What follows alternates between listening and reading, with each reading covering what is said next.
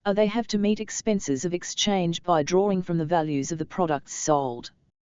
Even if it is an independent producer, he has to give up some portion of the value of his products for the sake of costs of exchange if he gets his products sold by a trader. 293. 4. How do exchanges take place without trade-related expenses? If exchanges exist, exchanges cannot take place without trade-related expenses. To carry on exchanges, one has to bear those expenses. If we create conditions wherein exchanges are not needed, those unnecessary expenses won't be there. If we assume that there are no exchanges in the cloth example, we need not waste 5 value out of the cloth's value on trade-related activities. Expenses associated with shops in trade won't be there. Imagine the mass of commodities produced in all the branches of production in a year.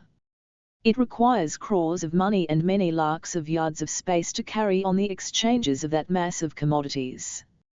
All those expenses are wasteful expenditure. But, in a society based on capitalism, expenses connected with exchanges of commodities are essential. 5. How can the conditions be created whereby exchanges become unnecessary? We cannot discuss all those issues here. We have to read an introduction to Marx's Capita. 6. Do commercial workers engaged in trading activities belong to the working class? Certainly, they do. Both the productive and unproductive sections of the working class are subjected to exploitation of labor. 68. The entire money in a given country belongs to the labor of productive laborers. In almost every country, we find independent producers. They too produce certain kinds of commodities and sell them. The members of a small peasant's family sell grain, vegetables, milk and the like. A tailor stitches clothes and receives money. A carpenter too does woodwork for others. Thus, the labor of the independent producers and the articles which they make convert into money. This means, the money that is available in a country at a given point of time also includes the money which is the result of the labor of independent producers. 294.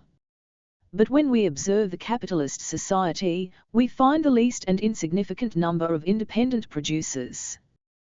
The money which is created due to their labor is also insignificant.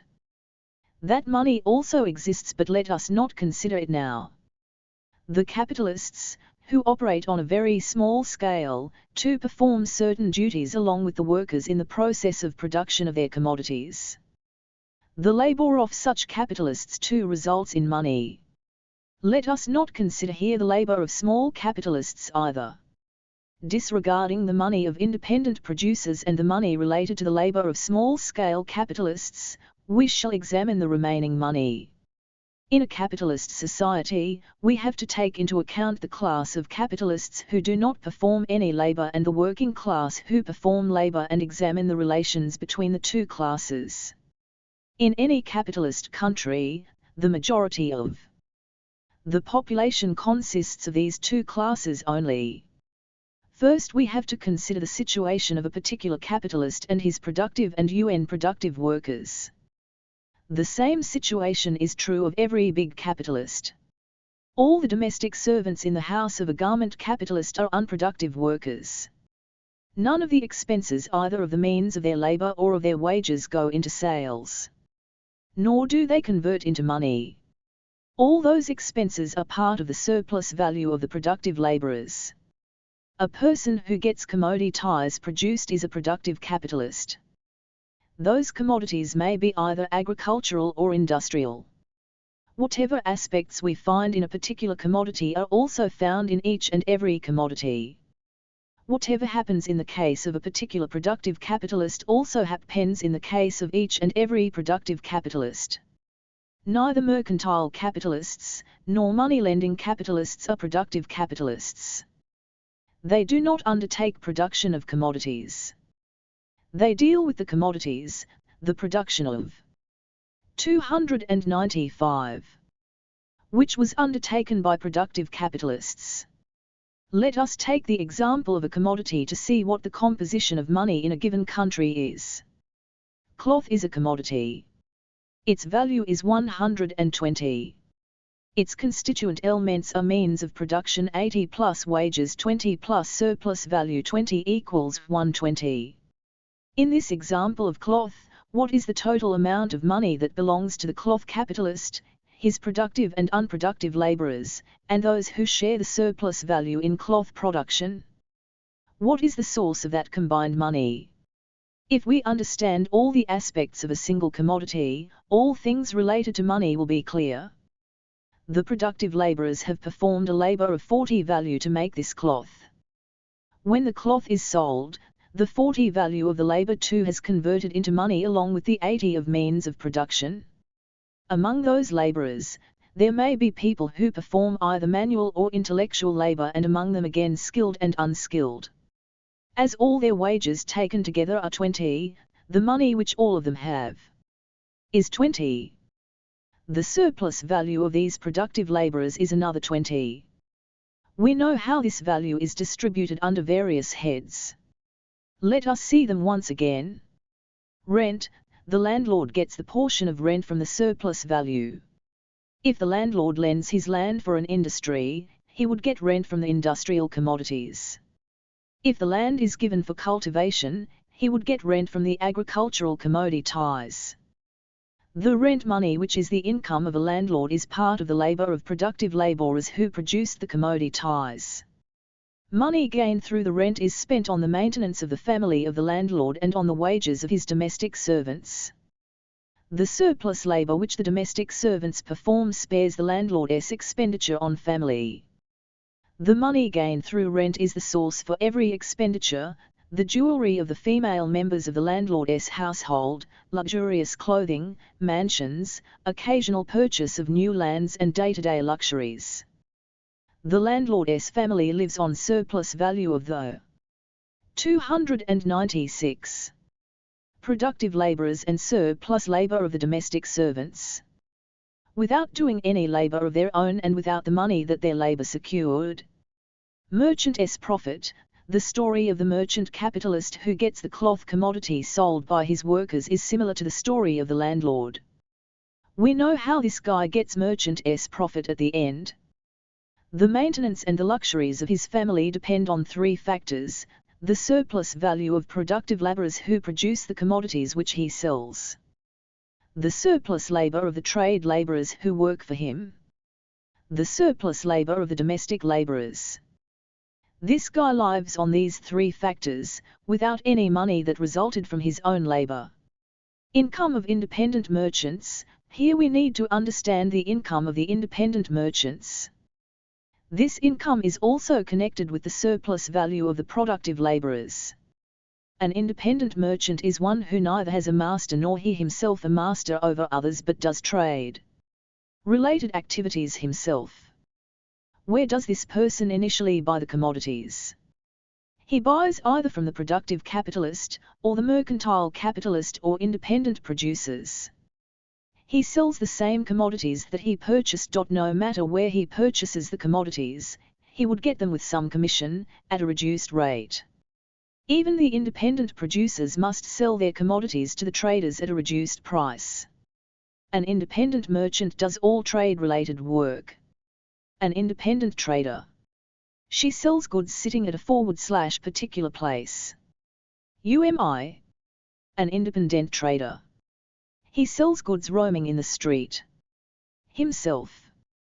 He too incurs some expenses towards trade-related activities. He has to meet these expenses out of the merchant commission. Merchant's profit materializes at the end after the commodities are sold out. It is something which he gets out of merchant's commission. It means that profit is part of the surplus labor of productive workers who produced that commodity. Well then, what happens to the mercantile labor which the independent merchant performed? Same thing happens as it happened in the case of the labor of unproductive laborers. The independent merchant, however, is not an UN productive worker. Yet his labor does not enter into the value of the commodity, since it is exchange-related labor. It does not convert into money. But the mercantile profit which he gets at the end is not something which he takes without doing any labor. He gets it in lieu of the labor he performed. Hence, an independent merchant is a person who lives on his own labor and not someone who lives on the exploitation of others' labor like a mercantile. 297. Capitalist. Interest. The story of a money-lending capitalist who earns interest from the value of the cloth is similar to the stories of other capitalists. It is the money earned by means of interest that he spends on the maintenance of his family, servants and luxuries. Further, out of his income which he gets in the form of interest, he sets aside some amount and adds it to his interest-bearing capital so as to multiply it. Taxes. Taxes also go to the government from the surplus value of the cloth. By means of these taxes, expenses connected with government offices, huge salaries of the ministers, the police, army, courts, jails etc. are maintained. The policemen and the soldiers too are unproductive laborers. But they are the laborers who protect exploitation of labor undertaken by the capitalist class. These laborers are situated in such anti-working class positions wherein they perform coercive labor of suppressing the struggles of the laborers. These coercive activities have been going on since 298. The slave-owning societies of the past. Productive profit. After completing the distribution of surplus value under various heads, what remains for the cloth capitalist is productive profit. With this profit, he maintains his family, domestic servants etc. If he sets aside some portion out of this profit and adds it to the previous capital, his capital would keep increasing. The factors that make the life of the productive capitalist happy: surplus value of productive laborers, surplus labor of unproductive laborers at his workplace and surplus labor of his domestic servants. So far we have observed 20 wages and 20 surplus value. 20 money of wages will be in the hands of productive laborers. 20 money of surplus value will be in the hands of those who shared it as their income. As the consumers of surplus value pay wages to unproductive laborers from their income, a portion of that money will be in the hands of unproductive laborers as well. The money in the hands of productive laborers is their labor. The money which is in the form of income of exploiters too is the labor of the productive laborers. Also, the money which is in the form of income of unproductive laborers is the labor of productive laborers. So far we have examined 40 value of the productive laborers out of the 120 value of the cloth. Well, then, what about 80 value of the means of production? Whose labor does that money represent? That money too exists in society, doesn't it? 80 value of means of production. We assume that 80 money of the means of production in the value of the cloth as the money of the cloth capitalist. But we have already seen earlier that it does not represent his labor. 80 value of means of production too includes the old labor as well as the new labor. If we consider that old labor, it too includes both old and new labor. Thus, if we keep going back further, there would be a stage when there was no old labor. Means of production would form as a result of living labor performed from then onward. The entire 299. Labor performed since then belongs to the laborers. By the time old means of production are expended in a workplace, new means of production would be ready at other workplaces. It is the productive laborers who perform labor in those workplaces. Whether we consider means of production of the past or newly produced means of production, the entire value of those means of production belongs to the labor of the laborers. While we examine the labor of the productive laborers in the example of cloth, it is irrelevant to examine the value of the means of production. Because, if we keep going backwards to see the 80 of means of production, it amounts to seeing the labor of the past laborers instead of looking at the labor of the laborers who make the cloth. Hence it is necessary to see the new labor of the cloth laborers only. This applies to every article. To calculate the amount of surplus value which a productive capitalist did get, it is not enough if we add all such items as rent, interest, taxes, commercial commission, his productive profit, etc. We must also add wages of watchmen, managers and capitalists because these are unproductive wages. The surplus value in a commodity includes unproductive expenses and unproductive wages. Whatever happens in the case of one commodity, happens in the case of all commodities. Whatever happens in the workplace of a productive capitalist, happens across the entire society. Final conclusion: the entire money produced in a capitalist society is the labor of the productive laborers. That money does not include any money that results from the labor of the unproductive laborers because their labor does not convert into money. In any capitalist society, there also exist small-scale capitalists and independent producers, and we find some money that results from their labor as well. As neither landlords nor capitalists perform labor, not a single penny of theirs exists. Whatever appears as money across the whole society includes the total money which is in the form of wages of productive laborers, the total. 300. Money which is in the hands of the landlords, the total money which is in the hands of productive capitalists, commercial capitalists and money-lending capitalists, the total money which is in the hands of the government, the total value of means spent unproductively, and the total money which is in the form of wages of unproductive workers. Thus the total money that is found in the society as a whole is nothing but the labor of millions of productive laborers working in almost all branches of production in the country. Questions and answers. 1. When does labor convert into money? When does it not convert? A labor converts into money only when it or the products produced by labor go into sale. Otherwise labor won't convert into money. 2. An individual sold a product. He got the entire value of that product in the form of money. When does this happen? Is such an individual an independent producer, capitalist or a laborer? Certainly he is not a laborer. A laborer sells only his labor and not any product. A person who sells products may be either an independent producer or a capitalist.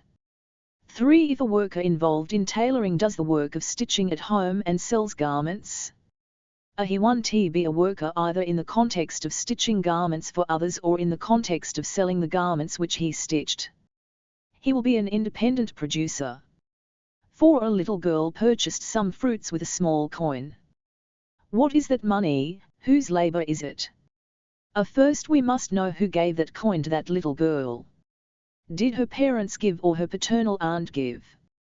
Whether the person who gave that money is a laborer or trader.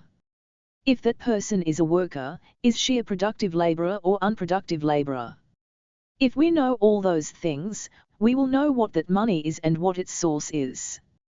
Its source may be interest, profit, rent or wage. 301.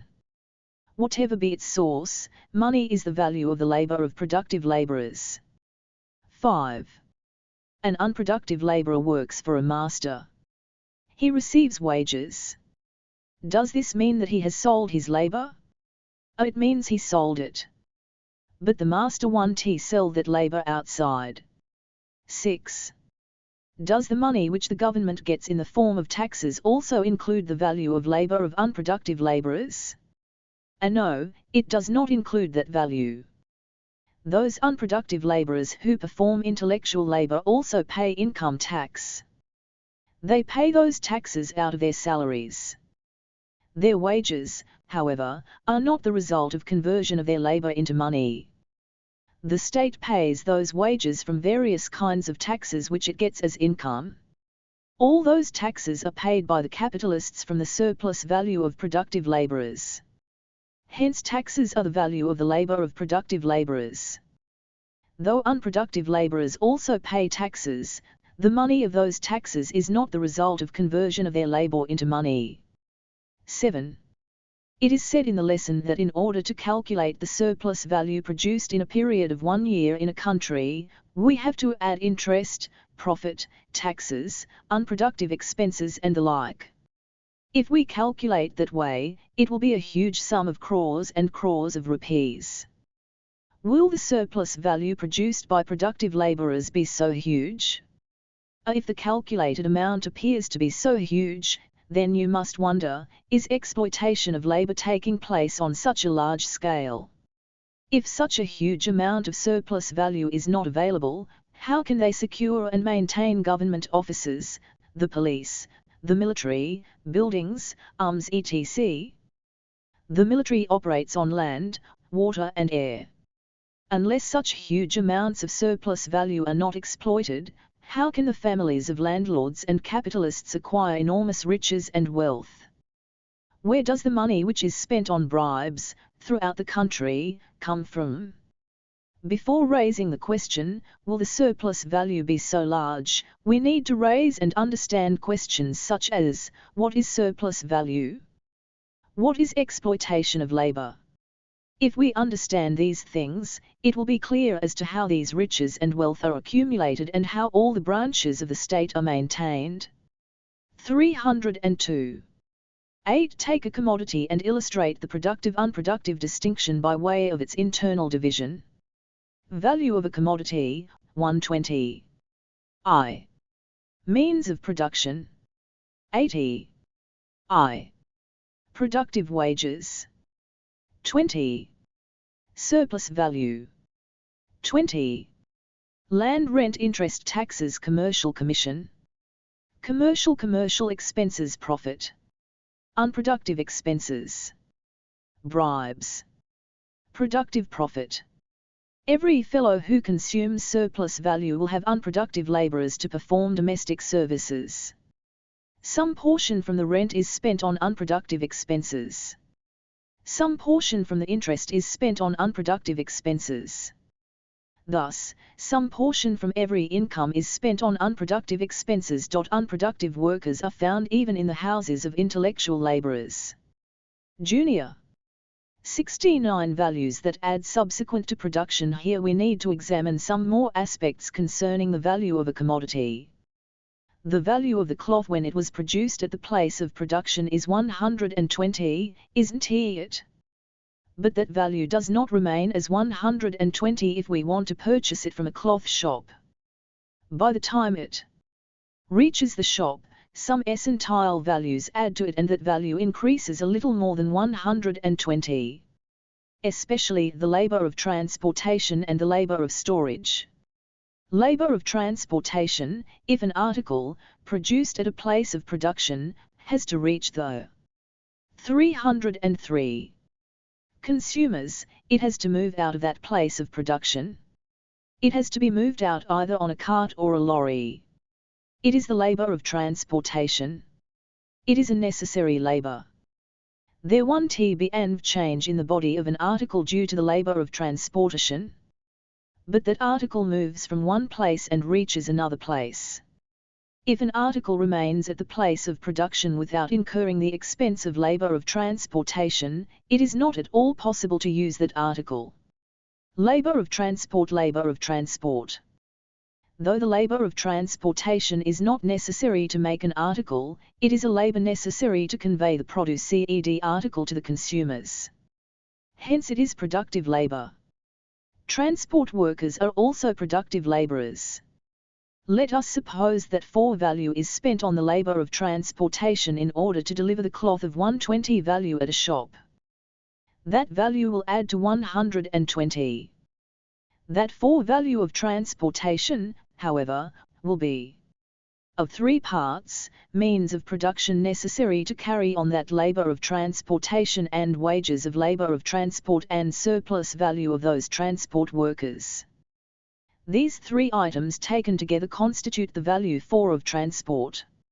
Labour of storage, like the value of labour of transportation, the value of the labour of storage also adds to every product.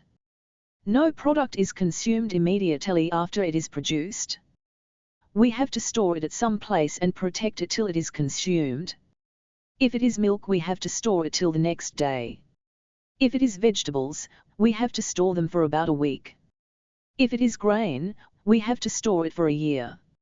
In this manner, for every product, we will incur some costs of storage till it is consumed.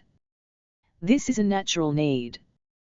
To carry out this work of storage, laborers are needed. The costs of storage also add to 304. The value of a product and its value increases. Labor of packing products is also productive labor. Suppose we have to keep grain in a store or send them by transportation, we need to fill the grain in the bags and tie the bags. The cost of the bags is also a necessary expense. The cost of the bags also adds to the value of grain. Thus, all the expenses connected with natural needs add to the value of the products. Labor of advertisement.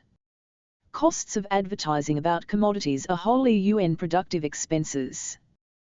The labor of advertising about a product is not a necessary expense either for the production or consumption of product. We can produce and consume a product without advertisements. This value does not add to the product. It means this entire cost is part of surplus value of the product. To calculate the total surplus value for the mass of products in a society, we have to add all the advertising costs as well. Productive-unproductive distinction between types of labor did not exist in the past. This distinction is specific to capitalism. In a slave-owning society, slaves grow many crops. The slave master sells only some portion of those crops, and does not sell a large portion. Only the sold portion of the crop converts into money. Are these slaves who raised the crops productive laborers or unproductive laborers? Or are they both? They are both. Which means, they are not either. There, such a distinction is not possible. Same is the case with the feudal tenant farmers. Out of the crops which they grow, some portion goes to the landlord as rent and some portion remains with the tenant's family. A major portion of the crop does not go into sales. It does not convert into money. Only some portion converts into money. Are feudal tenant farmers productive laborers or unproductive laborers or both? Here also such a division is not possible. Whereas under capitalism, the entire commodity which a capitalist gets produced goes 305 into sales. The entire commodity converts into money. If a coarser cloth capitalist gets 1,000 meters of cloth produced daily, it will be 30,000 meters per month. 360,000 meters per year. Out of the total quantity, how much cloth does the family of the capitalist use for its own consumption per year? It may not use even a single meter of cloth. Or it may use 10 meters of cloth a year for the sake of dusting in the kitchen. This means, if we deduct 10 meters of cloth from 360,000 meters, the remaining cloth must be sold in entirety. If he gets back that money, he would again buy new means of production. He would pay wages. He would pay rent, interest and taxes. Everything must be done with money. That's why he has to sell the entire commodity and convert it into money. A capitalist gets cement produced. Let us say 500 bags per day. How many bags in a month? How many bags in a year? How many bags would he use for his household needs? Not even a fistful. He has to sell out all those thousands of bags. A capitalist gets daily newspapers produced. 1 lakh copies daily. How many copies does he use for his personal consumption? At the most 2. Except those 2 copies, he must sell all the remaining copies. Thus every capitalist must sell his commodities in entirety. Also, he must buy all the things necessary for his workplace as well as house. This is why capitalism has another name, the system of commodity production. That's why productive-unproductive distinction is specific to capitalism. Productive labor is that which produces commodities and increases money, while the unproductive labor is that which spends money. We have seen that both productive laborers and unproductive laborers lose surplus labor and are subjected to exploitation of labor. However, the liberation of unproductive laborers is dependent on the liberation of productive laborers. If the surplus value which the capitalist class gets from the productive laborers ceases, it will not be possible for the capitalist class to spend on unproductive laborers. If the 306 increase in the surplus value of the productive laborers in turn increases the amount of capital, and as a result if the surplus value further increases, the owner class would keep using unproductive services on an increased scale. Therefore, only when the surplus value ceases to accrue to the owner class, the liberation of productive and unproductive laborers begins. Another specific characteristic of capitalism is competition among capitalists. Before discussing this point any further, we need to examine another issue, namely, household work. If the members of a household do the household chores for themselves, with what name do we refer those chores? 70. Subsequent to production questions and answers 1. What is productive profit? A profit that is secured due to productive labor. It is secured through labor which produces commodities as well as through labor that adds to commodities after they are produced. It may be industrial profit or agricultural profit. Profit which is secured as a result of sale of commodities is commercial profit and not productive. Similarly, the expenses saved due to unproductive labor are not secured in the form of money and hence not productive profit. 2. Who is a productive capitalist? A one who gets productive labor performed and secures productive profit. 3. What is the raw material in the labor of transportation? A none. Neither the products which are transported nor humans engaged in transport labor are raw materials. 4. A family needs 6 bags of rice per year. If the family buys rice only once and stores it in their house, its price will be somewhat less. If the family purchases rice in small 307 quantities every month, its price will be somewhat high. Why? If rice is purchased only once and brought home, space is required to store the rice. The members of the household will have to do the labor of preserving those bags. In case they don't buy all the bags at one time, the shopkeepers have to bear the expenses connected with the space and labor of preserving the rice. If they buy the commodities after the labor of storage is done, the cost would be somewhat high. 5. From whom does the store-keeping capitalist get surplus value? From the productive laborers who produced the commodities or the laborers of storage? From the laborers of storage. The labor of storage is productive. The value of storage labor adds to the commodity and goes into sale and fetches money. That money includes wages of the storage workers and surplus value. 6. After preparing foodstuffs we keep them either in a fibre sling or almirah. After our meal, we store the remaining foodstuffs at least for some hours. Are they costs of storage? Yes. If there are no arrangements to keep cooked foodstuffs, where will they be for a certain number of hours? The fibre sling also constitutes a means of storage. 7. Is it not possible to use products without storage costs? If we drink coffee immediately after we make it, there won't be any storage cost. But we store coffee powder, milk and sugar. Some portion of this cost adds to a cup of coffee. If a gentleman stands under a guava tree in a forest, plucks a fruit and eats it, there won't be any storage cost to it. 8. Costs of packing commodities add to the value of the commodity. But should that packing be done with expensive costs in glittering colored papers? All those are business tactics. The sellers think that glittering packaging attracts the buyers and compels them to buy. The buyers fall an easy prey to such glitter tactics.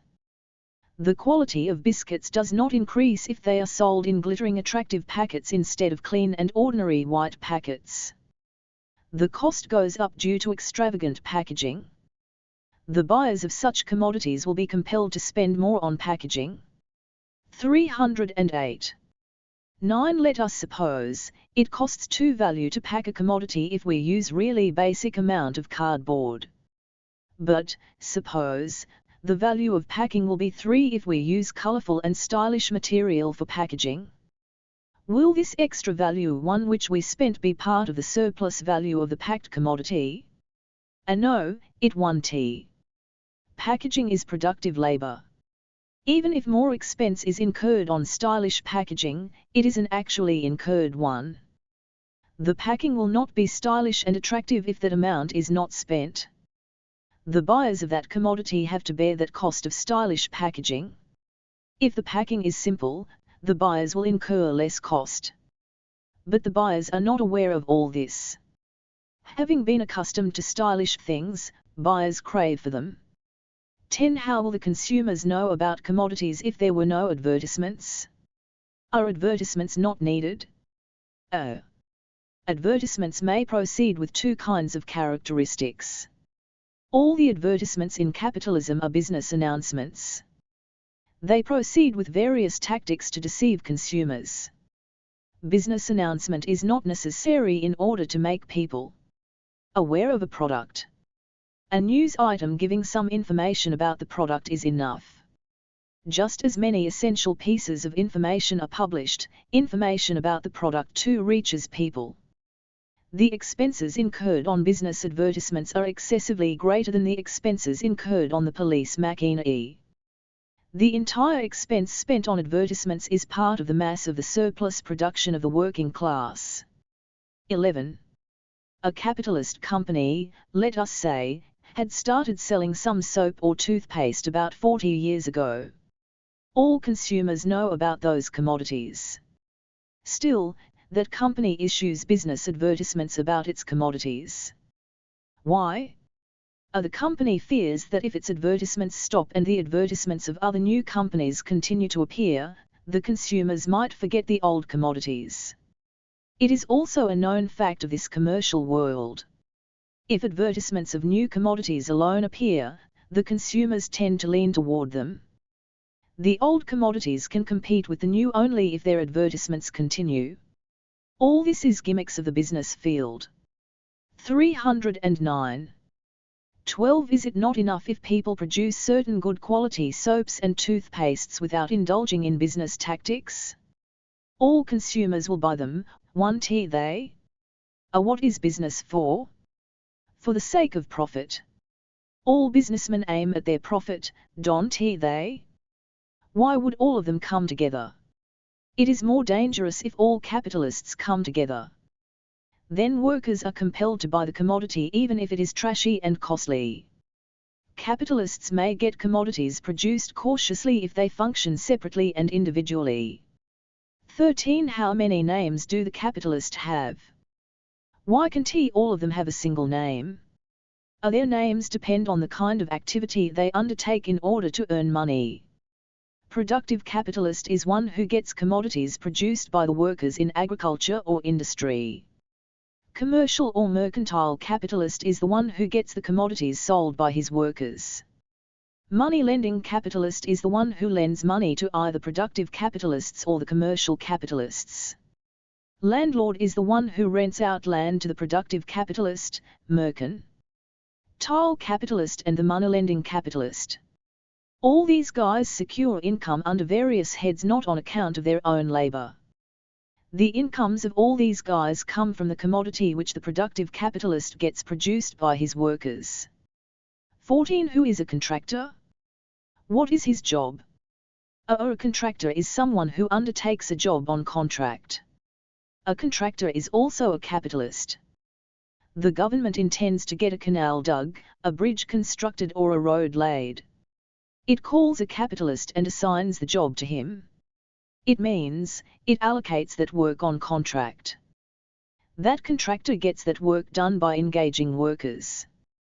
As the contractor finally gets profit due to that contract, he would give bribes to ministers and government engineers.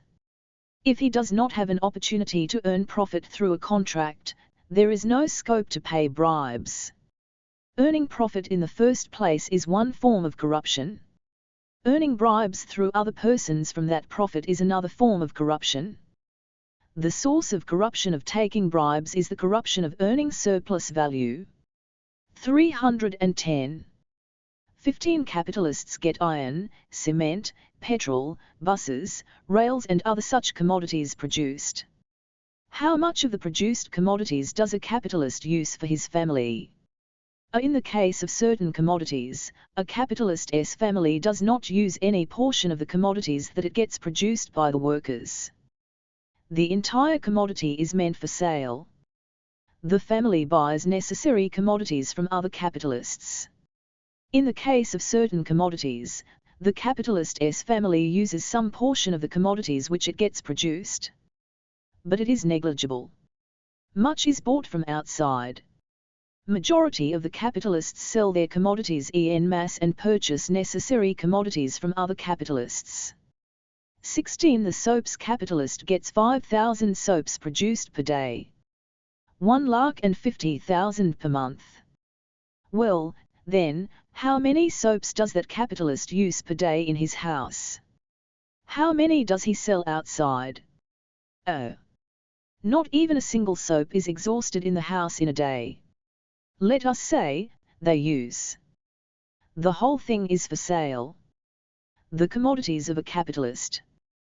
Commodities of another capitalist. Only the dotted space is meant for the consumption of the capitalist's family. The rest for sale. 10 soaps per month in the house. That is, if we deduct 10 soaps from 1,50,000 soaps, he must still sell the remaining soaps. Same is the case with biscuit capitalist, cloth capitalist, shoe capitalist and every other capitalist. 17. Who do the capitalists pay bribes to? They may pay bribes to the officials of the government as well as private companies in order to get orders for their commodities. They may also give bribes to the judges in connection with the cases involving other capitalists or the workers. They may give bribes to the police officials who will disrupt the strikes of the workers. And on several such occasions. Junior. 311. 71. Exchange-related labor does not convert into value. In the previous lesson, we have seen that certain types of labor take place even after the products are ready and the values of those types of labor too add to the value of those products. The activity of selling the products also takes place after the products are ready. The activity of selling means giving products and taking money. It is an exchange between the commodities and money. This act of exchange also involves some expenses. Some amount of old labor and some amount of new labor are spent. But none of those expenses add to the value of that commodity. Nor do they increase its value. We have already stated in the previous lessons that exchange-related activities and exchange value are unnatural. Here we need to understand the same point in detail. In this context, we are observing the types of labor that take place even after the products are ready. We, therefore, are examining the issue of exchange-related labor. A pot is ready for sale. When it was made, its labor time was 2 hours. Its cost was Rs2. It was taken to another place by transport for which half a rupee was spent. Then the value of that pot would be 214 rupees. This means, the value of transport also added to the value of the pot. Later that pot has to be sold. In order to assemble all the commodities at one place and sell them, some space and a small shed over that space are required. Transactions for sale have to take place. Let us suppose that the expenses connected with sale is half a rupee. Would this value of sale also add to the value of the pot? Would the value of the pot become 3 rupees after the sale? No, it won't.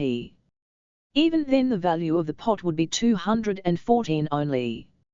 Let us suppose, the potter 312 has actually sold the pot for 3 rupees. Even if he has sold like that, it does not mean that expense connected with exchange, that is half a rupee, added to the value of the pot and hence the value of the pot became 3 rupees. There must be some other reason for that. If tailoring labor is performed on a cloth and if the cloth turned into a shirt, the value of the shirt would be greater than the value of the cloth. We can say that the value has increased because we can get a shirt with the same amount of money with which we bought the cloth. We have to pay more money for the shirt. If transportation labor is performed on that shirt, then the value of the shirt would increase. Would the value of the shirt increase if the labor of exchange is performed on that shirt? Would the labor of exchange add to the value of the shirt? If it happens, the value of that shirt must have increased after the exchange is over. If the value of exchange also adds to the commodity, the value of each and every commodity must increase after its exchange. See this example: a pot, a pair of shoes, and a basket full of grain. The values of these three commodities are equal. The value of each commodity is 2 hours of labor. It is 2 rupees. If a pot is given, you will get a pair of shoes, or a basket full of grain. An exchange has taken place between the pot and a pair of shoes. Would the values of those commodities increase after the exchange is over? Would the value of the pot increase over and above 2? Would the value of the pair of shoes too increase? To find out whether their values increased or not, we have to exchange them with other commodities. Let us see the case of the pot. Let us suppose that the value of the pot increased over and above 2 rupees due to its exchange with the pair of shoes. If the same new pot is exchanged again with yet another commodity, one should in return get a commodity whose value would be greater than 2, isn't it? Would it actually happen? The shoemaker initially took the pot, didn't he? Let us say he wanted grain immediately. If he gave the new pot and took grain, would he get only a basket full of grain or more in return to the 313 pot? If the value of the pot increased over and above 2 due to its first exchange with the shoes, he should get a commodity whose value is greater than 2 when the second exchange took place, shouldn't he? But it does not happen that way. The value of that new pot would not increase but remain as 2 irrespective of the number of exchanges and the amount of labor spent on those exchanges. The fact that the value of a pot has not increased after an exchange implies that no expense connected with that act of exchange did add to the initial value. Same is the case with shoes, grain or any other commodity. Consider this example: the value of the cloth is 5. We gave that cloth and took Rs.5. It means an exchange has taken place between the cloth and 5 money. The cloth has left the place and it is irrelevant to us. We got Rs.5. Let us see this point. If the expense connected with the exchange adds to that money, those 5 rupees should increase in value to some extent, shouldn't it? Will it increase? If we give Rs.5 now, shall we get a commodity whose value is higher than 5? It won't happen. Let any number of exchanges take place with that 5 money with any number of commodities, it will remain as 5 only. Even after the completion of an exchange, a commodity will have the same value which it had before the exchange. Which means the labor of exchange would not convert into value. Because exchange is not naturally needed either for the production or the consumption of a commodity. The labor which is indispensable for the production and consumption of products is natural labor. Only when natural labor is performed, it becomes a value. Otherwise, it won't convert into a value. The value of a basket full of grain is Rs.2. If pounding labor is performed on that grain, the value of the grain will be higher than its initial value. Foodstuffs are made and kept ready for eating. The labor performed so far was for the sake of preparing those foodstuffs. Now, in order to consume those dishes, another kind of labor has to take place. It is the labor of serving. 314. Those foodstuffs either in leaves or plates. However, this work of serving does not change the form of the foodstuffs. Nor does it prepare new foodstuffs. It facilitates the consumption of already prepared foodstuffs. It is an altogether different matter whether one does it himself or others do that work for him. It is labor no matter whoever does it. If that work of serving food does not take place, it is not possible to consume those foodstuffs. If cooking labor is not done, rice does not convert into cooked rice. If the labor of serving is not done, the cooked food cannot be consumed. Labor without which either production or consumption of products is not possible is natural labor. Labor of exchange is not natural labor. It is not possible to make products by dispensing with weaving, stitching and cooking, whereas it is possible to produce and consume products by dispensing with the labor connected with their sale. However, it is possible only when appropriate conditions are created in society. By appropriate conditions, we mean the creation of such conditions whereby all people perform labor, master-servant relations are eliminated, relations of independent laborers are transformed into collective labor relations and labor relations are transformed into labor relations of equality. Then there would be no need for exchanges. Only then, it will be possible to make products and use them as per our need. All this depends on transformation of relations of exploitation of labor. The system of exchange has been in existence among different tribes ever since the days of primitive society. However, the exchanges in those days used to be in fewer numbers. Things were managed with a small number of articles produced within the tribe without the need for a single exchange in an entire day, whereas in the present-day capitalist society, the system of exchanges is so widespread that exchanges have become necessary from minute to minute. In order to carry out any labor, several expenses connected with old and new labor are incurred. Similarly, in order to carry out the labor of selling, some expenses are incurred. First, some space/land is 315 required for setting up a shop to sell commodities.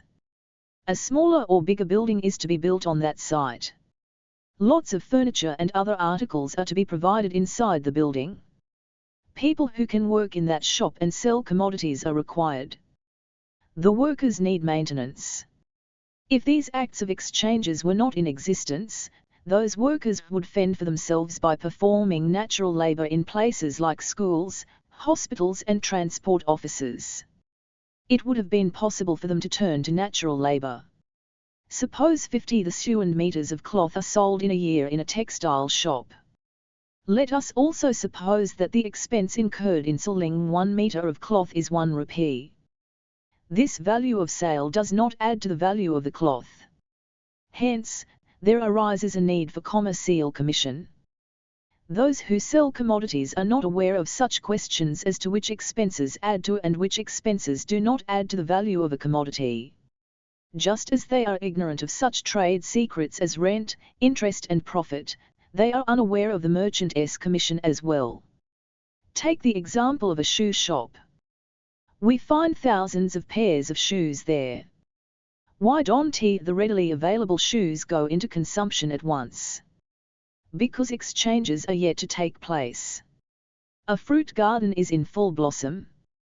What is the objection if the entire population of that region consumes those fruits without any reference to exchange?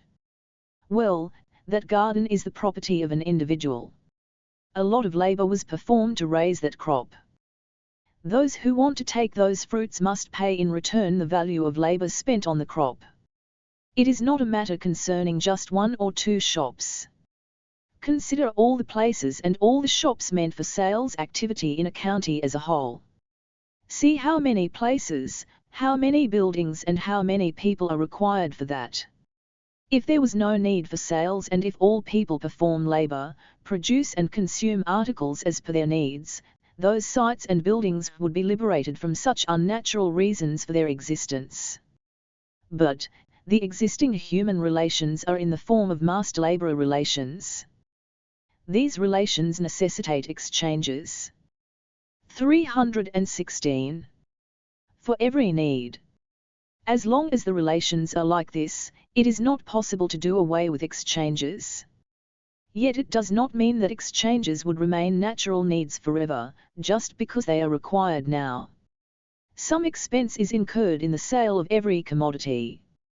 But that expense does not come back and add to the value of the commodity. Hence, the expense connected with the sale has to be met from the actual value of the commodity. That is, from the surplus value of the commodity. Even if the commodity is that of independent producers, the expenses connected with its sale must be met from its value. Expense connected with the sale is a wasteful expense which no one can use. Over the years, human society has been losing vast pieces of land and labor wastefully for the sake of exchanges. If the land, buildings and labor were not lost for the sake of exchanges, the hours of labor spent by the human beings would decrease to a large extent. The fact that some unnatural expenses are incurred in the society implies that there are some contradictions in the labor relations. It also means that the relations are not rational. Questions and answers. 1. What are the old and new forms of labor that are spent while the labor of exchange takes place? Are the sales shop and the commodities in it come under old labor? The labor of the salespersons is new labor. 2. Rice is not yet ready. Is it, then, possible to cook food? And not possible. Carrying out natural labor is not possible without the requisite means of production. 3. The commodity is not yet ready but its sale has been finished. The commodity owner received the money. How is it possible? This is possible since the labor of exchange is not a natural labor. The commodity owner would produce and deliver the commodity later. The person who paid the money would take the commodity later. 4. Production is not ready. Will it be transported? No. How can transportation take place in the absence of the article?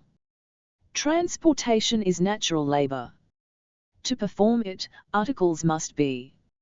317. 72. Family labor. Having examined the productive and unproductive forms of labor, we should now discuss the issue of family labor. If the household chores are done by the members of the household, they are neither productive labor nor unproductive labor. They go by the name housework. They are family labor. A given labor will either be productive or unproductive labor only when there is a master-worker relationship. It is a relationship wherein the master pays wages to the workers. Even amidst such relations, productive labor is that which produces commodities and that which doesn't is unproductive labor. In both these relations, workers go to the master, work there for a certain number of hours and then leave the workplace. But the relations between the people in the house are not those of master-laborer. They are not wage relations. In every family, all over the world, it is the women who do all the household chores. Since times immemorial, there has been a division of labor between men and women. It is a division of labor whereby the household work is meant for women and the work outside for men. Outside work here means work done for a master. Suppose there is a couple and their 2 children and 2 aged persons in a household. The husband goes out and does labor for a capitalist. That labor might either be productive or unproductive. He gets wages for that labor. With that wage money he purchases from market the means of subsistence necessary for the house. Using the means of subsistence which the husband brought, the wife performs all the work necessary in the house. 318. Work related to child care and care for the aged also come under housework. All kinds of labor which the wife performs in that house are spent as use values for the sake of the needs of the house. As the wife's labor is not sold outside, it doesn't fetch any money. Her labor does not convert into value. This relationship between the wife and the husband is a family relationship. It is not a relation between a master and a laborer. Although the husband at times behaves like an autocrat with his wife, he is not like a master who pays wages to his wife. As the wife does not get wages in return to her housework, she is neither a productive laborer nor an unproductive laborer. In that case, will she become an independent laborer? No, not even that. Independent laborers are those who produce commodities and sell them. But the labor which a wife performs in a family and the products that she makes are not commodities. A person who does her own housework does not belong to the category of an independent laborer. Her labor can only be named as family labor. Housework is still housework even if it is done by a male member of the family. Even if male persons do the housework, their labor is not sold as commodities. Hence, it does not convert into money. No matter who performs that housework, it will not convert into money. Women belonging to poor families, in addition to doing the household chores, go out and do labor outside the house. This practice has been in existence since distant past.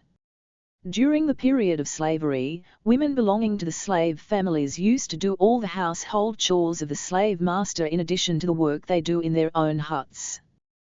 They also undertook the labor of cultivation in the land of the master. In the feudal society, women folk of the tenant farmers also used to do labor of cultivation in the rented lands of the feudal lord in addition to the work in their own houses. 319. In the capitalist society, womenfolk in the poor working class families do labor for a master outside their home in addition to the work in their own houses. Like the menfolk who do outside work, women who do outside work will also be laborers, either productive or unproductive. They too get wages. Like the men who perform intellectual/mental labor, women who perform intellectual labor too would get higher wages. In those families where both the wife and husband go out for work, both of them get wages. Their masters get surplus labor from both of them. Laborers who go out for work do not get work throughout the year. Even though both wife and husband go out for work and get wages, their family still lives in poverty, but that is a different issue. When we speak of women, they also include two classes of people. In those families which live on land rent, interest and profit, domestic workers do all the household chores. Womenfolk in those families do very little housework. They do. Less rich families perform some household. Not do any child care related work either. Women relatively in chores. Even here, it is the domestic servants who do most of the work. Household work has never been the responsibility of men. All the household chores are still the responsibility of women even if they perform outside work. It means that women who do both household work and outside work are doing more labor than men. In the families of women who are engaged in intellectual/mental labor, it is the domestic servants who do large part of the household chores. Every person, whether it is male or female, must perform labor. There ought to be reasonable regulations. By reasonable regulations, we mean that all people must have equal rights and equal responsibilities. Such regulations have not existed so. 320. Far in society, both men and women must do both household work and outside work. If both do outside work, both will get money for their labor. Both will have independent economic capacity. Both can maintain the family. Both live in the same condition. Similarly, both must share household work with equal responsibility. As a result, both will not earn money for the housework and hence both will remain in the same condition. There is a lot of injustice in the division of labor between men and women that has been in existence till today. Owing to this, mainly women face many problems. Women who do not have outside work but confine themselves exclusively to the household work have to depend on their menfolk for their maintenance. The wife can cook and eat only if the husband brings rice. Similarly, men who work exclusively outside have to depend always on women for household work. The husband can eat only after the wife cooks food. This is a problem for both.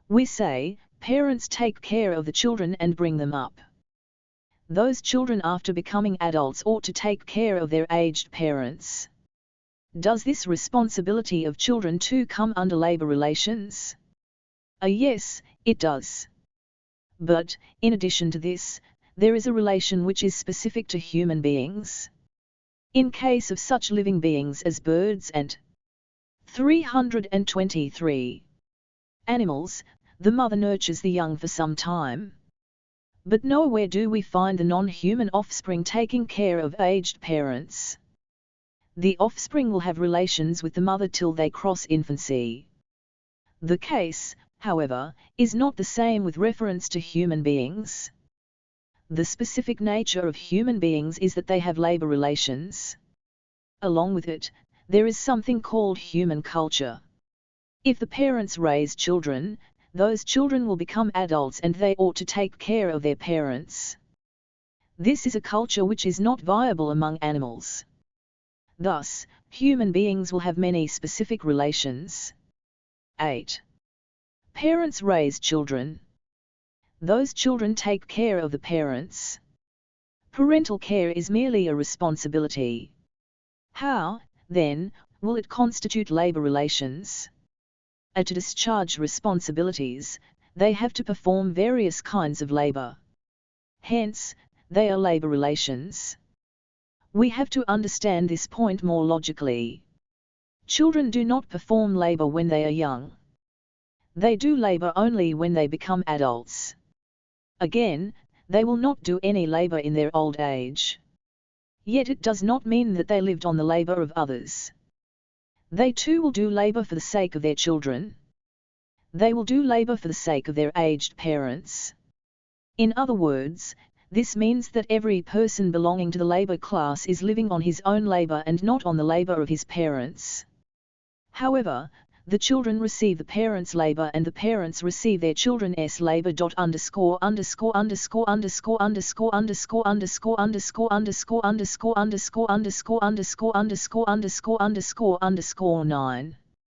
Do the children alone take care of their aged parents? There are incidents where parents as well as children show irresponsibility towards each other. But if we want to talk about family relations in general, both parents and children should discharge their respective responsibilities. Usually if parents behave responsibly, children will also behave responsibly. 10.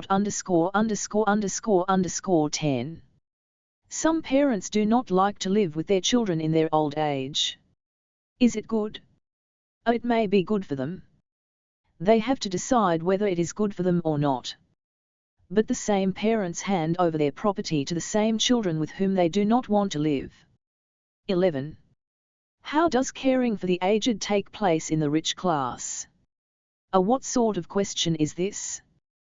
The care for the aged is managed through those who do all the household chores. Through domestic servants. Junior. 324. 73. Competition. A loathsome expression. Competition is a new phenomenon that began specifically in capitalism. Competition among capitals. That is, competition among capitalists. Why competition? To sell commodities. A single capitalist will not produce a particular commodity. There would be many capitalists. Each one of them tries to sell more commodities than the other. Let us suppose there are 4 or 5 coarse cloth capitalists in a particular area. Every day, several hundreds of meters of cloth is being produced by each of those capitalists. All the capitalists must sell the entire cloth as and when it is produced. Only if the produced cloth is sold and money is received, the invested capital comes back. It will be possible to use that capital once again. Moreover, only if the commodity is sold out, more money than the capital is secured and that amount could be distributed as interest and profit. A commodity like cloth does not perish even if it is not sold over a period of time. But, if it lies in a corner and remains unsold, it will not be possible to pay wages to the workers. If it remains unsold for 6 months, lots of expenditure is incurred to keep it safe in a store till it is sold. If the profit contained in the commodity does not reach the hands of the capitalist, luxuries of the capitalist will be at stake. Then he will be obliged to stop new production and reduce the number of workers. Everything will become chaotic. Hence, however imperishable a commodity may be, old stock must be sold out by the time new stock of commodities is ready. In the case of independent producers, even if the sales are slack and income recedes, it will be all right if they spend less on household expenses for some time. They can even take rest by stopping the production of new commodities.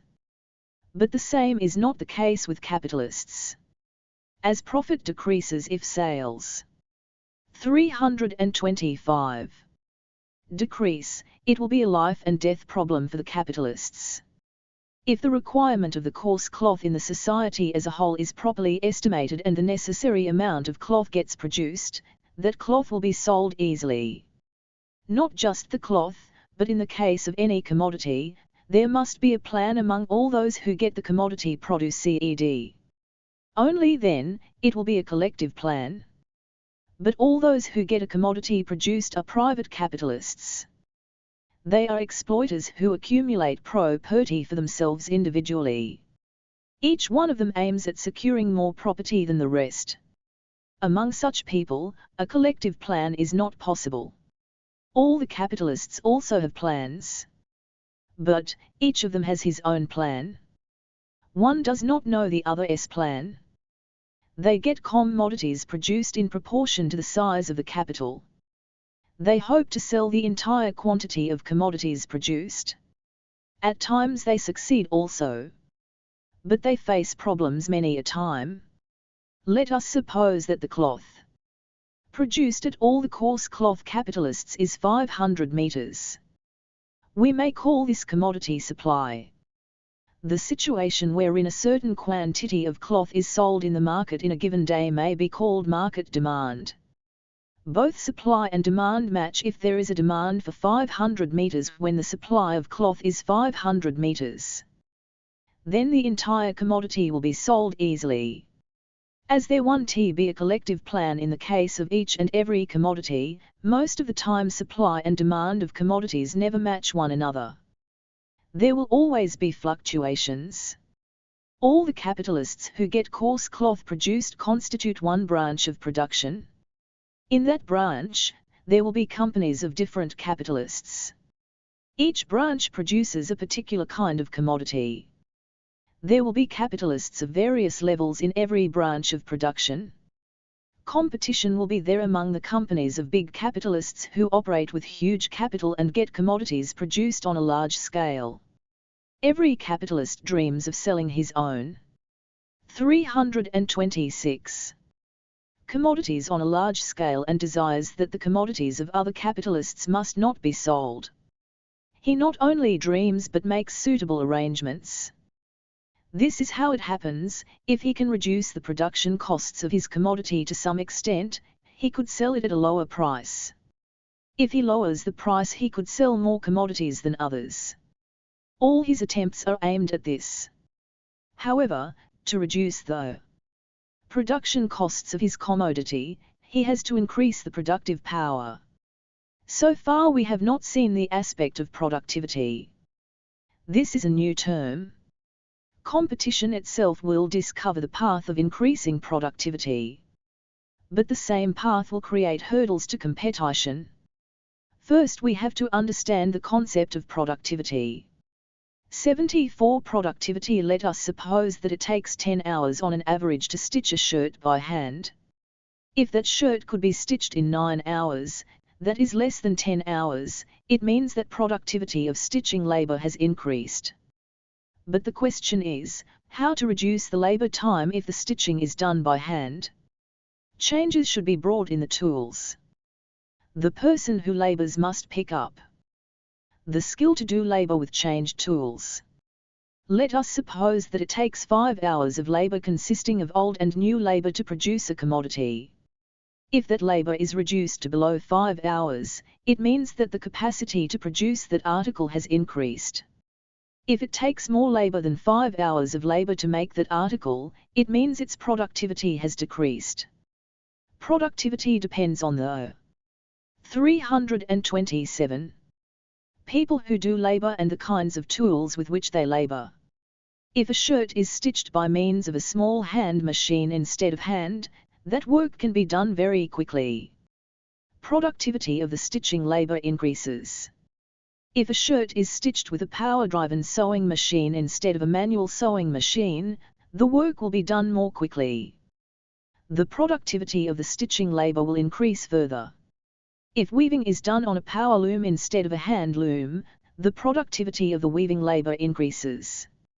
If tilling the field is done by means of a tractor instead of a plow, the productivity of tilling labor will increase.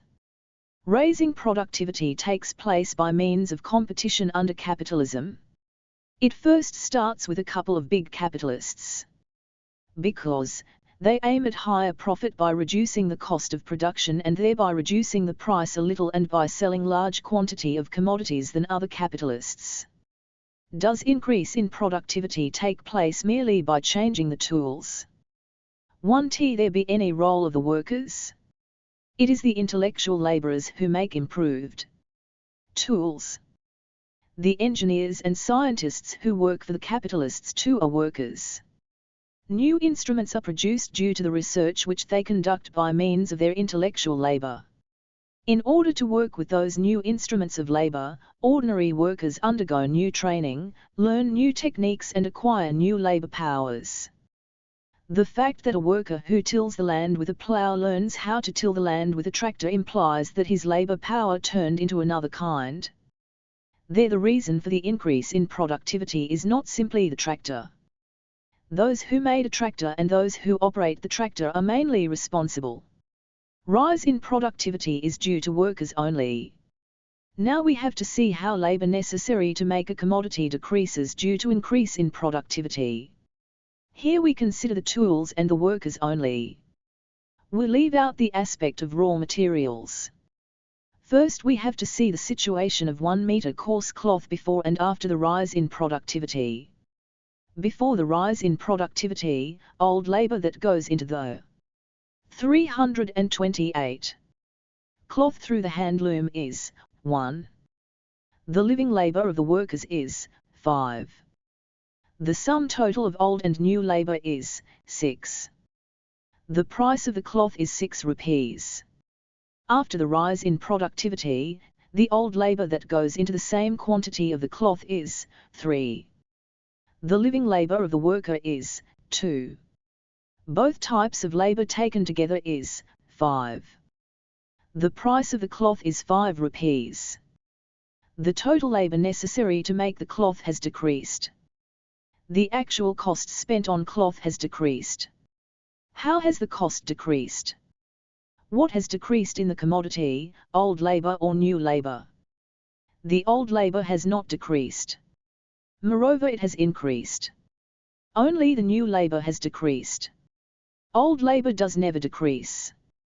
Because, in order to raise productivity, instruments of labor which are improved compared to the past must be brought into the workplace. Such instruments must have been produced by a large quantity of labor compared to the past. The labor that goes from these improved instruments to the commodity would certainly be greater than that which goes from the earlier instruments. Therefore, in order to raise the productivity, the labor that goes from the instruments of labor to the commodity should increase but not decrease. Further, the labor that goes from the new instrument would not be equal to the labor that goes from the old instrument. If the labor that goes into one unit of a commodity from the new instrument is greater than that which goes from the old instrument, why should anyone bring such instruments which add more labor? Because the living labor necessary to produce one unit would decrease due to the new instruments. As a result of this, the total labor would decrease. Those new instruments move speedily owing to their design. The bodies of the workers move in accordance with the speedy movements of the instruments. Due to that speed, an article would be made in less time compared to the past. More number of units compared to the past are produced in a single working day, and as a result, total labor time for each unit 329. Decreases, and thus its value decreases. Therefore, it would not be a problem for the capitalist even if the labor that goes into an article from the new type of instruments increases. In fact, the capitalist does not know the differences between these types of labor. He simply knows that the new instruments move speedily, and as a result more number of units are produced as compared to the past. Whether or not he is aware of the changes, he would benefit whenever the instruments of labor are changed. The old labor in a commodity is 1, new labor 5, and total labor 6. In this example, the total labor 6 must decrease even if the old labor has increased to 3. How does it happen? What is the second aspect in a commodity? New labor. Hence it should decrease. Decrease in the new labor should not be nominal. See the example of that coarse cloth. In the example where the productivity increases, the new labor decreased to 3. This means, decrease in the new labor must be greater than the increase in the old labor. Decrease in the total labor happens like this only. As the total labor decreases, the value of the commodity decreases. Decrease in the new labor in a commodity means decrease in the number of workers who produce that commodity. Let us suppose that 10 plows and 10 persons are needed to till a piece of land with plows. If the same work has to be done in the same period of time by means of a tractor, 1 person is enough. What is happening here? The expenditure of the tilling labor decreases compared to the past. The old labor that goes from the tractor would invariably increase compared to the old labor that goes from 10 plows. Even if it increases, the labor of 9 workers out of 10 will decrease. This is an increase in the productivity of tilling labor. 10 persons are needed to till some piece of land with plows. 330. 1 person is enough to till the same land with a tractor. Now, it takes less time. It involves less expenditure. This means, the productivity of tilling labor has increased. Hand stitching, machine stitching. Time for stitching clothes with a sewing machine decreases to a large extent compared to hand stitching. What does this mean? This grinder is a manual tool. Pulses, water, raw materials. These are old labor. Grinding labor, new labor. Ground wet batter, new product. Productivity has increased in the grinding labor. Time for grinding decreases to a great extent. Let us see productivity in the labor of cooking. Cooking takes place more quickly on a gas stove than on the earthen stove using sticks. This is an increase in the productivity of labor of cooking. Instead of building a house on a certain piece of land, if many houses are built on the same extent of land, each house will be made with less cost. But if it is sold at a higher price, one will get adequate profit. Productivity keeps increasing in any labor. The fact that a reduction in the number of workers in producing any commodity implies loss of jobs for those workers. If 9 wages decreased in the tilling labor, there won't be surplus labor that comes from the 331. 9 workers.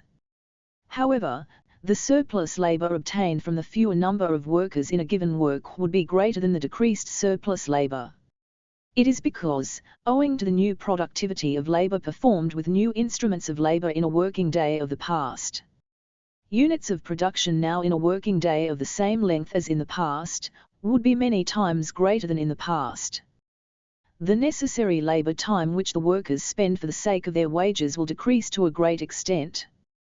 The quantity of production allocated for the maintenance of the workers in the reduced necessary labor time will be either the same as in the past or even slightly more. But it means the necessary labor time has decreased and the surplus labor time has increased. The increase in the portion of surplus labor, in the labor of the fewer number of workers when the productivity rose, will gradually diminish as the productivity keeps rising further. This will gradually ruin the capitalists. But the capitalists don't understand this. The capitalists don't know how profit is obtained. They don't comprehend that profit is obtained due to the surplus labor of the workers. They think that profit is something which they obtain by simply adding something to the costs incurred. Therefore, they are totally unaware of the fact that changes occur in the size of the surplus labor in production whenever productivity rises. Questions and answers 1. Consider the old productivity as well as new productivity and show the change in the surplus labor by way of an example. The length of the working day is the same both in the case of old productivity and new productivity. Let us say, it is of 12 hours. The number of workers during old productivity is 4. The necessary labor time of each worker is 10 hours. Surplus labor is 2 hours. The surplus labor time secured from 4 workers is 4x2 equals 8 hours. The number of workers in new productivity is 3. The length of the working day is 332. Same. The necessary labor time of each worker is 8 hours. Surplus labor time is 4 hours. Total surplus labor time secured from the 3 workers is 3x4 equals 12 hours. If surplus labor increases, profit will increase. While the former surplus labor is 8 hours, the latter surplus labor is 12 hours. If we see this increase as percentage, it is 50%. When productivity increases yet again, surplus time will rise beyond 12 hours. That increase will not be 50%. It will be less than that and will either be 49% or even less. We have to understand the gist of the matter and should not take these figures as they are. Capitalists do not know about either increase or decrease in surplus labor. The capitalist economists explain all this to capitalists.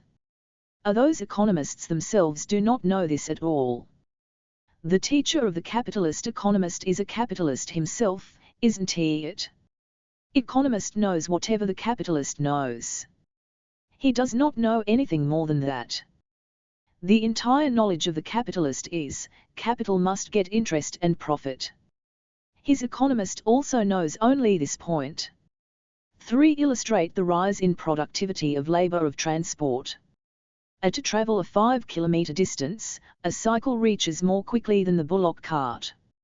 A bus reaches more quickly than the cycle, a train more quickly than the bus, and an aeroplane much more quicker than the train. 333. 75. The ideas of the ruling class are the ideas of the people. In all societies, both of the past and the present, the ruling class is that of the masters. This is the exploiting class. The working class is the one that is exploited. This is the class of the people. People are not the rulers.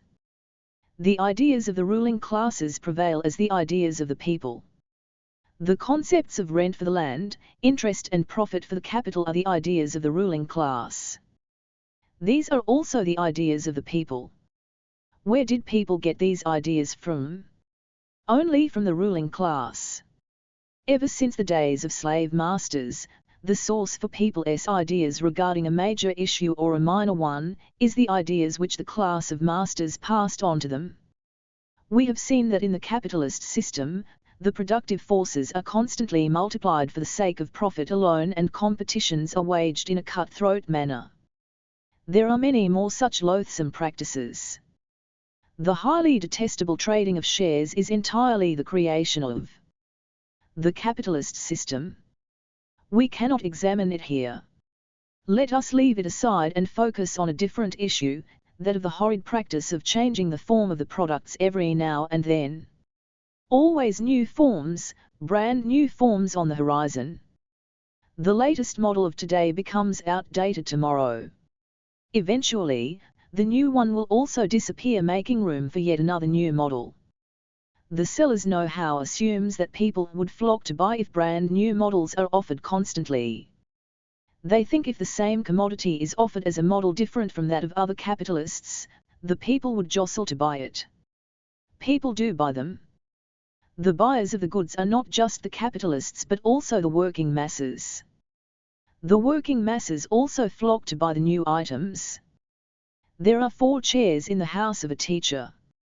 One of them is a cane chair woven with bamboo. It was bought only a year ago. Catching a glimpse of the chair while walking in the market, and not having enough. 334. Money on his person, the teacher offered assurance money as an advance, ran home, fetched enough money, rushed back to the market and bought the chair. At home, all the members of his family prefer sitting in that chair. Once, an Apanama, a 50-year-old guest, paid a visit to their home. She was suffering from back pain. She was unable to relax in any chair. Sitting in a chair always aggravated her pain. She would only lie down on a plank or a wooden cot. This pain-ridden woman, seeing the cane chair in front, sat in it formally. She was later engrossed in her conversation with the hostess. An hour passed.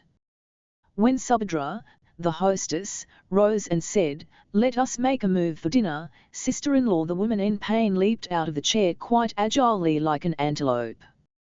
She walked swiftly. Only then she remembered her back pain. She felt as if she never suffered from a backache. Astonished, she said, "What is this? I feel so good just by sitting in this chair. Could I really sit in a chair this long? I got rid of my pain in this chair."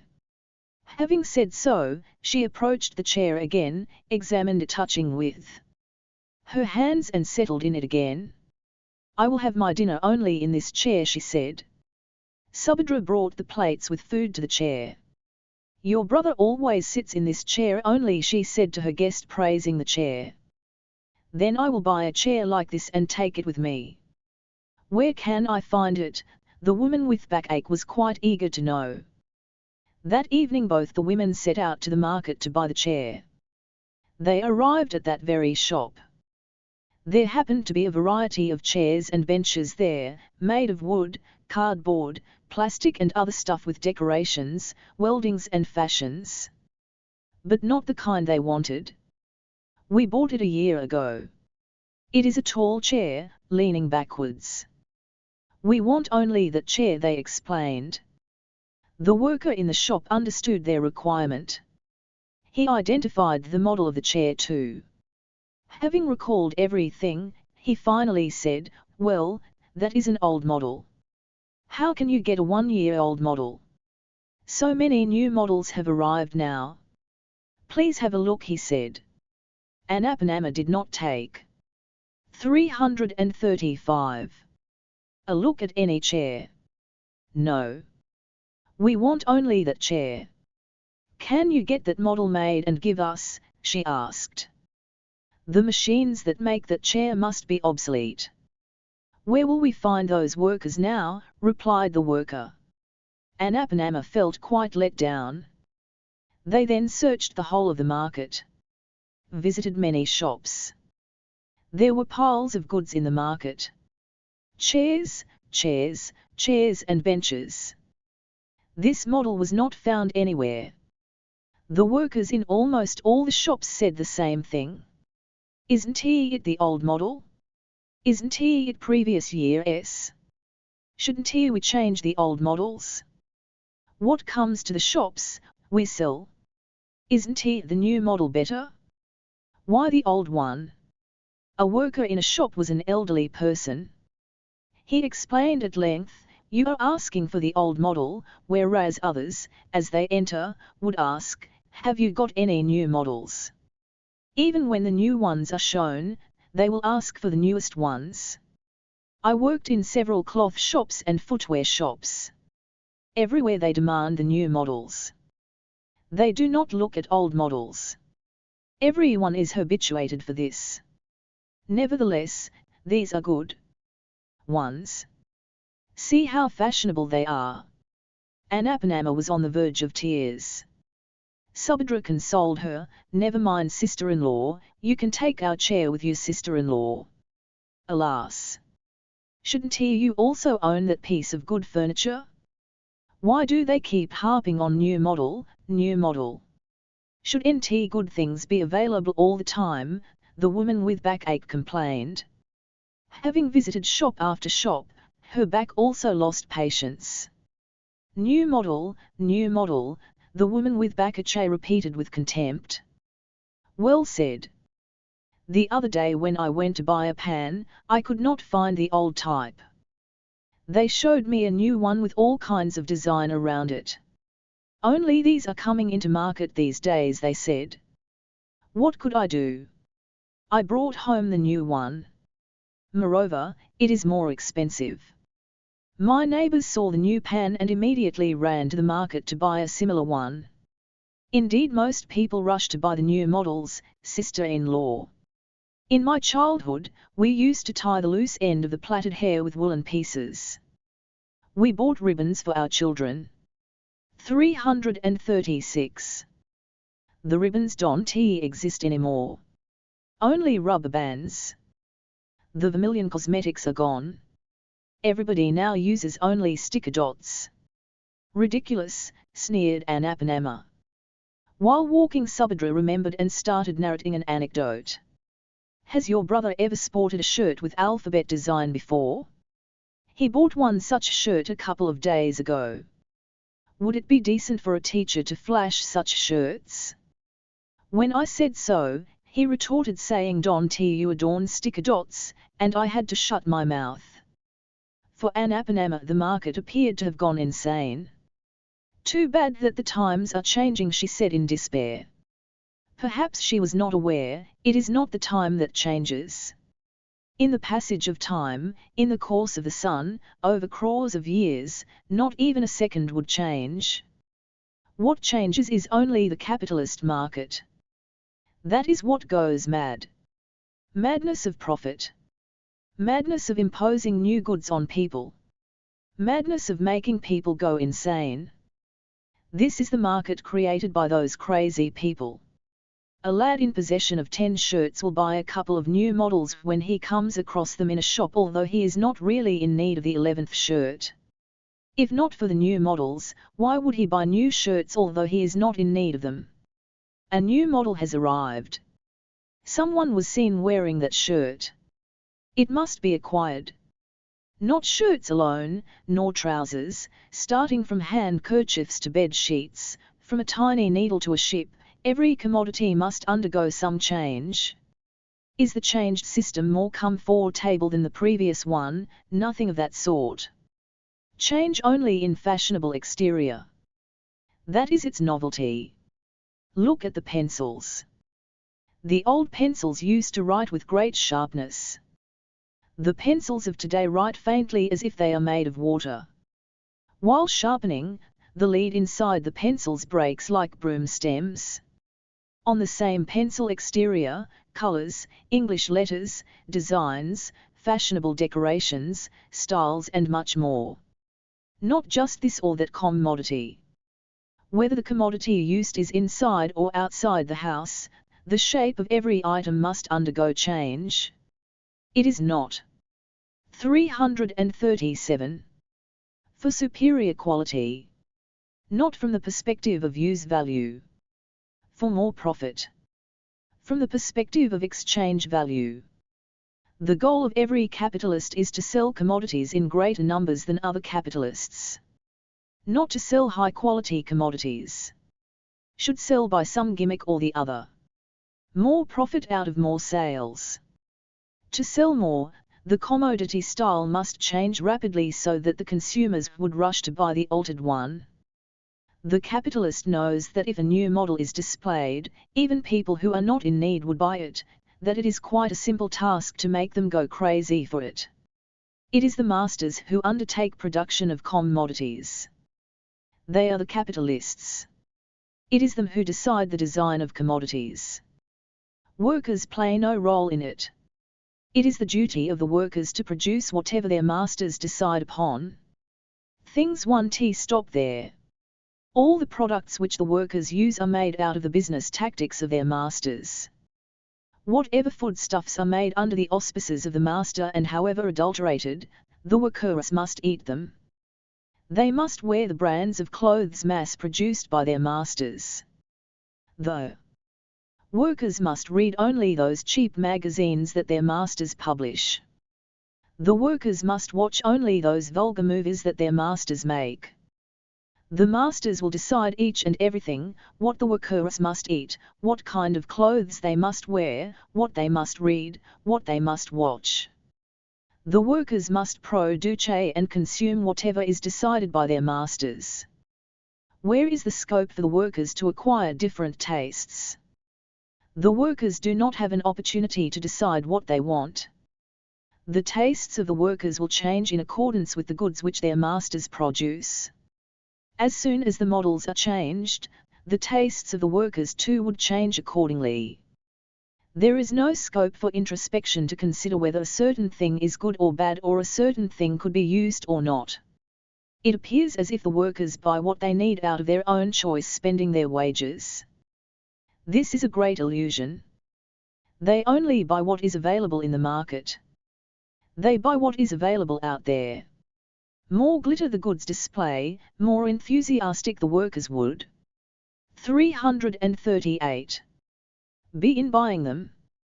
The workers of intellectual labor would fill their house with a great variety of items. All over the floor, all over the walls, all over the corners of the walls, all over the roof, all over the shelves, there would be plates, sheets, and art pieces. They feel it is great to decorate their house in this manner. As they collect a few stylish items in their cluttered houses, they believe their abodes too have now become as great as that of their master.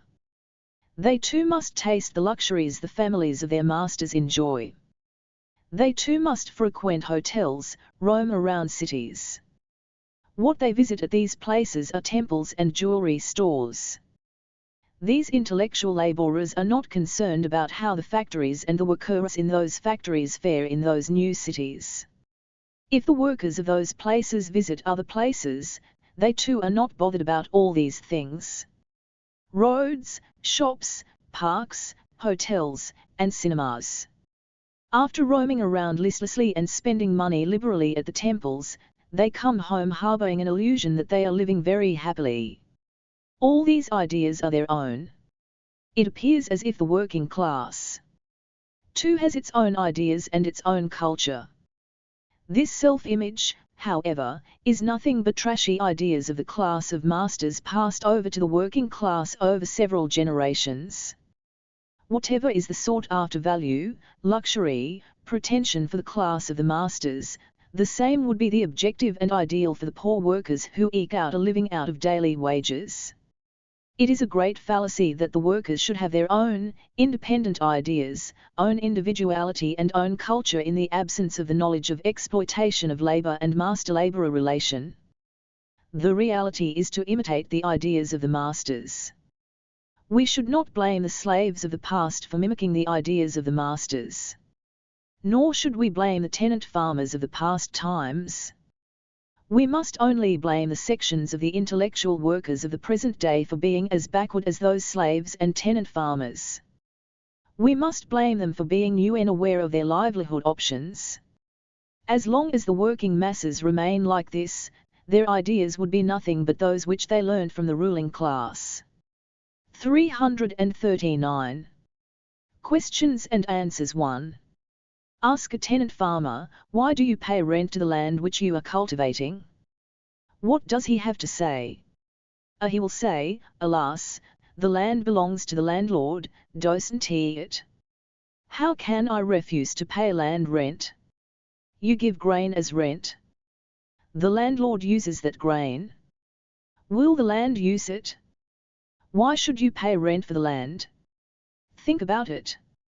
What is there to think afresh? The land belongs to the landlord, isn't he it?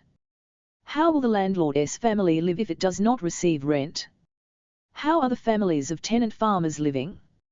You are working on the land, aren't you?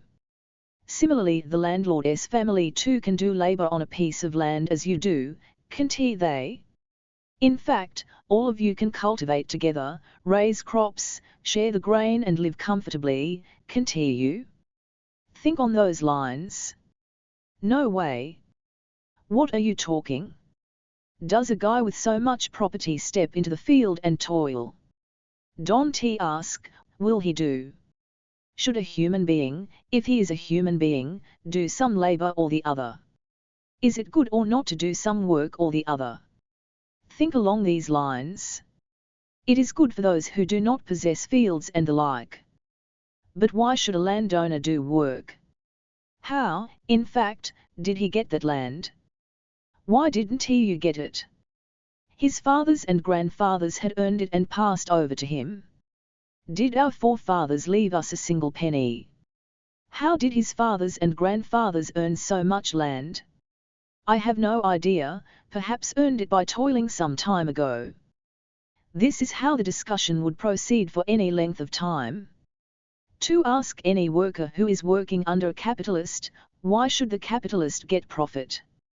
He can get wages just as you do, can't he? Why, then, should he take profit also? What will the workers say? Oh, they would say, he invests a lot of capital. Shouldn't the capital get profit? If he invests capital, he would get back the whole of it when he sells the commodity, won't he? With that returned capital, he can buy all the means of production which were spent earlier. Again, new commodities could be produced with those means of production. If though 340 capitalist works, he would get wages. Why, then, should he get profit? What do you mean? Shouldn't capital always get profit? Who will invest capital if profit is not received? The workers would say. 3. Ask the workers about interest also. See what they will say. Oh, they would say, shouldn't one pay interest when money is borrowed? 4. How did the working masses acquire these ideas? Oh, they got them from the class of masters, the ruling class. All the means of propagating ideas would be in the hands of the class of masters. That is, whoever possesses means of production would also possess the means of propagating ideas. 5. Give an example wherein the capitalists change the shapes of old commodities. Oh, new look to ancient designs. Bangalore, on the eve of Deepavali festival, Kurtalal jewellers have released brand new ornaments into the market. G.K.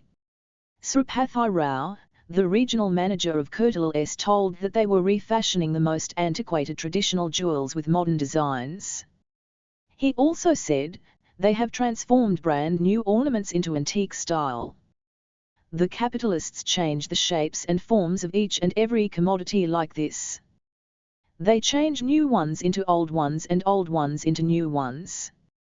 These changes in shape are not for addressing new needs but for promoting sales.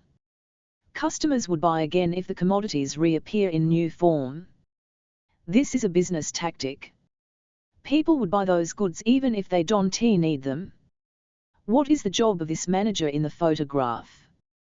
Wearing a tie, posing smartly and showing off a jewel. That is all the labor this gentleman does. What do the ordinary working people learn in such an environment other than such ideas? Junior. 341. 76. Heavy machinery, aeroplanes, computers. All are tools. Same as a needle. Increase in productivity does not happen simultaneously at all capitalists in a given branch of production. Initially it happens with one or two big capitalists. Since they possess huge capital, they can dispose of the older tools and replace them with improved tools. Old workers require fresh training. Alternatively, new workers adept at working on new instruments of labor will be needed. The wages of the workers who possess the new skill would go up.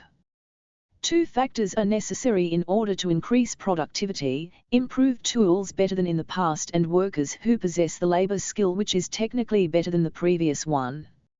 Let us suppose that in the coarse cloth industry, the productivity has increased at only one capitalist. At his place, the cost of 1 meter of cloth has decreased. Prior to the increase in productivity, 6 was the total labor necessary for producing the cloth. After the increase in productivity, the total labor was 5. Would the capitalist reduce the price of the cloth because the cost has decreased? He will try to sell the cloth for the same 6 like before without reducing the price. If he maintains the cost, the profit will increase than before. Alternatively, if he reduces the price 6 am little, he will be able to sell more commodities than others. Even this way, he will be able to make more profit than before. As per his convenience, he either maintains the old price or reduces it marginally. Either way, the capitalist who increased his productivity first will make more profit than others who do not have so much productivity. Increasing productivity is solely for increasing the profit. This will continue. 342. As long as other capitalists in the same branch of production cannot catch up with increased productivity. Until that time, the capitalist with increased productivity will keep earning enormous profits. This, however, will not continue for long. Many other capitalists in that branch will also attain new productivity pretty soon. When all of them attain new productivity, they will all be able to reduce the number of workers. The cost of production will decrease for all of them. The capitalists in that same branch of production will compete with each other and slash prices as much as possible to sell more commodities than the rest. The old costs and old prices will disappear altogether. Gradually, the reduced price will become the actual price of the commodities. The higher profit which a couple of capitalists alone used to get will vanish. Eventually, if productivity improves further, the costs will reduce and prices will decrease further. We must understand several issues related to productivity properly and carefully. Is the increased productivity good or bad? Does higher profit earned due to increase in productivity come from new tools? To what extent will productivity improve? Where will it stop? We must find answers to every single question of this kind. In societies of the past, there was no competition in selling commodities. This does not mean that the past societies were better. In comparison, the past societies were more barbaric. In comparison with the slave and feudal systems, capitalist system is certainly more progressive in a sense. However, given that all of them are exploiting societies, they have evil characteristics in common. In addition to the common evil characteristics, each has its own unique unethical properties. Competition is a unique unrighteous property that originates in the capitalist system. Since the societies of the past did not take up production of commodities, there was no evil of competition in those societies. The exclusive objective of the capitalist system is to earn profit from the capital. That means, earning more money from less. 343. Money. Earning profit endlessly, again and again, any number of times with the money invested once. Not a tiny profit, but huge heaps of profit must be earned. The way leading to it is competition with other capitalists. One should be able to sell more commodities than the rest. To achieve that, the prices of the commodities must be reduced. To achieve that, the production cost must be reduced. To achieve that, productivity must be increased. One must be in possession of greater productivity that the rest can afford. But, in every branch of production, the increased productivity which initially occurs at one or two capitalists, eventually will make its way to all the capitalists. The price of the commodity will reduce at all the capitalists and the reduced price will become the regular price. The situation of those who could reap more profit until then, will be back to square one. The percentage of profit for all the capitalists will become uniform. As a result of increased productivity for all, the higher profit earned by some for some time will disappear. Then, what the big capitalists resort to is to increase productivity yet again. They fetch further advanced instruments of labor, hire new workers with improved labor power and fire previous workers. Reap more profits again. But, after a few days, the new increased productivity will be within reach of all the capitalists. The increased productivity will become saturated at the capitalists who initially improvised it. Their profits will dwindle. What happens next is to multiply their productivity again. There is no end to this process. The capitalists do not understand the cause of even a single problem. Even if they do not like it. Whenever new profits shrink, the only solution they find is to increase productivity. They neither have the perspective, nor entertain questions such as to what extent must the productivity be increased? Where to stop it? They must have higher productivity than others, that's all. That is the aim of every capitalist. If the productivity in a given branch has increased, it must get raw materials more quickly than in the past. The productivity in those branches that supply the 344 raw materials too has to be increased. The same thing applies to branches which supply auxiliary materials. The products of almost all the branches are linked and interconnected. When the productivity of one branch increases, the other branches will not remain stagnant. Productivity keeps improving at all places, then keeps getting stagnant and keeps improving again. A heavy new machine has. What is the role of the needle? It is a tool in the stitching labor. What is the role of the aeroplane? It is a tool in the labor of transportation. A tool with less, a tool with higher productivity. Productivity. Computer. What is this? A tool with higher productivity in the labor of storing and sending information. Arrived at the workplace of a capitalist. Workers who could operate the machine too arrived. Productivity has increased. Profit too increased there. Is the machine the cause for the increased profit? No. The machine as a tool is an inanimate tool like a needle or a scissors. A needle doesn't perform labor. A scissors too doesn't perform labor. Likewise, however huge a machine may be, it doesn't do labor. It is not the machine which performs labor. It is always the humans who do labor. A machine runs only when humans operate it or stops if stopped. Any tool, however heavy it may be, will not give more value than it has by the time it becomes old. What applies to a needle is applicable to a heavy machine too. A superior tool and more skilled workers, both are responsible for the increase in productivity. But for the earning of the profit or for its increase or decrease, the tool is not responsible. Only the surplus labor of humans is responsible.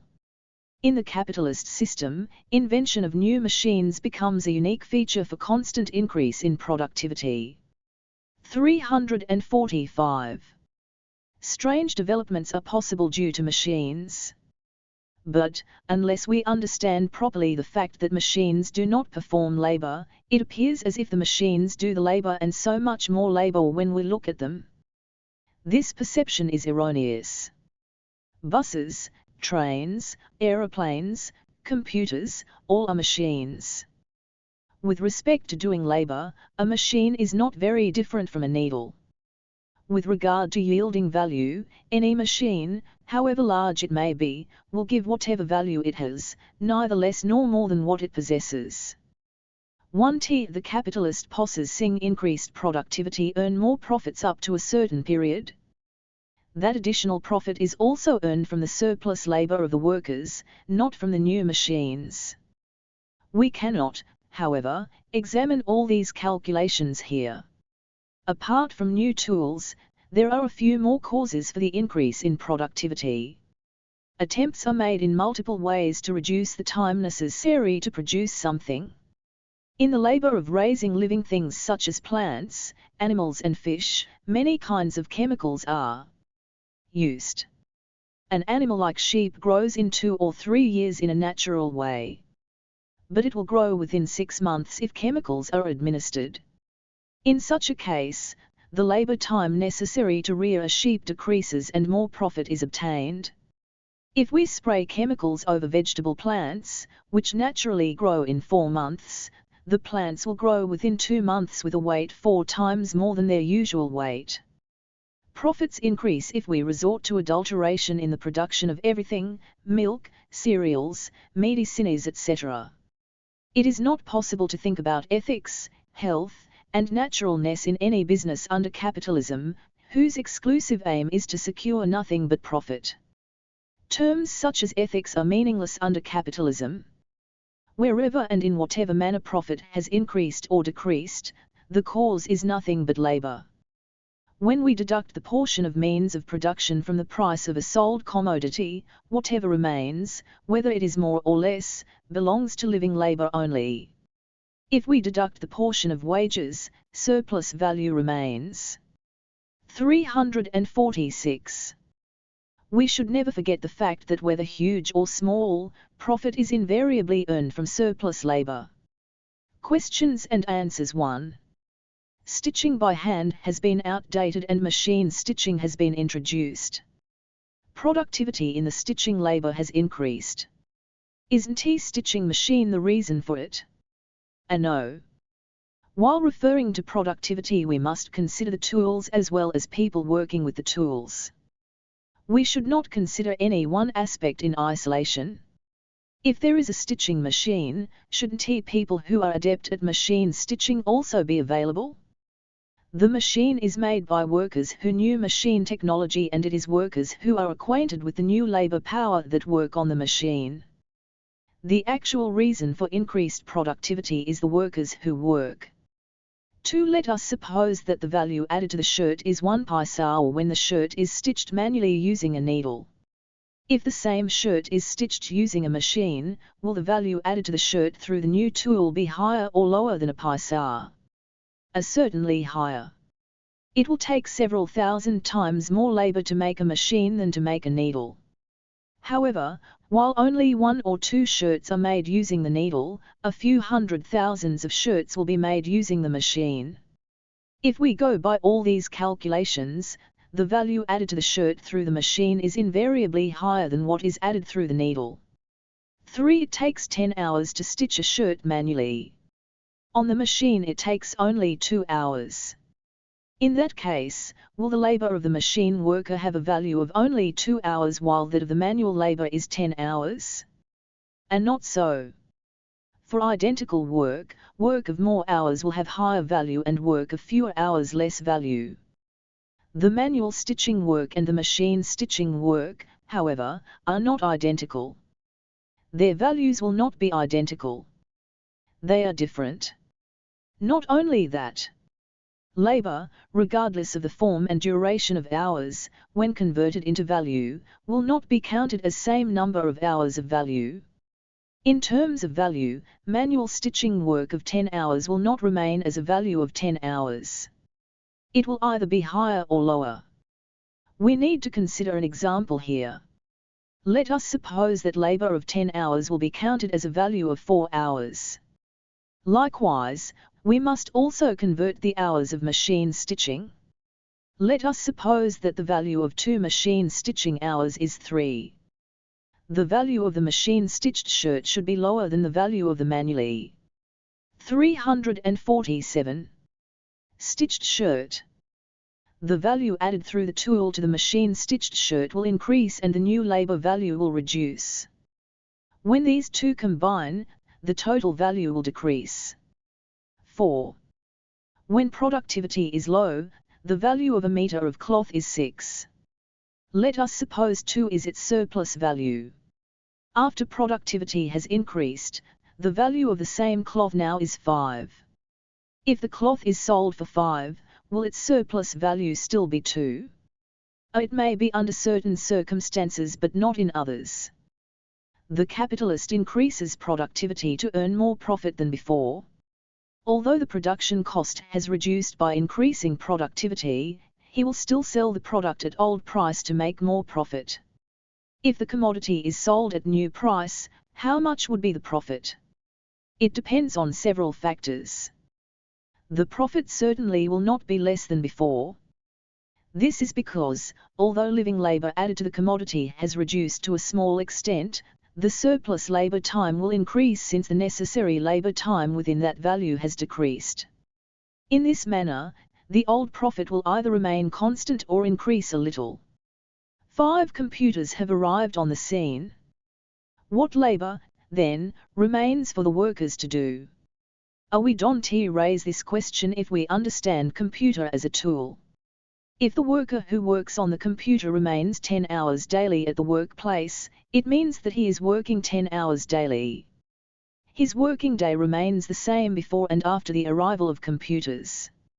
6. What do we mean by percentage of profit? If one gets 5 profit on 100 capital, the percentage of profit is 5%. If one gets 6 profit on 100, the percentage of profit is 6%. Another name for percentage of profit is profit rate. Are those we use? Doing some the same as the mat and the blanket are not tools.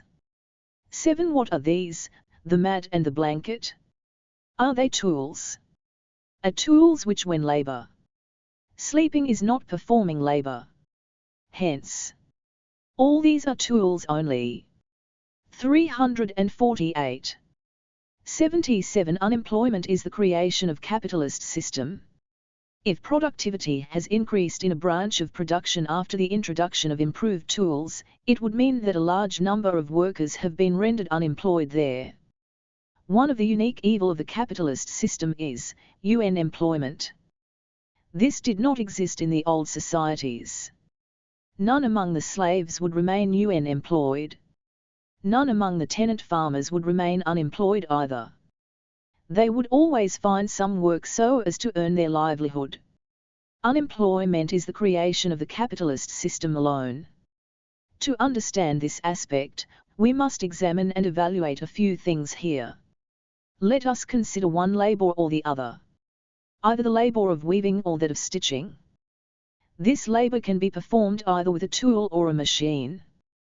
The labor of tilling can also be performed either with a plough or a tractor. More labor is needed for the manufacture of a tractor than for the making of a plough.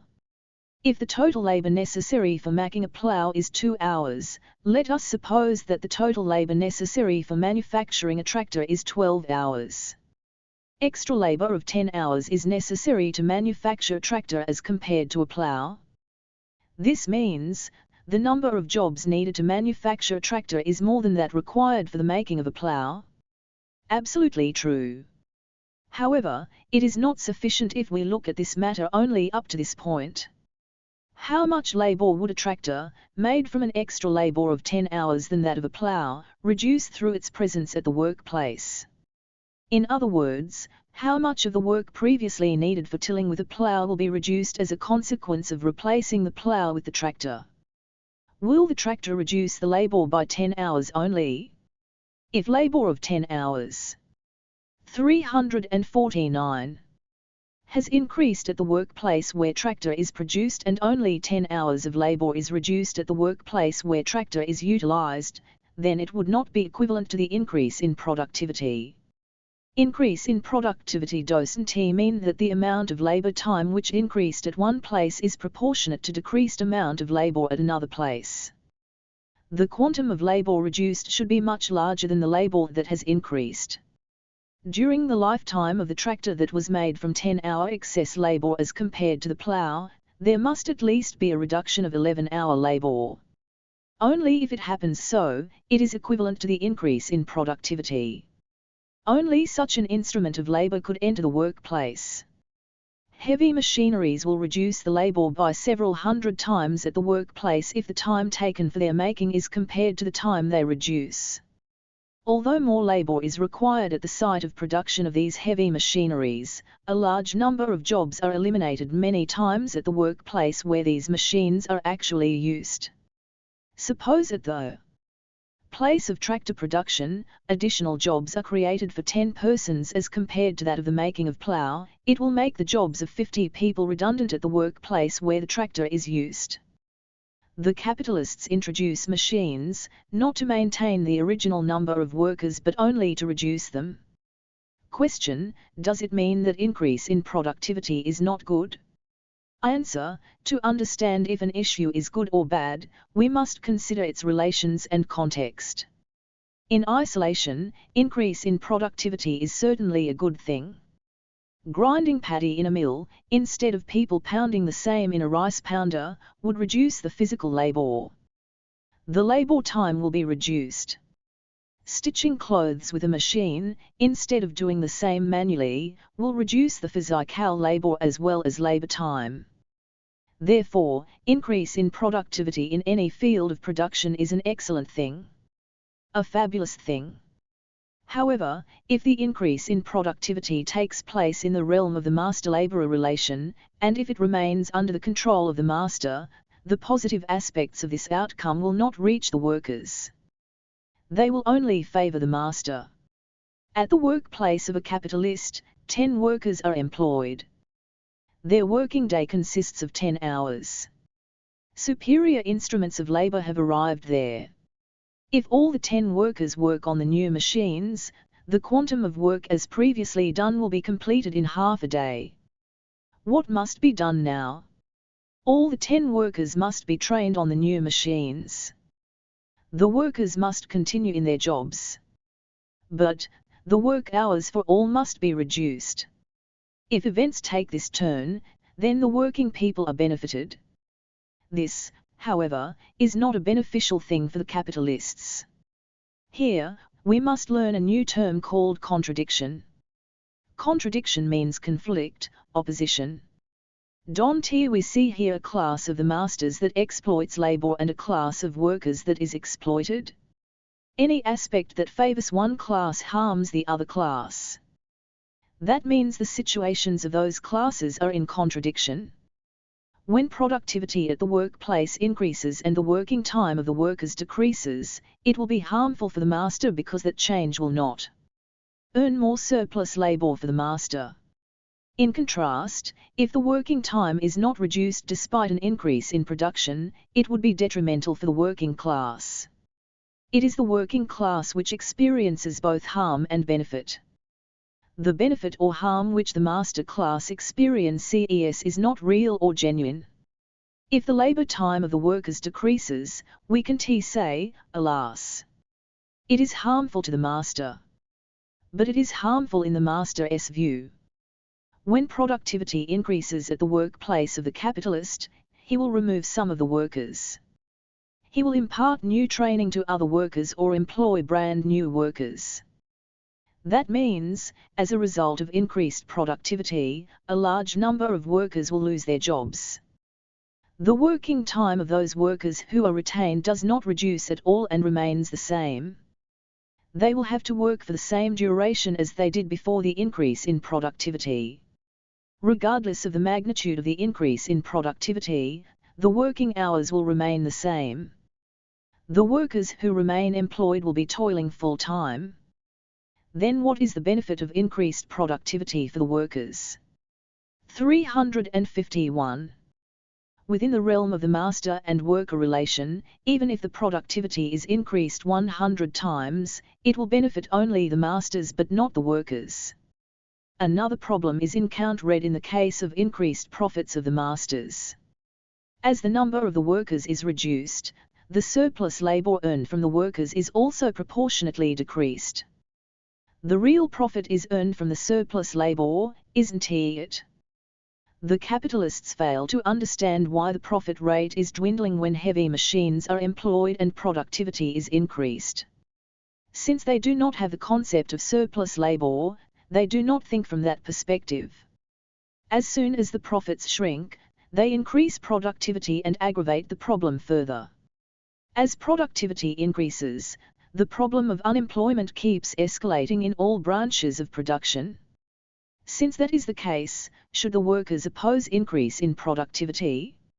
Should they destroy the improved machinery installed at the workplace? This is an absolutely wrong proposition. In the past, when machines made initial entry, the workers foolishly indulged in destroying the powerful machines. Instead, what should have been done was that the worker movements should have proceeded with an aim to abolish the capitalist system.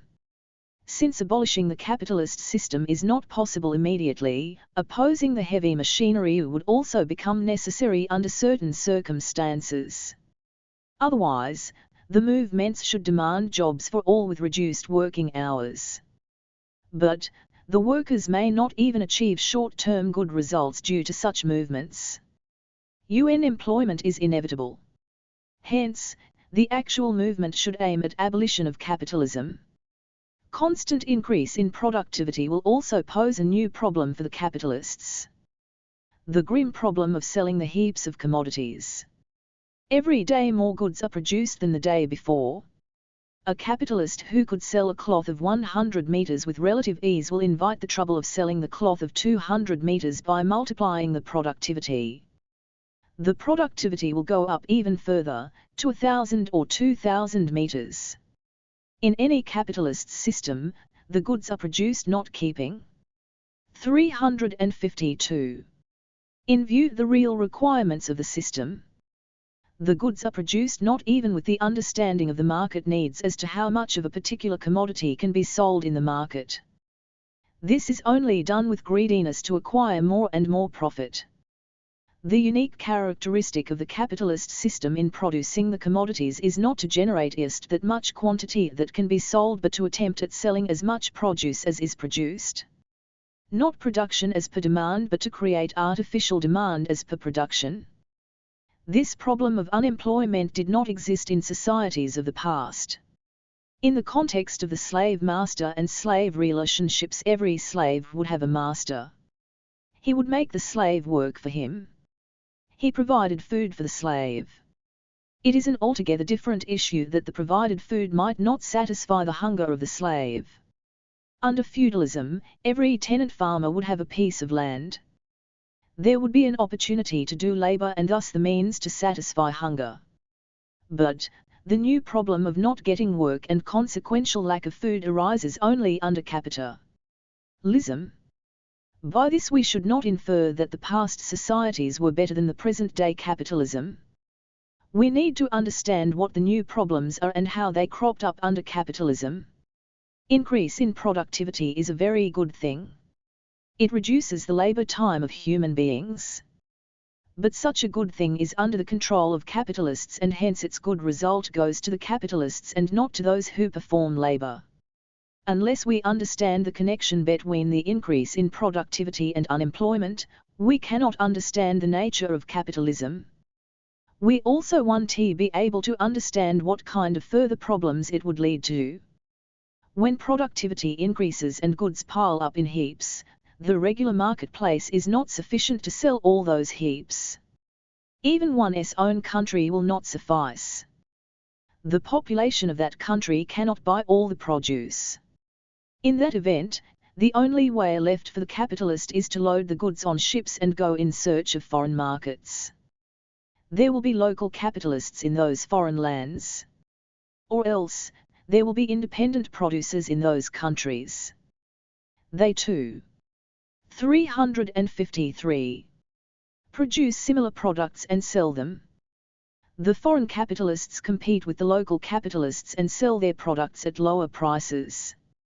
Neither the local capitalists nor the independent producers will have superior productivity. Their products are not made at less expenditure. To stay in competition with the foreign capitalists, they, however, will be forced to sell their goods at lower prices. Gradually, the local industries will suffer losses and will be destroyed. The local independent producers will be wiped out even before the local capitalists. As a consequence of these developments, conflicts rage and severe restrictions will come into effect between the capitalists of different countries and finally lead to wars. Or else, they lead to the surrender of the local capitalists. Questions and answers 1. Let us suppose that the value of a tractor is 100 times higher than that of a plough. Will the durability of a tractor in tilling the land also be 100 times more as compared to that of the plough, just as the difference in their values? It is true that between the tools designed for the same labor, the one that contains higher value lasts longer than the other. The difference in their durability, however, will not remain exactly the same as the difference in their values. Value is an element formed from the quantum of labor expended. Durability is a property determined on the basis of the physical qualities of the matter that went into its making.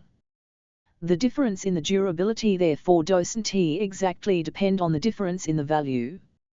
2. Regardless of the number of the machines present at the workplace of the capitalist and the swiftness with which the work is performed, the workday of the workers still remains full-time, the same as before. Even after the advent of the machinery, the work duration of the workers is not reduced. If an independent farmer has a tractor, will his work hours reduce? It will certainly reduce. Let us suppose that the independent farmer's family has a land of 4 acres. Let us also suppose that it would take 10 days to till that land with plows. If the same land is tilled with a tractor in 2 days, the farmer can have a leisure time of 8 days if he desires. Otherwise, he may work intermittently. There is no stipulated condition for 354. His work other than to work enough for his maintenance. 3. An independent farmer has a tractor. He will till the land of other farmers with his tractor and earns a value for his labor. Will he remain an independent farmer even after that? A tractor is a tool. The independent farmer himself performed the labor of driving the tractor. He would get the entire expenses of the tractor. Nothing is reduced from this amount. In addition to this, he would get the entire value of his labor. Therefore, he would be an independent laborer with reference to driving the tractor. In contrast, if he gets a reduced value for his labor, it would mean he worked as an agricultural laborer. It also means that he lost some amount of labor in return. 4. Is it the responsibility of the capitalists to ensure jobs for all people? It is neither the responsibility of the capitalists, nor the landlords or their government. This is the most serious flaw of the capitalist system. It is not the responsibility of the capitalist to provide jobs for all the people. His responsibility is only to multiply his money. For people to have a square meal twice a day, they should either have a piece of land or a job that provides a salary every month. When they have neither, they are unemployed. No law in the capitalist government finds it an offense when a capitalist increases productivity at the workplace and drives out a large number of workers. There is no law under capitalism which proclaims, all must be provided with jobs. The problem of unemployment is multiplied several-fold in both private capitalist system and in capitalist government system. Majority of the working population neither have land nor jobs. They have no means of livelihood whatsoever. Yet their livelihood is their own problem. They must survive somehow. 5. Is there unemployment in all the countries? Isn't there any country where there is no unemployment? And no such country exists. Unemployment exists in every county where there is capitalism. As capitalism exists in all the countries, there is unemployment everywhere. Even in China, which claims to be a socialist country. While curtailing jobs from their own populace, the capitalist companies in every country get workers from other counties who work for salaries lower than what the local people are paid. It is their business, and whatever they do, it is their will and pleasure. The capitalists do not entertain the question, how can the native population live if they are not 355 provided jobs? It is not the responsibility of private capitalists to provide jobs to all. The capitalist government too does not have that responsibility. In societies based on exploitation of labor, we don't find laws that say, every family must have either land or a job. It is the responsibility of the society and the government that rules them to provide livelihood to its people. For the past so many years the capitalist governments have not been referring to their laborers either as laborers or workers but as human resources like raw materials and machines. Those governments are not concerned about how such a reference insults human beings. Every country is drawing labor resources cheap from foreign countries while the populace of those countries is starving without jobs. The foreign workers go to other counties as they don't have employment in their country. Read the following news item which tells the plight of workers in China, which boasts of being a socialist country. China's battalion into the country. China is exporting Chinese citizens who sell their labor power at cheaper rates to other countries. It is the strategy of China to identify those countries where developmental activities are in full swing, export Chinese to those markets in a clandestine manner and get rid of unemployment problem in their country. There is dearth of skilled human resources throughout the world. There is dearth of such specially skilled experts in India as well. Keeping this in view, the Indian government is issuing business visas to Chinese to work in India. Recently, the number of those Chinese who secured visas and entered India has increased considerably. All these people are technically not so specialized. If you visit industrial areas in Bihar, West Bengal and other states, you will find Chinese workers in large numbers. Thousands of Chinese workers are getting jobs in these industrial areas and depriving the local population of the jobs. Many Indian companies like Reliance Industries, Tata Group, Reliance Power, Essar Power are hiring Chinese workers. In 2007, the government of India issued 1.6 lakh business visas to the Chinese. However, the External Affairs Ministry found out that out of those visas 30,000 have been misused and that only unskilled workers have been stepping into India via this channel. All these workers are going to those areas where construction activities are underway on a large scale. In fact, our country does not need Chinese so much. Even if it is felt that their skill is essential, it is enough if we train the local people. But the Indian companies are not bothered much about this aspect. As a result, the Indian citizens are deprived of employment opportunities and the Chinese are in a position to secure employment without any problem. The number of Chinese workers is increasing day by day. By June of this year, it is learned that about 30,000 Chinese workers have arrived in India. As the situation is turning critical, there is some reaction from the Indian side. The government announced that it will stop issuing business visas to the Chinese. On the one hand, India is arguing that there shouldn't be sanctions against the movement of human resources, and on the other it has to fight with China on the same issue. 356. There is no country where there is no unemployment. Under capitalism, as productivity increases, the problem of unemployment will only increase further. A portion of the working population is destroyed due to famines, wars and other problems generated by capitalism. Of the living populace, only a small portion is employed. The remaining portion is either facing unemployment or pursuing a criminal way of life. If the working class cannot put a stop to this world of exploitation of labor, profit-oriented capitalism will thrive and destroy the entire globe in due course of time. 78. Every wage is not the value of labor power. All men and women who work with an employer, be it the landlords, the productive capitalists or commercial capitalists or money-lending capitalists, the government or private homes, and who live on wages are workers. Among those workers, there exist differences of productive and unproductive labor, or manual and intellectual labor. Depending on the nature of labor, a given amount of value of labor power is the wage of that worker. The existence of some amount of difference between manual and intellectual labor is appropriate according to the logic of the law of value. However, there must be logic defining how small or large the difference must be. For a person who performs labor, there should always be adequate food to fill her stomach and all her needs ought to be satisfied. The law of value doesn't stipulate that the toiling person should live on half-filled stomach. In that case, the difference in value between different types of labor should be significantly less. But the societies that have been in existence on earth are under the control of the masters, who are exploiters. These societies urgently and compulsorily require the support from intellectual workers and artists. In these societies, therefore, high intellectual labours would fetch higher salaries.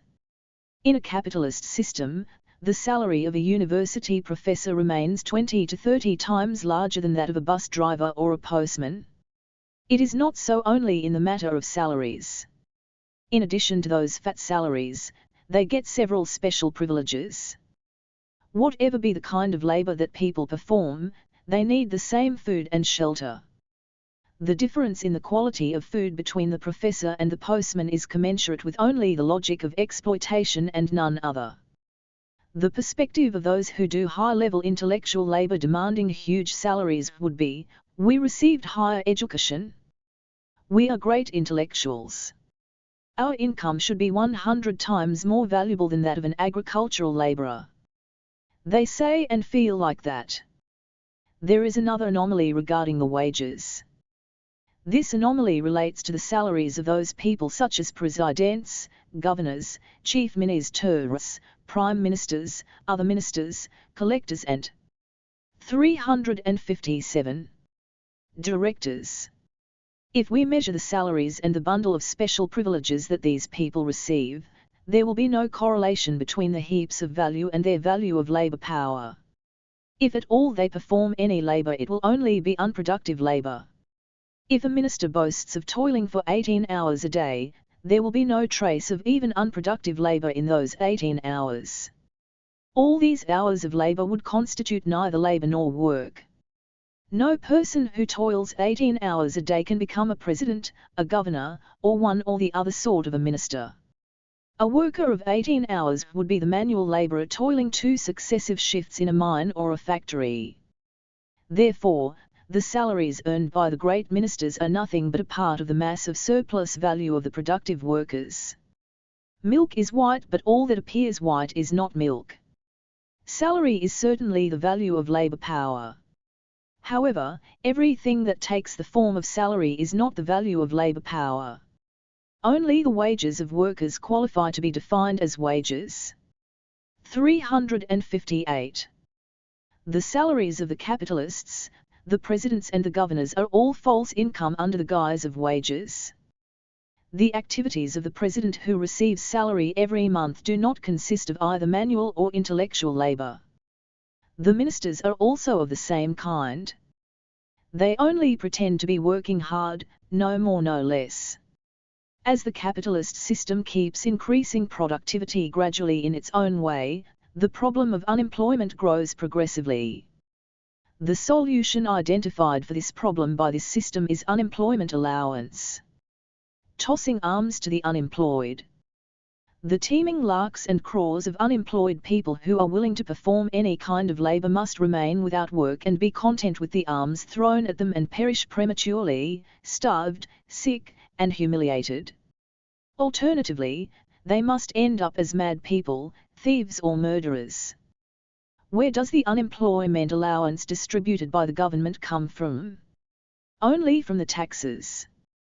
Where do the taxes come from? From the surplus value of productive workers. It means those workers who lost their jobs are granted subsistence only from the labor of workers who are still employed. The unemployed people also manage to live somehow, but depending on others' labor. If the society provides an opportunity for everyone to work, one would live from one's labor. One must live from one's own labor and with self-respect. This, however, is not possible in any society based on exploitation. Until capitalism came into existence, the independent producers used to live in relative peace. However, as a consequence of gradual progression in productivity, the independent producers too started facing difficulties. They cannot compete with the capitalists in the sale of their goods. Things like grains, vegetables, milk, garments and furniture are produced by the capitalists as well as independent laborers. These things are, however, made with more labor at the independent producers while they are produced with less labor at the capitalists. The prices of these things, 359, however, must be the same regardless of where they are made. If a capitalist gets 1 liter of milk produced with a total labor of 2 hours, The same might take a total of 10 hours at the independent farmer. Likewise, the making of 1 meter of cloth at the independent weavers might require 4 times longer time as compared to that of the capitalists. That means, while the goods are manufactured at less value at the capitalists, the same kind of things are made at a higher value at the independent producers. Nevertheless, the independent producers too must sell their commodities at the same price as that of the capitalists. Otherwise no one would buy their commodities. In this manner, the independent producers lose a significant quantity of their labor wastefully. Although they toiled for 10 hours, they receive a value of only 2 or 3 hours. In this competition with the capitalist commodities, the income of independent producers will fall down to a level whereby they cannot obtain a minimum level of subsistence, which even ordinary workers can. Independent farmers, independent artisans and independent merchants gradually lose their independent livelihood and transform into workers under the control of the capitalists. Independent producers, in this manner, increase the population of the working masses. Even there they will be snared in unstable employment and UN employment. Doing any labor at the personal or individual family level is, however, not beneficial to the workers. Logically speaking, doing work collectively with several other people and several other families is safer for all. If we consider 10 farmers, all of them may be working hard and each of them may possess a couple of acres of land. However uniformly each of them might toil in a year, one might reap a better harvest whereas another might reap a low harvest. One year, one might get a moderate harvest while another might face no harvest. They experience both gains and losses individually. Thereafter they have no alternative except to carry on living with superstitious trust in their fortunes. Instead of this, if all of these 10 families combine their pieces of land, 360 together, and the members of all the households work in the land collectively as per specified duties, regardless of the nature of the harvest, either good or bad, they can face the outcome together. The living conditions of all will be equal. Just as the lives of the workers are destroyed under the capitalist system, the lives of the independent producers are reduced to a state worse than that. Regardless of how hard they toil, their labor does not confer peace and comfort to anyone. Questions and answers. 1. Should there be distinctions in food and shelter between intellectual laborers and manual laborers? No, there should not be any distinction. Since there exist differences between the two kinds of labor in terms of expenses connected with learning the skills and retaining them, such differences in wages should exist only for such reasons. 2. Whenever we perform labor, some energy in our body is spent. We can measure that energy in terms of calories, can't we? Why should we calculate labor in terms of time? We have to calculate the average number of calories burnt for 1 hour of tilling the land and 1 hour of teaching.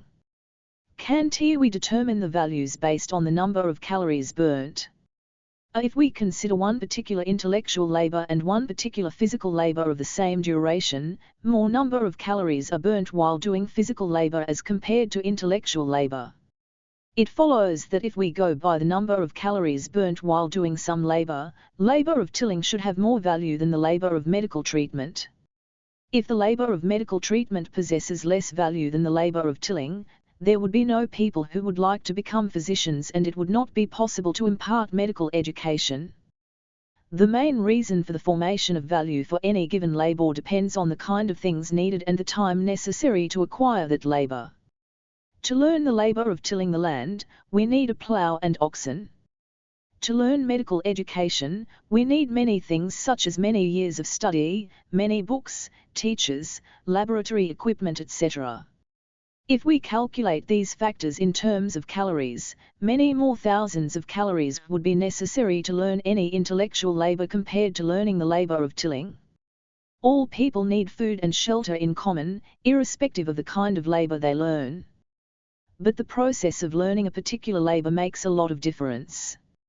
Due to these differences, values of different types of labor would be higher or lower. Whether we consider a given labor in terms of calories spent or in terms of duration needed, intellectual labor would necessarily have higher value than physical labor. The only point we ought to focus upon is that the difference between their values should not be too much. 3. Let us suppose that the independent producers, in their competition with the capitalist commodities, would get a value of labor of only 2 days from the commodities produced with 10 days of their labor. What will happen to the rest of 8 days of labor performed by the producers? Will it go to the capitalists? Their labor of 8 hours will go waste. That labor will not reach the capitalists. There will be no connection between the capitalists and the labor of the independent producers. If a pot or a slate, made just a while ago, has slipped from the hand and broken to pieces, what will happen to the labor which made that commodity? The whole thing has gone waste. The example in the question is similar wastage. None will get the result of that labor. For unemployed people to survive. Which means, they also eat some food, isn't it? If they are able to eat something even without doing any labor, does it mean that they live by exploitation of labor? No. The unemployed people do not live on land rent, interest and profit. They live either by means of money of the other family members or the government allowance. If these 2 ways are not available, they may resort to thefts, etc. These are not the means to live with self-respect. 362. 5 people commit crimes like thefts due to their nature, is it true or not? Nature means ideas that people hold. People acquire ideas only through social conditions. That is, through nurturing, what is taught through education, from the behavior of elders inside and outside of their homes and through the living conditions during their childhood. When a child is born, you don't find any ideas in that infant. Sluggishness, diligence or differences in intelligence, are a different matter. Such differences will wane off when the contradictory conditions in society disappear. Even if differences such as lethargy and robustness exist, these differences are not ideas. Only exploitation of labor breeds criminal thoughts. 6 independent producers to perform labor, don't they? Will they therefore become a part of the working class? When the total production of the system is taken into consideration, independent producers are an integral part of the workers who make these products. However, they cannot become a part of the working class because they do not have masters. Nevertheless, they too are reduced to penury because of the capitalist system. Their poverty is identical to that of the workers. At times it might even exceed that. The independent producers too therefore long for a better quality of life than what is available in the capitalist system. They become the opponents of capitalist system.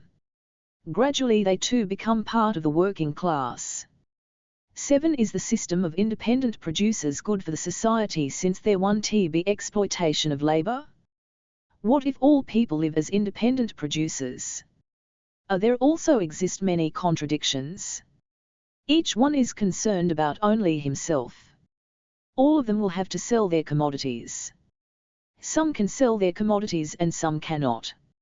It will create many problems.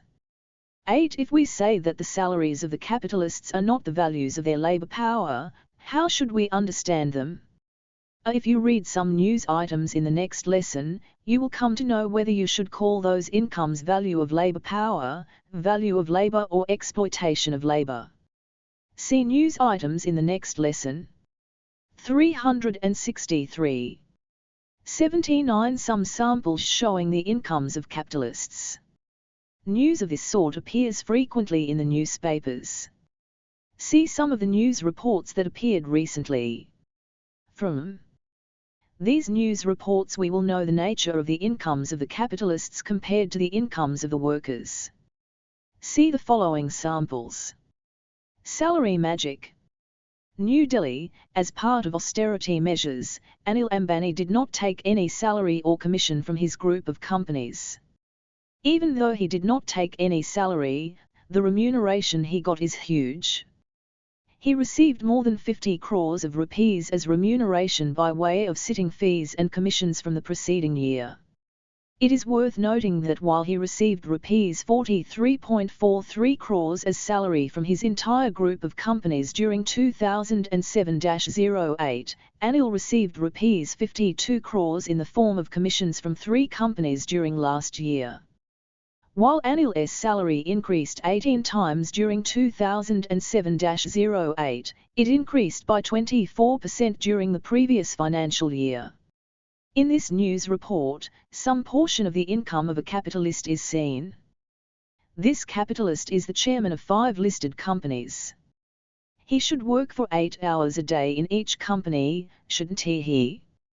Does he work for 5x8 equals 40 hours? Every day in all the companies taken together? He also has a brother. Certain portions of the incomes of both these brothers are seen in this news item. Anil Ambani got rupees 50 crores in the form of fees for attending company meetings and sitting in a cushioned chair. 364. For a brief period. Subsequently, in the year 2008-09, he got 52 crores in the form of new fees for attending similar meetings and sitting in the same chair. It is, however, a pity that this gentleman has not taken 30 crores as salary for the year 2008-09. It is due to recession. Which means, the commodities have not been sold out. If all the commodities were sold out swiftly, he would have received 30 crores as salary. Well, the salary he got during 2007-08 is 43 crores and 43 lakhs. Whereas his brother Mukesh Ambani received a salary of rupees 44 crores and 2 lakhs for the year 2007-08. However, the news report about the amount of salary he received for the year 2008-09 has not yet come out. We still don't see their profits here. The incomes that we have seen so far include only their salaries and fees for sitting in the meetings. We have to add profits also to these incomes. There is something more. If the capital of these capitalists has not been borrowed from the banks, all the interest on that capital would be a few lakhs. These lakhs won't go out but remain with these capitalists. Thus all these incomes taken together will be in crores where sky is the limit. A single capitalist gets thousands of crores of rupees as income in one single year. What is all this? Is it the value of his labor power? Or is it the value of his labor that included his surplus value? A capitalist acts as a director of not one single company but a dozen companies. If a person is expected to work for 8 hours a day, how can this person work daily in a dozen companies? He would not have worked for so many hours, not even for 1 hour. The whole work that he does is to conduct meetings in which they discuss issues like the places where commodities can be sold, how to keep workers under further restraint, etc. 365. Now see another news item. The salaries of several capitalists figure in this news report. However, profits, interests, sitting allowance, privileges do not appear. We have to add all those items. A zillion millionaires. The annual salaries and allowances of some CEOs in the country are over 40 to 50 crores of rupees. Further, there are numerous top executives and directors who receive more than 1 crore per year in the form of salaries and allowances. According to an estimate, there are 640 directors in the listed companies who get more than 1 crore in the form of salaries and allowances.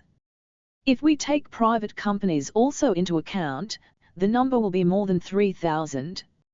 In some big companies, there are dozens of employees who get a salary over 1 crore. Though the salaries in the IT companies are very fat, the number of persons who get 1 crore as salary are less in number. In companies connected with insurance, telecom, banking and MNCs, there are dozens of employees who get 1 crore of salary each.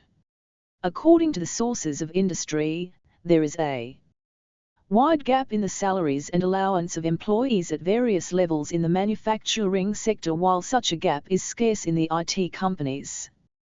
The details of some CEOs in the domestic market who get salaries in crores are as follows. The following are the details of annual salaries of the heads of top-level Indian and American companies. Name designatio in Company I. Salary in crores. Mukesh Ambani CMD RLL 44.02. Malvinder Singh MD Ranbaxy Labs 19.59. Sunil Mittal CMD Bharti Airtel 19.55. Sajjan Jindal VC, MD JSW. Steel 16.73. Omkar K. Kanwai CMD Apollo Tyres 15.54. Pankaj Patel CMD Kadila. Healthcare 14.43. KM. Birla Chairman Grasim. Industries 11.25. Nikhil Meswani IDRIL 11.12. Hital Meswani IDRIL 11.12. Kamal Singh IC, MD Rolder India 10.64. Have you seen how the annual salaries of the capitalists look like? They are merely salaries. Each of these salaries is from a single company. A capitalist who acts as a director for a dozen companies would get separate incomes from all those companies. All those incomes do not have the same label. They have different names. As if the same person has done different kinds of labor. A dozen salaries. A dozen sitting allowance CES. Privileges from a dozen companies. In the second news report, there appear employees who get crores of rupees as salary. They include such people as managers and scientists. Their salaries include not only their 366 own surplus value but also the surplus value of the workers of other branches of production. They will gradually start their own industries as capitalists. Now, see the net profits and incomes of some companies. These profits relate to the previous quarter. Tip. WI-FI 2, I. Uzou high in, RFU pound off, J. High, R asterisk asterisk. Foot 1.1 IDIFC. Asterisk U and. Chuyof asterisk 36. R.Jvut UTT and 2LJ. At ZIF. C.FLFFHG1 hour IL4 2 ILRAJUTB a KKV4 AMI4 2 CUWZHUIHI3. Add dash, row IRC asterisk 1W. N asterisk JJ for IR, JXLRIFOFIGERIMJLNUA.L.LRFA, Huaisai.W Ajur 14th high 04 Li X MURL. FLRSRDX. BTCFK and SOCHUK asterisk 3 SKJJ. 1.1, Phi I, FFL utilulili ZJ.nuhif 1,/f. IGI.AWNLF.174N1I7EI /JGSTA. MFFW asterisk JEWIIW Trademark symbol IBNDHJI27-4IW and WRL Alfly EUIXRI at 1W pound MIL pound I, VIQFU PLQCHT Lion NV.ILV DJFDN/Q. DFNBO 11SD. RR equals RDFKJ, M, DS. Asterisk CATM FX4VW ICJT. IML. Asterisk, UIT B a dot. Fu.a.witi NND QRTIIIS a whiff. 1 or R a pound. UIDPMDRTJN. The profit of NTPC, 2,152 crores. Rise in the profit of PEL, 36%. Profit of BNK, 60 crores. Profit of ITC, 4,414 crores. Rise in the profit of the Indian Bank, 31%. Profit of TVs,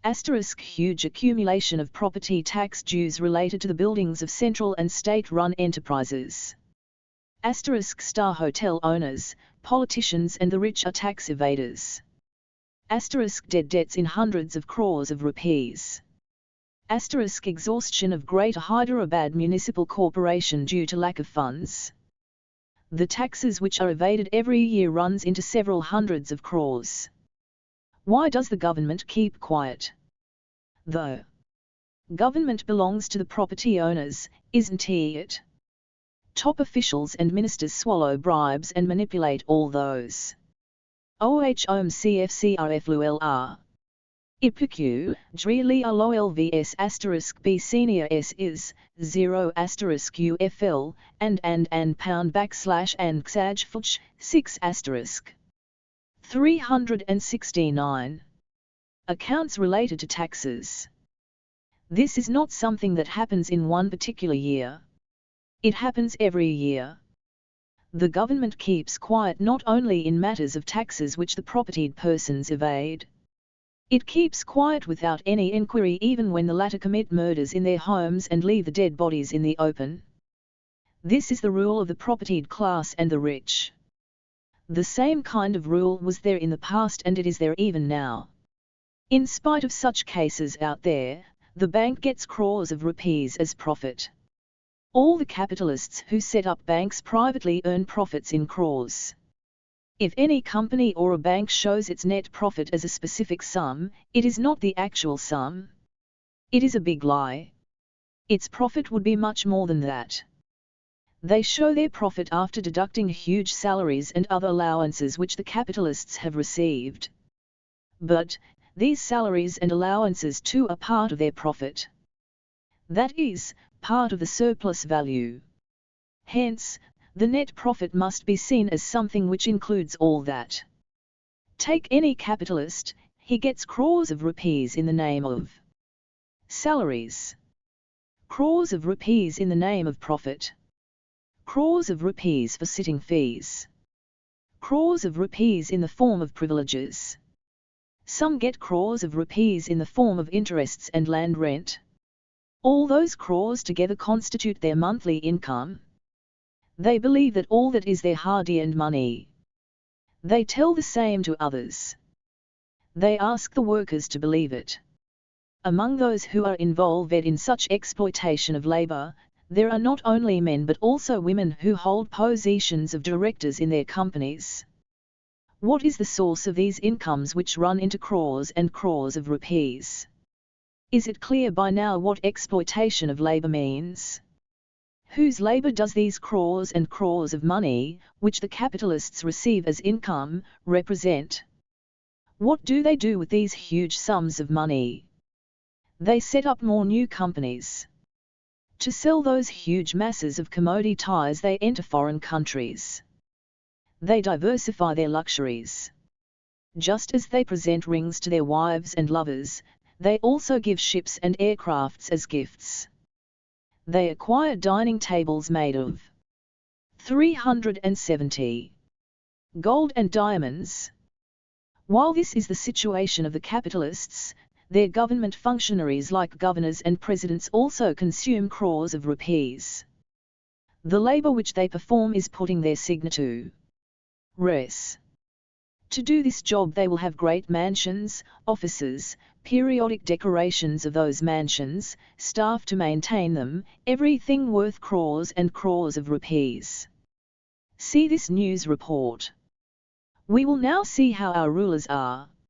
Rupees 35 lakhs to decorate Yediyurappa's bedroom. Bangalore, the 13th of November, leaders who repeatedly declare that service to people is their motto behave contrary to it in practice. It has come to light that the Chief Minister, who instructed to cut wasteful expenditure in the context of economic recession, has spent Rs 35 lakhs to modernize his bedroom. It has been revealed through Right to Information that Chief Minister Yediyurappa spent Rs 1.70 crores to modernize the government bungalow in which he is staying. With this it has become evident all the lofty ideals which the Chief Minister is reciting are false. A total amount of Rs 1.70 crores has been spent on the modernization of Chief Minister's bungalow in the Race Course Road.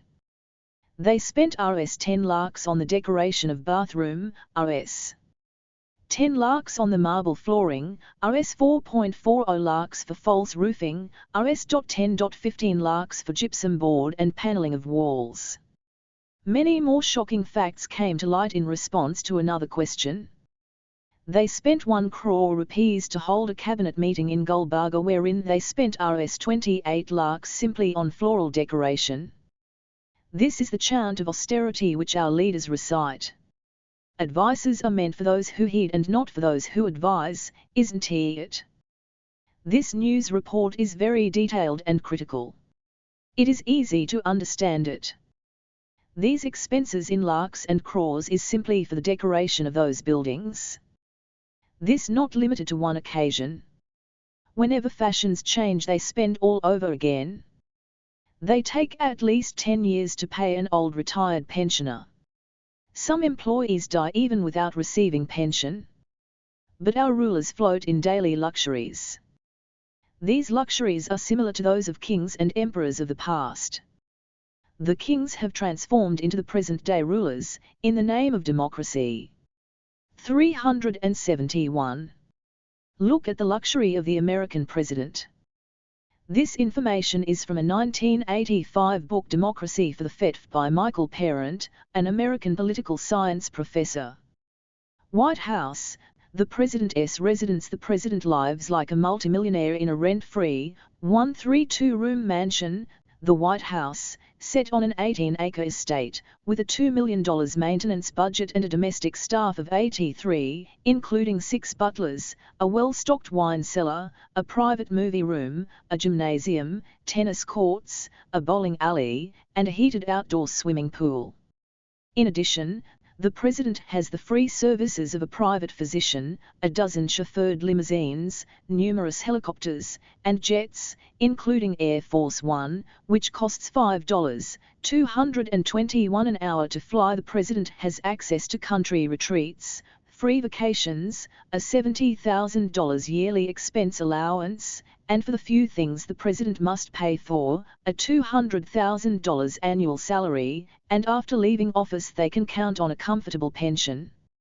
Official audits revealed that President Nixon spent $2 million of the taxpayers' money on improvement of his private estates and underpaid his taxes by more than $400,000. On occasion, he requested the Internal Revenue Service to stop auditing the incomes of close friends. New York Times, June 21, 22, and 25, 1973, and April 4, 1974. Is it clear how the rulers are? 1. Our blood boil looking at them. All this pomp is to keep working classes in fear and obedience. To make people believe that the government is a mighty force. To achieve this, they spend crores and crores of rupees. This is apart from what they spend on the armies. We have to add all these expenses in order to find out the quantity of surplus value of the productive laborers in society as a whole. What is the source of all these huge sums of crores of rupees? They are extracted from the working class. Will the working class have any problem if it gets all these crores? Will there be poverty, begging and theft in human society? The working people must have righteous indignation at the crores of incomes of the capitalists and at the monstrous luxuries of the rulers. Except for a handful of intellectual laborers, the vast majority of the people are not aware of any of these facts. Majority of the people are uneducated. They don't have access to newspapers and books. It is safe for the class of exploiters if people continue to live like that. It amounts to ignorance of the capitalist system if one does not know about the salaries and other incomes of capitalists and the luxuries of the rulers. 372. 80. Castes in India. Result of exploitation of labor. The population of India is divided into upper and lower castes in varying degrees of inequality. This feature is not something created by nature's law. It is created by social factors. This is the first and foremost form of several atrocities that emerged from the exploitative labour relations in India. If we examine the livelihood of these hierarchical castes, the entire disparity will be evident in the labour relations between the castes. In the past, 100% of the people of the lower castes were labourers. They did not have any means of production. They were mere servants of the masters. Majority of the people of the upper castes owned properties and attained the status of masters. They were landowners who occupied all existing lands. Though this disparity between castes has decreased to some extent in today's world, there still exists a wide gap. Why did castes emerge in the first place? If we discuss this question rationally and logically, division of labour in the past seems to be the sole reason. But the phenomenon of division of labour prevails in every country in the world. Those who studied the caste system, however, point out the fact that the phenomenon of caste which emerged in India is not seen in any other country. Absence of inter-caste dining and inter-caste marriages are specific features of castes. The despicable feature of untouchability is also specific to this system. If we attempt to understand the human society from primitive times, we cannot assume that castes existed when human beings led animal-like life without clothes and without the knowledge of labour. We have to assume such distinctions might have emerged over subsequent periods of time. It appears rational if those studies argue that caste hierarchy must have emerged from the division of labour of those periods. 373. Nonetheless, it gives rise to another question. The question that arises: division of labour had been there all over the world. Why did it emerge like this only in India? This is a good question. To get an answer for this question, we need to know the specific conditions that prevailed in India of the past times. We should also know the specificities of labour relations in the past several millennia. As research studies could not find any evidence to this aspect in the past history, we have not found an answer to the question, what are those specific conditions which led to the emergence of castes only India?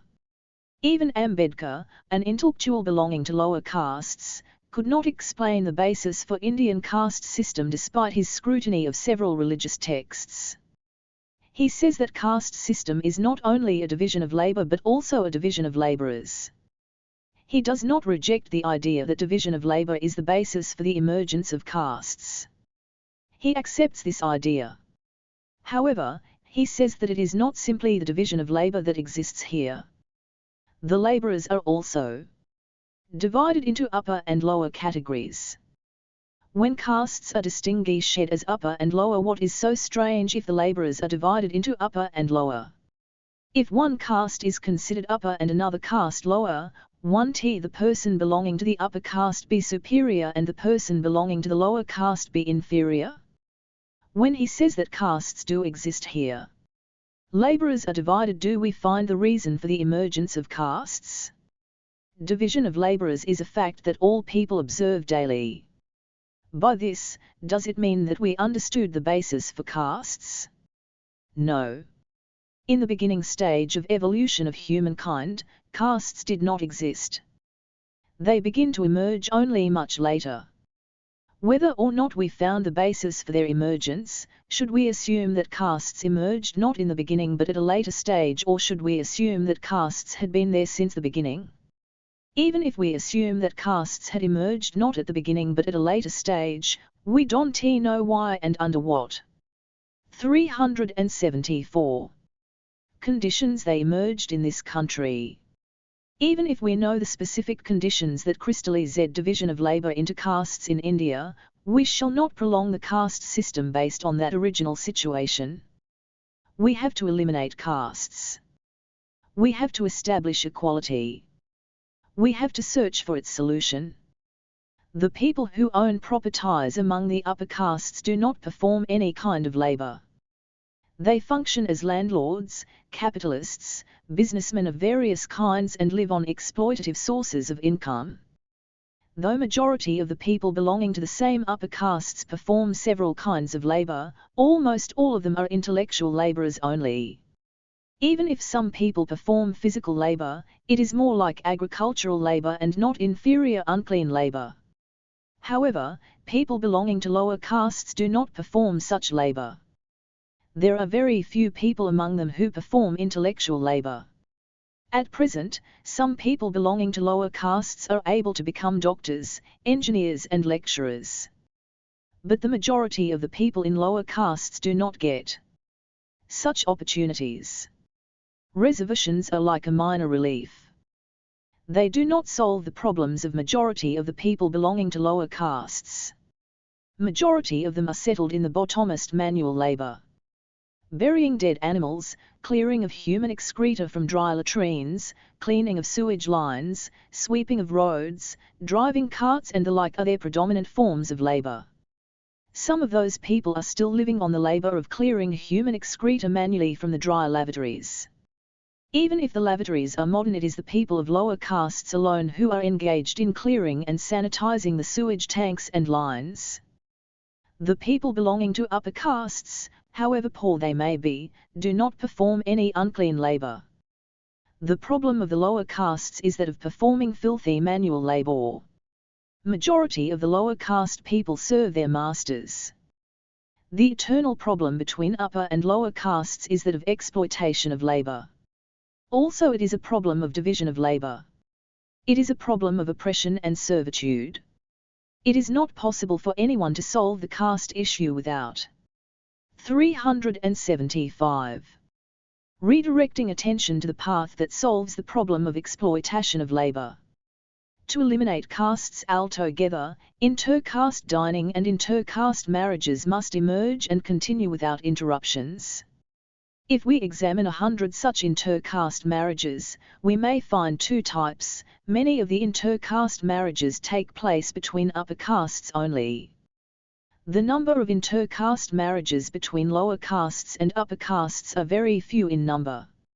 Even these fewer number of marriages were possible only under circumstances in which young women of upper castes liked young men of lower castes whose education fetched them intellectual jobs due to reservations or some other reason. The young men and women of upper castes would not accept in marriage a person of lower caste engaged in unclean labor such as scavenging or swage-related jobs. It means, in order to eliminate castes, petty reforms and changes in the living conditions of lower castes are not enough. Struggles will become necessary in order to free themselves from the clutches of exploitation of labor.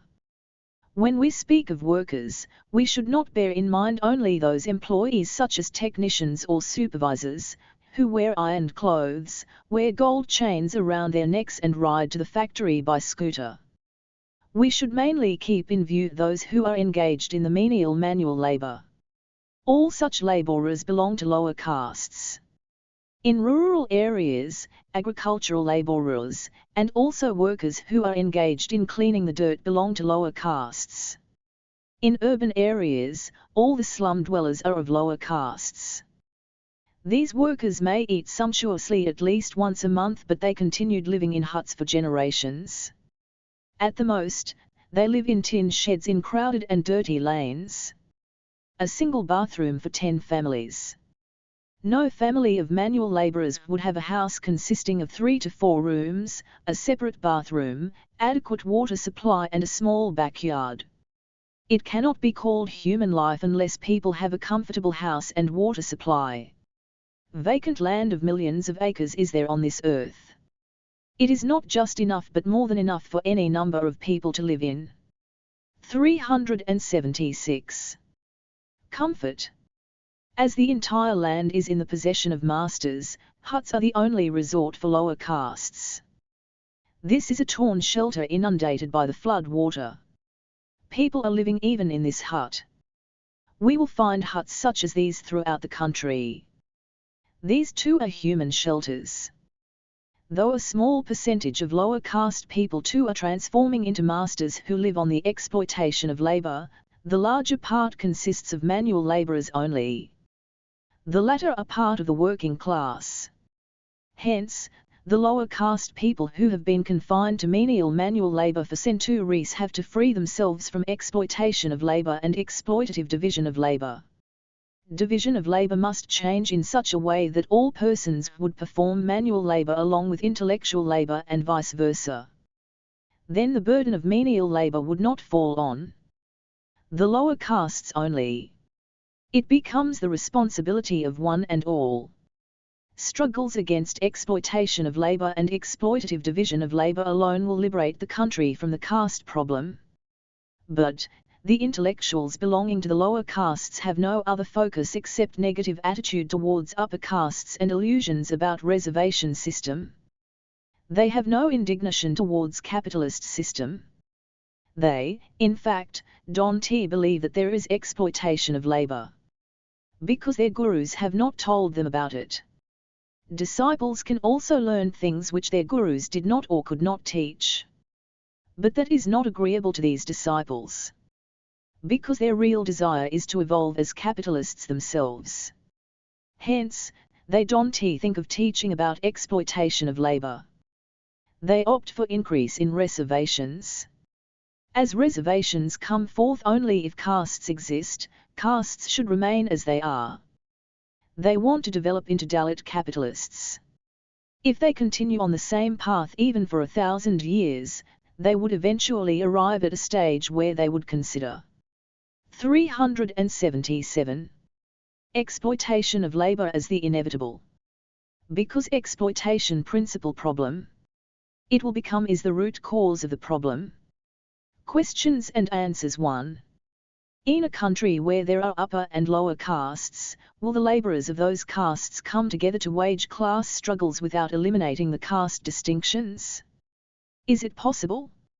The only solution for the elimination of caste distinctions is inter-caste marriages. They should not be sporadic, one here and another there. Let any number of changes occur among castes, it does not amount to elimination of castes if inter-caste marriages do not take place on a larger scale. However, in order to promote inter-caste marriages without objections, the economic conditions of lower castes must improve. If this has to happen, the present-day division of labor must change. Performing menial and filthy manual labor still continues to be the responsibility of the lower castes. This has to change and a different system must emerge where upper castes too perform menial and squalid labor. For this to happen, the system of present-day production relations must change. Even in those countries where castes don't exist, the system of production relations must change in order to change the division of labor based on exploitation of labor. The unobstructed occurrence of intercaste marriages and the consequent elimination of caste distinctions are not something which can happen without changing the economic situation. Even for matrimony within the same caste, the basis is economic equality. If we examine the intercaste marriages that took place in the past, marriages between the youth of lower and upper castes have been possible only in such contexts where the economic, educational and employment levels have gone up.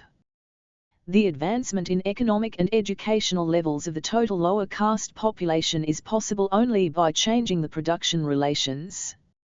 Such change is possible through class struggles which can eliminate exploitation of labor.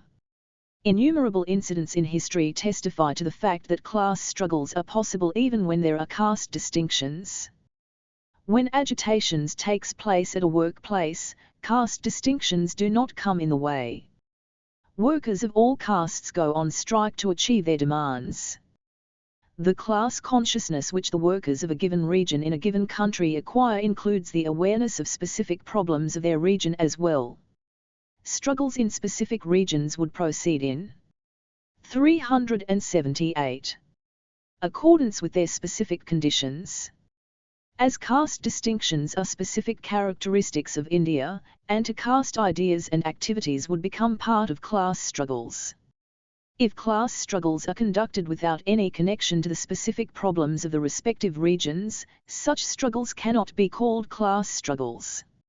It is meaningless to ask, are class struggles possible in the context of caste distinctions? The problem of caste distinctions, the problem of male domination, the problem of religious obscurantism, all these problems arise from servitude, prevalent in production relations. The solution to all these problems is linked to the solution that eliminates servitude. If the opponents of caste distinctions do not understand the class distinction and exploitation of labor, that means they are harming themselves. If we don't change the division of labor which gave rise to caste distinctions in the first place, caste distinctions would never vanish. 81. The capitalist price. In this book, we haven't yet considered the banks that deal with the money-lending business. We haven't looked at the commodity capital that facilitates the piling up of goods in shops. We haven't talked about the share capital and the stock exchanges where trading business is carried out. We haven't examined the working day in detail. We haven't looked into night shifts and part-time jobs. We haven't studied the exports and imports. We haven't reflected on the exchanges that involve selling of the currency of one country to buy the currency of the other. We haven't pondered over many such issues. We discussed about reproduction only superficially. When production process is completed, that is, when the commodity is produced and sold, and the invested capital is retrieved and the same commodity is produced all over again with that capital, then that process is termed as reproduction. If the reproduction in a given year remains at the same level as that of the previous year, then it is called simple reproduction. In contrast, if the reproduction occurs on a larger scale involve 379 in a bigger amount of capital, then it is called expanded reproduction. In capitalist system, every reproduction process occurs on a larger scale than the previous one. This is because additional tools produced in all the branches of means of production must be used again as means of production. The entire production consists of two parts. The means of production expended in all the branches are produced again additionally. The surplus produce generated along with the means of production will also be in the form of means of production. The two components, as a whole, must be used as the means of production. The total sum of these means of production will be much larger than that of the previous ones. This is the reason why every production process in the capitalist system remains larger than the previous one. It generates a larger amount of surplus production than the previous one. Because the surplus means of production are produced each time on a larger scale, the whole production process in the society will be larger than before. Even though the production process may not expand in the case of every capitalist, when all the branches of production are examined collectively, with respect to the social capital, as a whole the capital keeps increasing every year and the stacks of production keep piling up every year. In addition, production keeps multiplying, unconcerned with the sale needs, to reach a level of crisis that may even jeopardize the sales. Reproduction of the relations of exploitation. During the process of reproduction, not only the products, but also the old capitalist-worker relations are reproduced.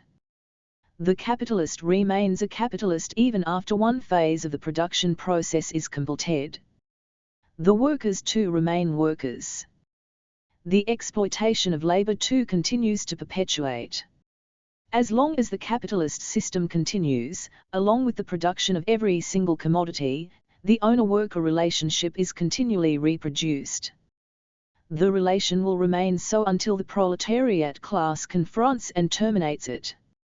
All the issues that we cannot discuss here may be 380. Seen in our book An Introduction to Marx's Capital. Regarding the issue of price, we deliberated very lightly in the previous lessons. What we are going to examine here is also very little. We have to discuss this issue could be examined in detail only in an introduction to Marx's Capital. We have earlier stated that the value itself is the price. The capitalist price, however, is not so. In the case of individual commodities, this price will be a little lower or higher than the value. If the competition between the capitalists reaches a level of severity, then it will give rise to the law of the general rate of profit.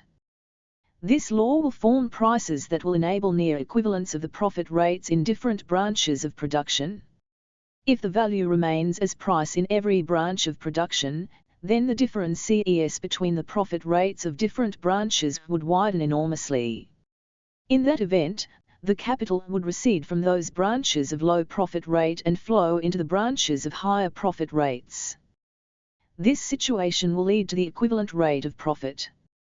Consequently, in some branches of production, the price will be higher than the value, whereas in other branches, the price will be lower than the value.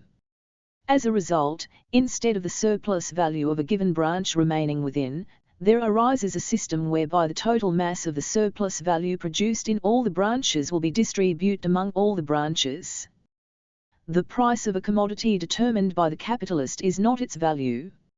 In fact, the capitalist knows nothing about the value. The name of the price determined by the capitalist is the production price. This is the price necessary to produce the commodity and to earn equivalent profit. We cannot consider the issue of price as yet. Once the production price is determined and the commodity is released into the market, it will have to face the hurdles of supply and demand. Consequently, the production price too may fluctuate upward or downward. Or it may not. After arriving in the market, a commodity indicates only the production price. Depending on the conditions of the market, this price may change a little or may not. That means, if the value is 381, first transformed into the price of production due to the law of the general rate of profit, the price of production will subsequently transform into the market price due to the law of supply and demand. When we buy a commodity in the market, it is the market price that we pay. This price may be equivalent to the production price but not to the value of the commodity. This is contrary to the law of value, which states that the value itself is the price.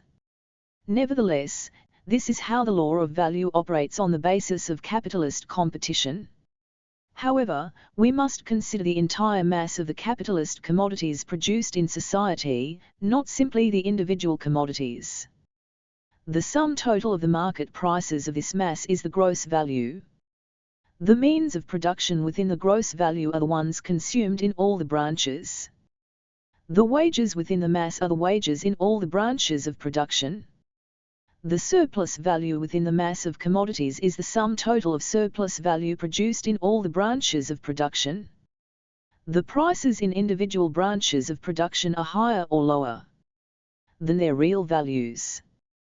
For the entire mass, however, the sum of the prices is the sum of the values.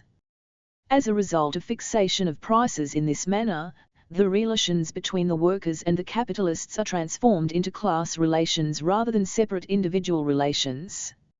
In the ancient days of slave masters, a large proportion of the produce generated by a slave master was consumed by the family of the master instead of making an entry into the market. The surplus production of the slaves working for a master, therefore, was appropriated by the master himself. The surplus production would never go to other masters. And the slave master would never get a part of the produce from the other slave masters either. Likewise, in the feudal society, the situation is similar since there is no excessive selling of the commodities. The surplus production of the feudal tenant farmers of a landlord is appropriated by the same landlord. This, however, is not the case in the capitalist system. The stacks of the commodities of all 382. The capitalists parade through the market. The prices are regulated in such a way that all get approximately the same profit rate. A part of the surplus value of the workers under one capitalist may go to the capitalists of other branches of production.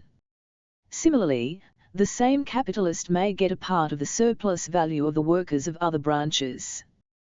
The commodities are also exchanged between different countries.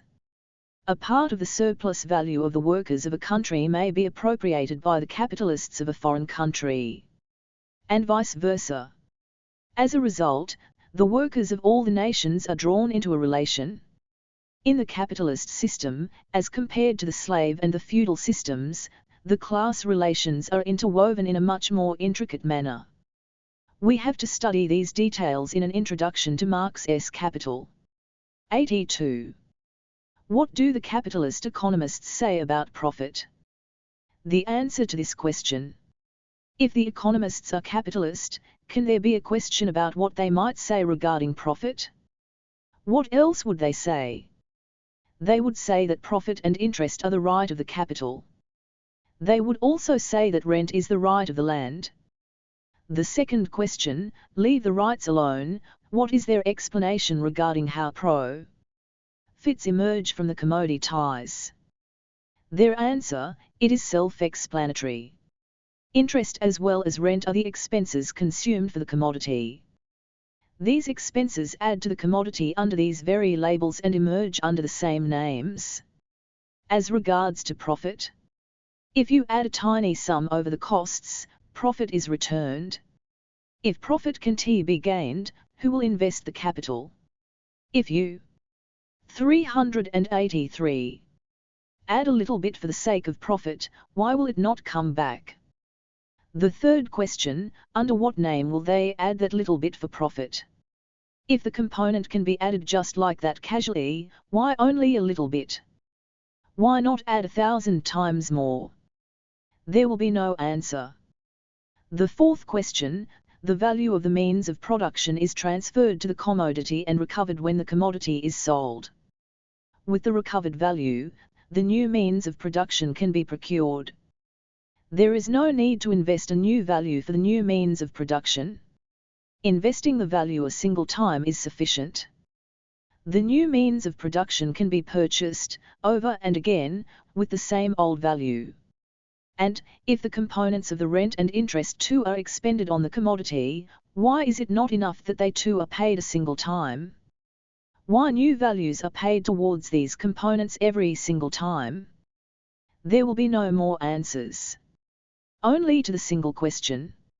How profit is earned, the capitalist intellectuals will give a passionate answer, 1t it come back, if added to the actual cost. Who will invest the capital if there is no profit? They will repeat, over and again, as if these questions have no answers. If the profit is earned by only adding a little bit, why should it only be 50% or 100%? Why not 1,00,000%? Try asking them again. The answers will come to a grinding halt. The intellectuals will not get into an argument since they cannot provide even a distorted answer. Even today, the same economics lessons are being taught exactly in the same manner by teachers to their students, as in the old days when no one knew about exploitation of labor. The teachers teach, even today, rent for the land and interest and profit for the capital. There are thematic exercises on interest and profit even in second standard lessons. The teaching that starts at such preliminary level would continue in the same manner until the students complete their PhD. Finally, the students who earn 384 a doctorate in economics would complete their education on rent, interest and profit as supreme rights. Thereafter, they themselves will assume the role of the teachers, lecturers and professors to preach the same teachings to new students. This process will continue year after year. None among these intellectuals would have heard about exploitation of labor. If they, by chance, had come across a line that a certain Marx said something, they would forget about it the same day. Their intellects are ruled again by rent, interest and profit. In a capitalist system, where the aim remains to convert a small amount of money into a huge sum of money, no expanse of an area will be sufficient for selling the commodities of any capitalist. Selling a few commodities to earn a small profit is not the motto of the capitalists. They want the money to be piled up in stacks. To this end, every capitalist company wants to do business with just not one country but all the countries. The whole world is needed. Not the earth alone, but the sun, the moon, the stars and the entire universe are needed. Be it the sky, the moon, or the stars, they have to do business transactions everywhere. The profits must be amassed in heaps. There are a myriad problems on the earth. People have no drinking water. But the capitalists are promoting scientific experiments to take tourists on lunar voyages. The rate of profit would be significantly higher in exhibiting the moon to the rich than in providing drinking water to the poor, wouldn't it? Eventually, on the moon too, there will be wars between the capitalist companies. Like the ancient kings who occupied the neighboring kingdoms unjustifiably and brutally, killing the citizens and occupying their lands, the capitalist kings too do the same thing. Unlike the soldiers of the ancient kings who fought with clubs and swords, the soldiers of the capitalist kings employ weapons ranging from guns to atomic bombs, destroying the entire nature with uncivilized weapons that surpass the sticks. The path undertaken for profit and its growth would inevitably surpass the capitalist barriers. 385. And render the capitalists themselves helpless. The intrinsic principle behind the process of commodity production, profit rate and labor exploitation would become incomprehensible to the capitalists themselves. If an innocent capitalist refrains from the competition, being content with a small business and less profit, the other aggressive and incessantly competing capitalists in the same branch of production will manage to sell their commodities at a cheaper price by increasing the means of production, by multiplying the stacks of commodities and by flooding the market with mammoth advertisements. The innocent capitalist who forsook the tricks of the trade will have to shut down his business eventually. For those who pursue the goal of profit-making as a profession, it becomes inevitable to practice the rules of competition. Otherwise, they may lag behind. It is a pit that they dug for themselves. The principle of profit drags the capitalist continually towards more exploitation, more competition, and more occupations of other countries and more wars. History has exquisitely portrayed capitalists following the wrong path of exploiting others' labor as those who are stupid, cruel, plunderers of rights, destroyers of nature, incapable of living off their own labor and devoid of self-respect. The capitalists are still compelling history to paint the same old pictures over and again with additional embellishments. The multiple issues that we studied so far in this book's lessons cannot be found in the economics lessons taught by the capitalist books. If the contents studied from these books are reproduced in the examinations, the students are sure to fail. The police will be after the students with the suspicion that they turned communists. If you want to pass in the examinations, there are other capitalist lessons to learn. Repeat them in the examinations. The tools alone perform the work. The machines, of course, do all the labor on their own accord. All the capitalists are great people serving the nation with their supply of products. All the workers live comfortably, earning daily wages and monthly salaries. The masters are the ones who provide livelihood to the workers. 386. And nurture them with kindness. The Constitution essentially nurtures the working masses as its own children. It is the workers who evade their responsibilities, torment their masters and make the lives of the masters miserable and insecure. The masters are generous, magnanimous, dignified, benevolent and kind. All the ancient kings were noble. The ministers administering the contemporary capitalist states are hard workers. Fill the answer sheets with the philosophies crammed from the gist of the economic sciences of the exploitative systems. Focus on passing the examination first. Toss away the capitalist economic sciences and philosophies soon after. True knowledge exists elsewhere. Human relations in every part of the world, since the times of the slave masters to present day, are universally smothered with hostile contradictions manifest as relations of labor exploitation, relations of profit-oriented wars, relations of masters and workers, and relations of monstrous domination. Look at America. Look at England. Look at Africa. Look at India. Look whichever way. Look wherever. Domination and subjugation. Overflow of riches and dire poverty. Jubilation and tribulation. Ignorance and gloom. The same over and over again. The same everywhere. The same year after year. This is the world image. Questions and answers 1. Don't the capitalist economists ever read Marx? They are aware of what Marx says, even without reading.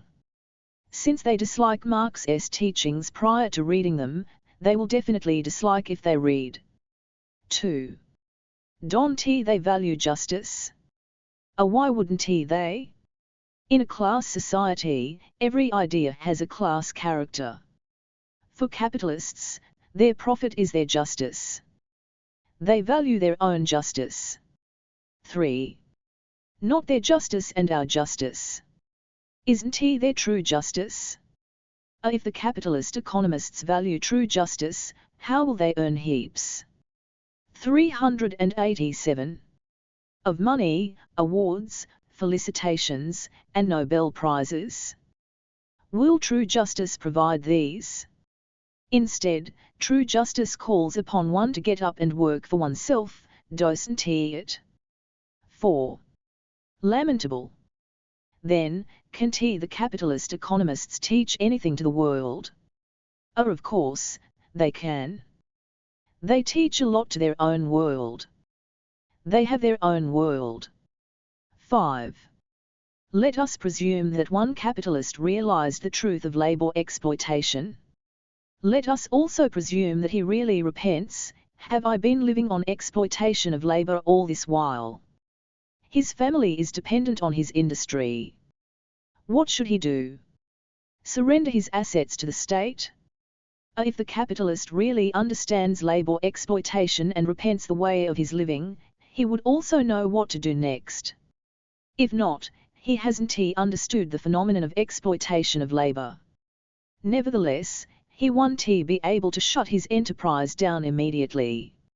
In addition to performing management tasks of his industry, he should begin to learn one of the labors necessary for the production of their commodity. He should perform that labor daily for a few hours. He should take wages for doing the labor. He should review and take corrective measures to ensure appropriate working conditions for the workers. He should give good wages to the workers. He should not oppose but encourage the functioning of the workers' association. He should also support the worker associations at other industries. In spite of all these reforms, there would still be profits and interests earned, although on a smaller scale. He should inspire his own children to work and live on their own wages instead of making them heirs of his industry. Henceforth, he should be prepared to surrender his properties with enthusiasm and no second thoughts when socialist revolution beckons someday. A wealthy person who realizes labor exploitation should adapt ways to extricate himself. He should abstain from amassing properties, interest calculations and luxurious living. In an exploitative system, the government too is a capitalist. Handing over property to the government amounts to handing it over to a different capitalist. This will not help people who are in real need. When the conditions are not suitable to surrender property to the society, using that property for social reforms is the right way. He should satisfy the minimum needs of his family and should attempt to do whatever is possible with the rest of the profit. 388. 6. What should the workers who understood the phenomenon of exploitation of labor do? First, they should start workers' associations at workplaces. The leaders of those associations must be picked only from the workers. Someone who is not a worker at their workplace should not be the leader. It will be the workers who will have to negotiate with the management regarding the problems associated with the workplace. The workers alone are capable of dealing with these matters since they are aware of their own problems. They are capable of accepting the necessary advice from those who are trustworthy. On a continuous basis in these workers' associations, the workers should discuss routine problems on one hand and keep educating themselves on theoretical matters on the other. Educating the illiterate workers should be the priority for the workers' association. Every worker should be capable of reading the pamphlets of the association and also daily newspapers. The Workers' Association must conduct study sessions regularly and invariably. Even the intellectual workers of today are not aware of the fact that there existed people called slaves in the olden days. The workers of the present day must be made aware of the master-worker relations continuing from the ancient times. The contents of the newspapers must be read out to those workers who are not adept at reading, and the nature of the political parties and their political strategies must be explained to them. While managing the routine problems on one hand, matters pertaining to labor relations must be studied and comprehended on the other. This way, the workers who learn novel ideas will know how to organize their own programs later on. 7. The intellectual workers could be an engineer or a professor. A productive worker such as this could earn a modest salary, even after losing a part of surplus value. He could own a house. There are no shortages for their daily needs. A part of the earnings is saved every month. What should be done with the savings? Buy a piece of land, let it out for rent and earn land rent on it. Or buy a house with that money, let it out and earn rent on it. Any act of this nature will not be appropriate for a person of class consciousness. In that event, what should that person do with his savings? How can he practice a worker's life? Or a person who is opposed to labor exploitation and who likes to lead a 389 life of class consciousness, ought to never adapt the ways of living that earn rent, interest or profit, however small those earnings may be. If there are savings from the wages, let those savings be secured. Since that money cannot be secured at home, the savings must be deposited in a bank or post office. An interest is earned this way too. However, this is not a crime, since there is no better alternative to protect money. One could fall sick. One could grow old. Money is needed for these needs. Nevertheless, from those savings, a significant amount could be spent towards a lot of different things. Primarily, one could help organizations that work for an improved social order. There are lots of poor students. One could help them. One must find ways to lead to solutions of this kind. One's own children, when educated, can lead their own lives on their own salaries. There is no need to save assets and pass them to the offspring. The intellectual workers acquire assets and lead a life of a petty bourgeoisie. Those who realize the folly of this way of living cannot adopt this path. Junior. 83. Economic crises. The creation of the capitalist system. Economic crises are unique calamities that the capitalist system unleashes on the whole society. It is a situation where the sales of commodities are slow or even halted. It is a situation where selling commodities is not possible. Such a situation arises in many companies due to the stacks of commodities piled up to the sky, surpassing the needs of the market. The stacks skyrocket as there is no common planning among those who undertake production. There is no common plan because they are private capitalists. The government too is a private capitalist investor. The government, however, is an agency that supports and favors the entire class that perpetrates exploitation of labor. All capitalists have their own plans. They are not aware of the secret plans of other capitalists. 390. Unless there exists a collective production system among the capitalists, how can a collective plan be possible among them who are obsessed with individual profit? The only motto of all the capitalists is, a higher rate of profit. A rate higher than that of others. A higher profit means more money. With the ever-increasing money, setting up of companies in other branches of production. From those other branches too, they want to reap higher profits, loads and loads of them. All big capitalists make these attempts. The growth of the capitalist means a higher rate of profit and a huge capital. A nation that possesses such huge capitals is a developed nation. Since the birth of the capitalist way of life, the only outstanding aim is higher profit rate. There won't be any limit, boundary or ethic to the goal of enhancing the profit.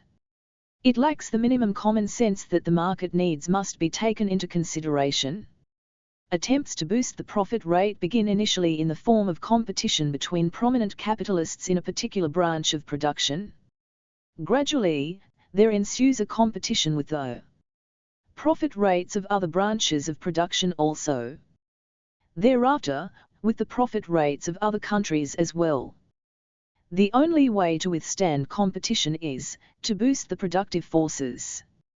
An attempt to produce the commodities at lower costs and sell them at the same price as before. As this situation continues for some time, the enhanced productivity will be accessible to one and all in the same branch of production. The increased profit rate will once again reach the old level as before. Subsequently, it will become difficult even to retain the old profit rate. The only way to overcome this difficulty is to enhance the productivity once again. As this situation continues for a while, the capitalist takes a look back and finds out that the company is overflowing with stacks of commodities. The danger signals of slowed down sales will appear. The capitalist who notices the danger signal will either have to curtail or suspend the process of reproduction. When the production is curtailed, the sales of the means of production will also be curtailed. The sales in those branches that produce the means of production will also 391 recede, or may even come to a grinding halt altogether. In a company where the production is curtailed, the need for workers will also be reduced. Except for a handful of workers, all others will lose their jobs and hit the streets. That is not all.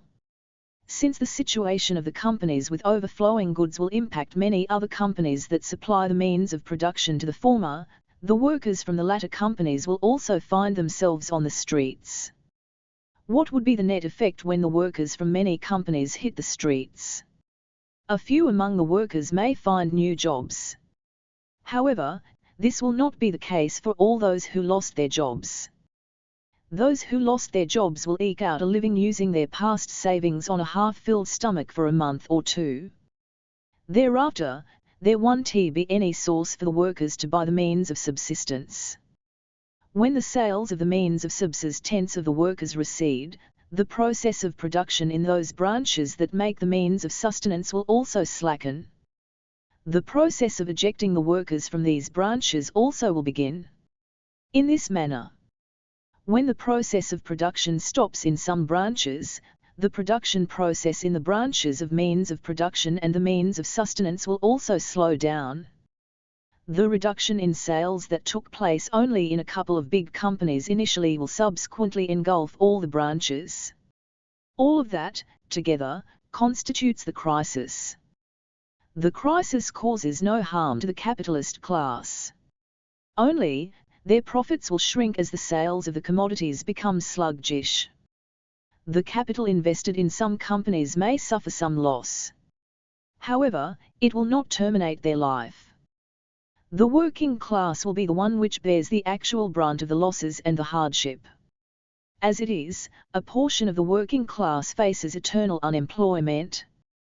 The calamity of unemployment that overwhelms the workers during the crises, however, has no parallel. Of the 100 workers that were employed in a company one day, at least 90 would be rendered jobless the next day.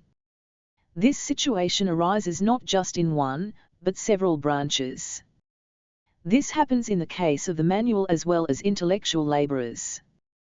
When the 392 production of the commodities gets halted and the machines come to a grinding halt, where is the need for the workers? Then, what would be the fate of all those workers? The worker. Families are caught deep in financial crises routinely even when the wages are available. Such families will have no food when the wages stop altogether. They will have to vacate the rented shacks and take shelter under trees, provided there are trees. The children will have to drop out of the schools. Hunger and disease will take over. There will be no medical care. Deaths will ensue. Among those who are alive, there is a rise in insanity, suicides and crimes. The working masses will collapse to the ground like birds. At the same time, the banks too will face a tough time. Given that the banks are capitalist institutions that do money lending business, they too will face troubles. The capitalists who borrowed loans from the banks will not be able to repay the loans as they cannot sell their commodities. When the depositors, who kept their money in the banks, want to withdraw their money, there will be no cash in the banks. The depositors try to withdraw their money from the banks. The banks, however, would say, "We could not recover our loans. We have no money. We cannot repay your money for a few days." They will not specify how many days a few days actually means. When a bank lands in a situation such as this, it means that the bank has become bankrupt. In times of crises, even giant banks go bankrupt quickly. When sales are sluggish, things like garments or chairs can be stored. This is, however, 393. Not possible in the case of perishable items. In times of crises, the capitalists commit many crimes such as dumping milk products in the sea, spraying kerosene on potato stalks, crushing the crops under the wheels of tractors, and evicting the worker families who failed to pay rent from the rented shelters, etc. While on one hand lakhs of workers perish without shelter and food, there are numerous instances in the history of the crises on the other hand that the capitalists destroy the products to prevent the workers from using them. At the same time, there will be a great upsurge in the profligacy and extravagance among the sections of exploiters. Since these sections have a glut of the produce in their possession, they will have the privilege of using these products to any extent. These sections will have no shortage in times of crises. On the contrary, their luxuries will only escalate further. The piled-up commodities will scale down gradually. The crisis will ease out.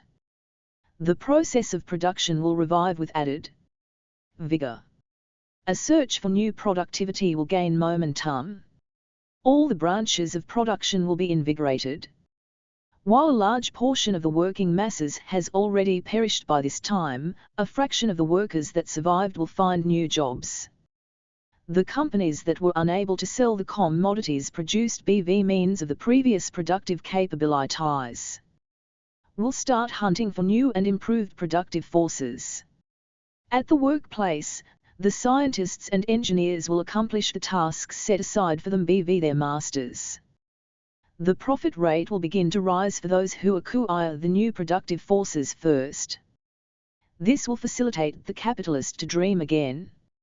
After a few years, the new dreams will shatter again. The fall in the profit rates will render the capitalist sink into depression. Another hunt ensues for new productive capabilities. As the hunt continues farther on, the stacks of commodities pile up higher and higher and the sales go down lower and lower, a new crisis will re-emerge and engulf the world yet again. The same as before. 394. 84 more on economic crises. The so-called crises did not exist in past societies. A system of producing commodities solely for sale did not exist in those societies. The calamities such as the goods piling up in heaps and the sales coming to a grinding halt did not exist in those societies.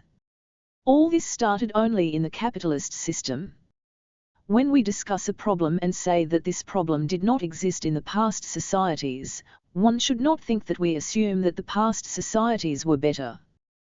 The past societies too were societies based on exploitation of labor. In comparison to the past societies, the society based on capitalist form of exploitation is good in a few aspects and bad in other aspects. This is the society that we live in presently. In the capitalist system, the first economic crisis started before 1825. This was a crisis that engulfed all the countries. Since then, the crises have been recurring every few years. The piles of goods have been destroyed without being used by people. The working masses that produce these goods perish even before the goods are destroyed. Of all the crises that occurred in the history, the one that started in the US in 1929 and continued for 4 years was the biggest. Presently, in 2009 too, a new crisis has been unfolding all over the world. This has been spreading over a year. No one can say for sure when this will end. In this crisis too, there are instances where large companies and big banks have gone bankrupt. The incidents of working masses killing their own children and committing suicide have been rampant everywhere. Here, we must recall the barter system of exchanges.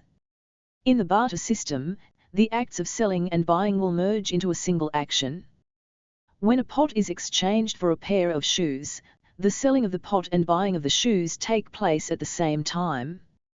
Exchanging the shoes for the value of the pot.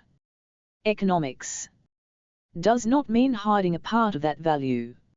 In the barter system, there is no scope for accumulating the value. In contrast, in the exchanges that use money, the selling and buying do not happen together. These two functions are separated. When a pot is given away and a rupee is received in exchange, only the pot is sold. When a pair of shoes is bought by paying the money, a different good is bought with the value of the pot. In the money system, the money earned by selling an item need not be spent all at once on buying other goods. It is possible to save a part of the money. The exchange system that uses money makes it possible to accumulate money. Moreover, in a system where the selling and buying are separated, the exchange of the goods will be desynchronized in the absence of a common plan with respect to different kinds of commodities. Equilibrium in the exchanges can be ensured only when all of the value earned by sales is spent on purchases. There should be as many purchases as that of the sales. Otherwise, there arise contradictions in the exchange of the goods. Though. For children 395. Epitome of these consequences is, crisis. A monkey as it is and over and above it, is drunk as the Telugu saying goes, a money system to start with and is caught in the web of the capitalist profit rate. This system, then, is capable of creating problems of any nature. The absence of balance between sales and purchases in the money system will lead to a situation exploding into the crises in the capitalist system. The capitalists cannot comprehend all this. Their economists can understand even less. This is because the capitalists are the teachers of the economists, aren't they? How can the economists understand the matters if the capitalists do not teach? They are unable to understand the concept of the surplus value itself. Therefore, none of them can comprehend the causes underlying the crises and consequently do not pay attention to these matters. If inevitable, let us suspend the production for a few days. Let us fire the workers. Isn't it enough, they would presume? That is the only solution they can think of. All that the capitalists think. 396. Always is how to sell the stacks of commodities. They try to discover new ways of selling the commodities. Ways of offering the commodities as loans and charge interests on the loans. All these ways will not work at times. Why do the economic crises arise in the first place? We are unable to use the old productive capabilities. Why to escalate them further? Why to produce the commodities on such a large scale? They don't think along these lines. They even attempt a few minor reforms like merging a few companies to streamline common plans. The larger ventures, the product of the merger of smaller companies, however, will lock the horns in competition again. The fights for the profit rate again. These fights will even lead up to wars. There will not be any new changes or new histories in the capitalist system. Wars with other countries to sell the loads of commodities, and when that is not possible, crises. This is what happens alternatively and repeatedly. The crises do not cause any harm to the capitalist class other than reducing their profits. No doubt, this is a heartbreaking loss to them. The real damage, however, befalls the working masses. That is the essence of capitalist system. It will continue like this in line with its objective of exploitation of labor. Since it introduced the wage system and finite working hours for workers, the capitalist system appears to be relatively a progressive system compared to the past systems. That progress, however, is halted with its limitations. The capitalist system, in turn, unleashed unprecedented problems. It will continue to bring about even greater calamities. The nature of capitalism is that of exchange value. An unnatural character. For the sake of profit, capitalism can invent any number of wretched means. Perceiving the capitalist system simply as an exploitative system does not amount to understanding its true nature. One must envision the capitalist system with all its unique quality. 397. Ties, such as the competition for profit rates, the escalation of productivity, the gigantic stacks of commodities, the perverted ways of destroying nature, the economic crises and the destruction of the working masses. All of these qualities did not exist in the past times. Additionally, the capitalist system is endowed with many more unique vices. The capitalist, instead of employing the workers himself, will summon a contractor. "I need a few laborers, supply them to me," he would say. He will pay the money to the contractor. From that money, the contractor will pay the wages to the laborers and keep the remainder as his own profit. The contractor is the master of the workers. What he pays is the wage of the worker. The profits gained by the contractor, as well as the capitalist who gets the goods produced together, constitute the surplus value of the workers. That means, the productive capitalist leaves a portion of his own profit for the contractor. With all these new modifications, the master-worker relationship transforms into newer forms as compared to past times. The essence, however, remains the same in any form. The capitalist system always strives to split the workers and impede their attempts to form worker unions. The capitalist, indeed, is the heir of the slave master. He, however, is a smarter successor of the slave master. If the working masses fail to comprehend the unique immoral qualities of capitalism, the working class will continue to remain in wage slavery. Questions and answers. 1. What explanation do the capitalist economists offer regarding the emergence of the crises? They say nothing. For a long time, in reality, they did not accept the fact that crises have emerged. All the goods will be sold. Why will there be a crisis? They argued vehemently for a long time. After the crisis of 1929, they, however, stopped their old obstinate contentions. Subsequently, they provide no explanation for the emergence of the crises. They observe silence. Silence prevails only when there is no answer. Not just for this problem, they offer no explanation for any other problem. Take wars, for example. Will the capitalist economists admit that wars happen exclusively for selling commodities, for snatching global markets and for extracting raw materials? 398. From foreign countries? They will not. Instead, they will intoxicate the compatriots with patriotism to garner popular support for waging the war. They will paint the neighboring countries as hostile entities. Will they provide a realistic cause at least for disasters like storms and floods? They will not admit that people suffer because no measures are undertaken to regulate the flood waters and that the vast majorities lack solid houses and inhabit ramshackle huts. They say, nature turned furious. Varuna, the god of rain, got angry. And people believe that only. Everything proceeds in this fashion. In the wake of torrential rain and scorching heat, hundreds perish. The government will throw a pittance to some, which amounts to alms. As bribes for many, a lot of money is misappropriated from this fund, and only what is left will be given to the real people in need. 2. It is said that in 2009 also there is an economic crisis in progress. What is reported in the press regarding this matter? There are many reports. 85. Some news reports on the crises. An economic crisis has been in progress since 2008 and is still continuing. The following are some news items that appeared during this period. Have a look at the following news item. 100 crore hunger screams.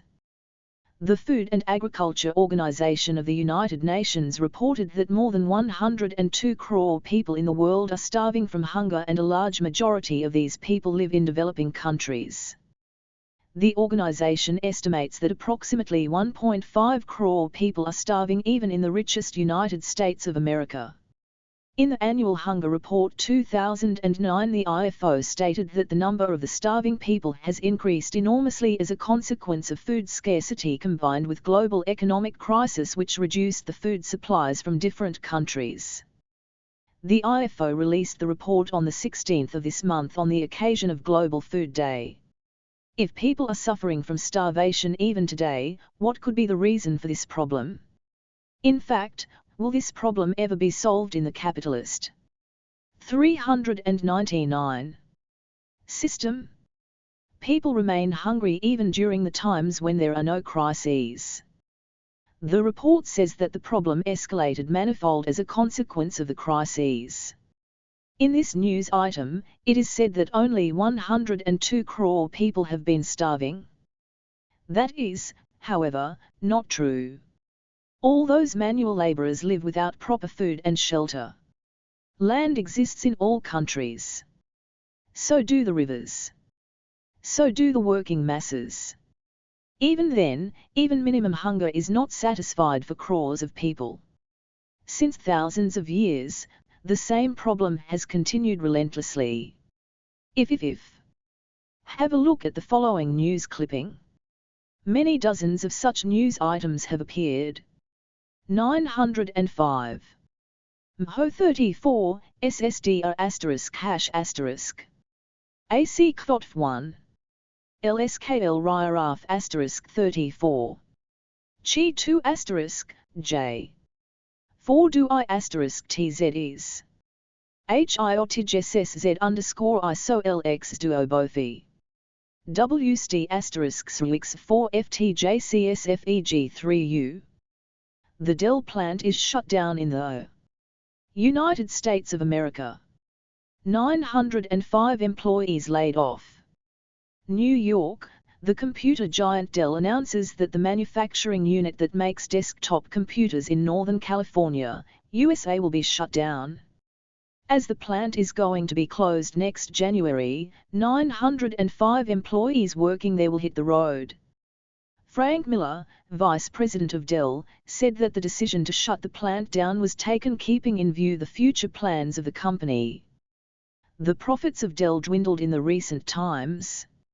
Against this backdrop, the company decided to trim the annual expenditure for 2011 by $400 crore. The decision to shut the plant down is obviously an integral part of this plan. Dell is the second largest company producing computers in the world.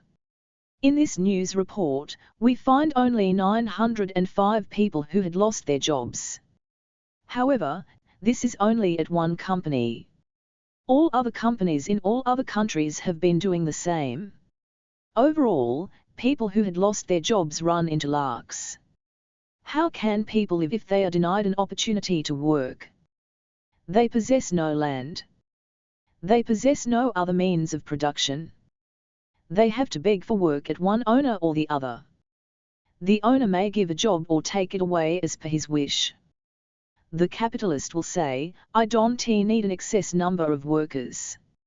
However, all of the land, and all the means of production are in their possession.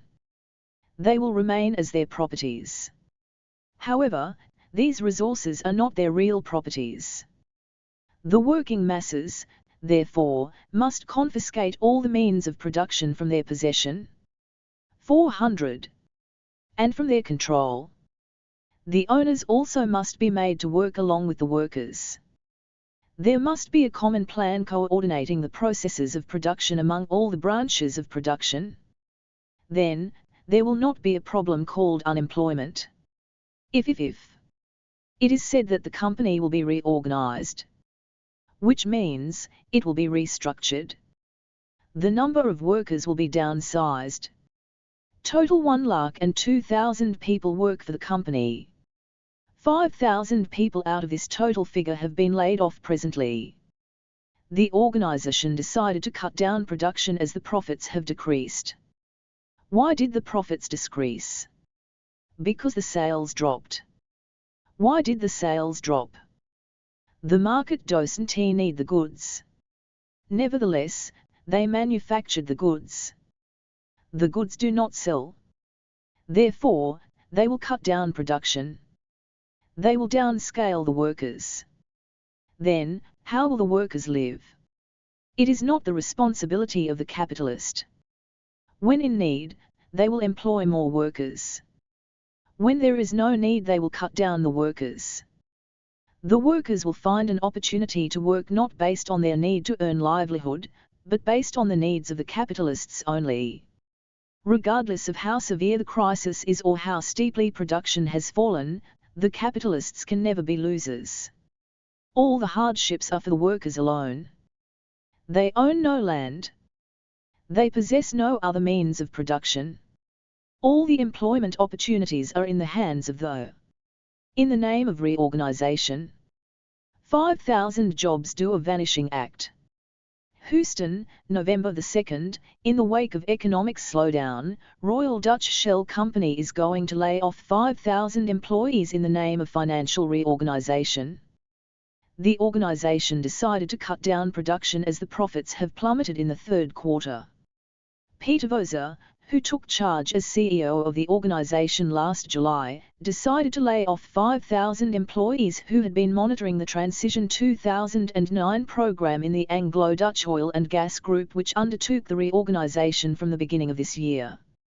This constitutes 4.9% of the 1.02 lakh employees employed in the organization. Voser announced that substantial measures have been implemented to ensure future success in the face of existing competition. Voser said that although the prices of oil are rising commensurate with demand, the current scenario is totally uncertain. He opined that escape from the economic slowdown cannot be envisioned in immediate future. He informed that the organization will be completely restructured by the end of this year. 401. Capitalists. They, however, have no need for more workers. When they acquire more profits by having more work done by employing fewer people, how is it profitable for them to provide jobs for all? Then, how are the workers to survive without jobs? Why should they live in the first place? Why are they needed? The capitalists, indeed, have no need for them. Nonetheless, they must live on for themselves. By comprehending this issue, one can understand what kind of problems can be created by the capitalist system. How can the opportunities of getting goods produced and giving jobs be in the hands of the capitalists? Why isn't one's livelihood in one's own hands? These are genuine questions. These news clipping of the crises depict the crux of the matter explicitly. The working masses still lack the intelligence to understand this.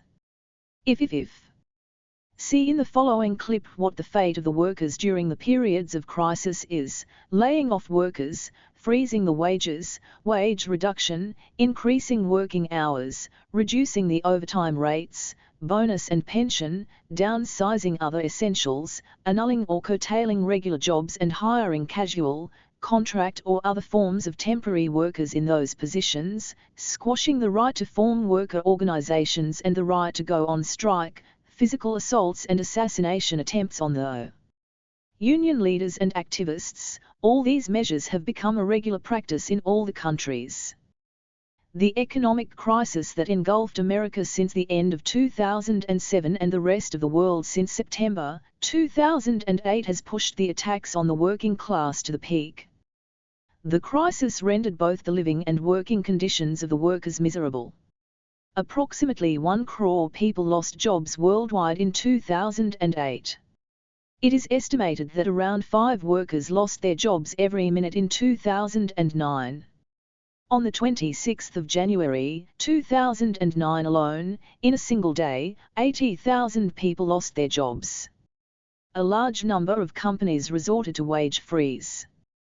The effect of this economic crisis has been quite severe in our country as well. Since the beginning of the crisis, 25 lakh people directly and an equal number of people indirectly have lost their jobs in export-based industries. In other sectors too, wage freezing and wage reduction are being implemented using direct as well as indirect strategies.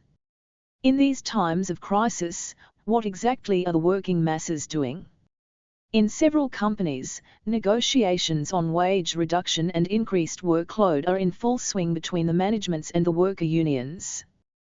Workers as well as employees worldwide are beginning to organize struggles against the attacks that profoundly impact their living and working conditions. 402. A capitalist stares at his unsold goods in amazement. The capitalists borrow loans from banks and manufacture stacks of goods. They, however, cannot sell them. The money invested in the goods is not returned. They cannot pay back the bank loans.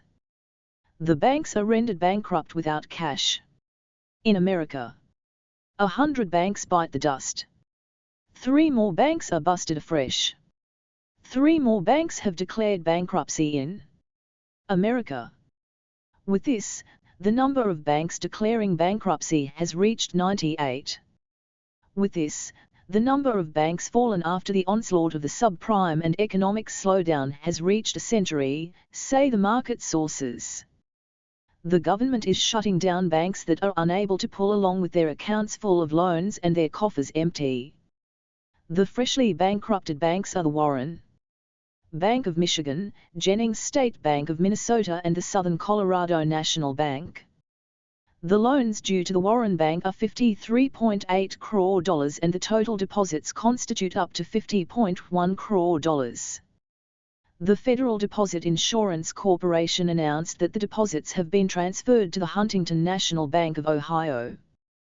The Minnesota Central Bank is acquiring the deposits of the Jennings State Bank amounting to $5.63 crore of loan and $5.24 crore of deposits. The deposits of the Southern Colorado National Bank have been transferred to a bank in the same state. With the bankruptcy of the 3 banks, an additional burden of $26.3 crore is on the Federal Deposit Insurance Corporation. The agency is already facing losses with all of its assets having been evaporated. The Federal Deposits Insurance Corporation announced that the total burden of insurance that befell them will approximately be $10,000 crore in the aftermath of the bankruptcy of the banks during 2009 to 2013. 3M ran #Certf. There also have been stray incidents where a few engineers among workers who lost their jobs killed their own children and then committed suicide out of desperation. We do not find such perverted tendencies among workers engaged in manual labor. 403. Look at the following news item. While crores of people have been starving, see what is happening here. Milk dumped. Seen the photo? They are soaking Mother Earth with containers full of milk. If you think this is a religious ritual to appease the rain gods, you are mistaken. Protesting against the drastic fall in milk prices, milk traders in Belgium threw away 30 lakh litres of milk in a farmland. After a while the crisis recedes. See a change that transpired in a company. CSJG #Lottos *. SOS. SSSSMSM/T09. *5*4.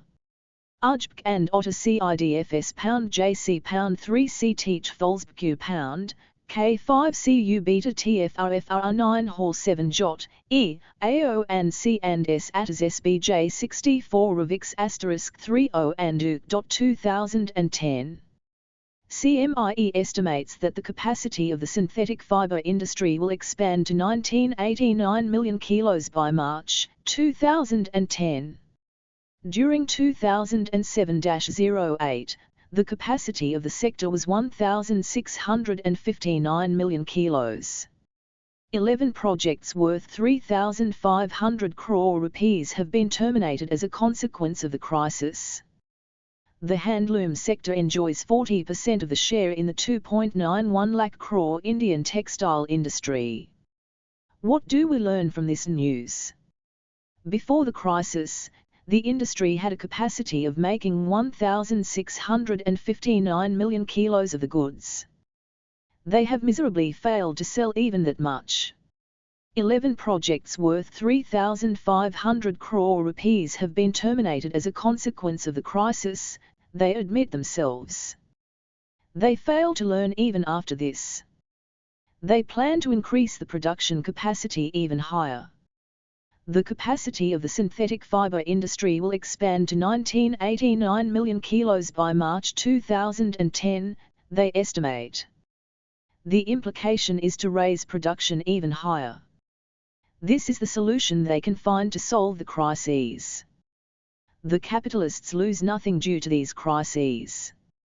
They get even more extravagant. 404. The real hardship befalls the working masses.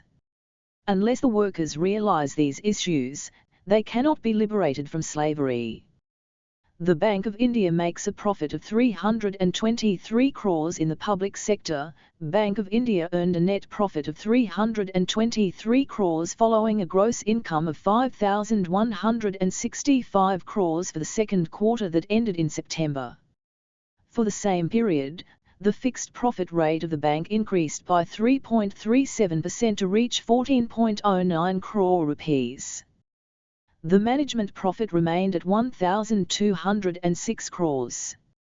This is the profit for 3 months. A part of this profit was earned as interest and the other as management remuneration. Collectively, the two components made 323 crores in 3 months. The RBI's gold. Purchase of 200 metric tons of gold valued at $6.7 billion from IMF Washington, November 3. The Reserve Bank of India purchased 200 metric tons of gold valued at $6.7 billion from the International Monetary Fund. The scheme of the IMF to provide more loans to poor countries by collecting funds by selling gold has been receiving good response, said Dominique Strauss-Kahn, the managing director of IMF. A total of 403.3 metric tons of gold will be sold, he mentioned. The selling of gold is a crucial step in realizing the goals of the IMF, he added. He stated that in addition to developing countries, the countries below the poverty line will also receive significant help through the funds earned by selling gold in the long run.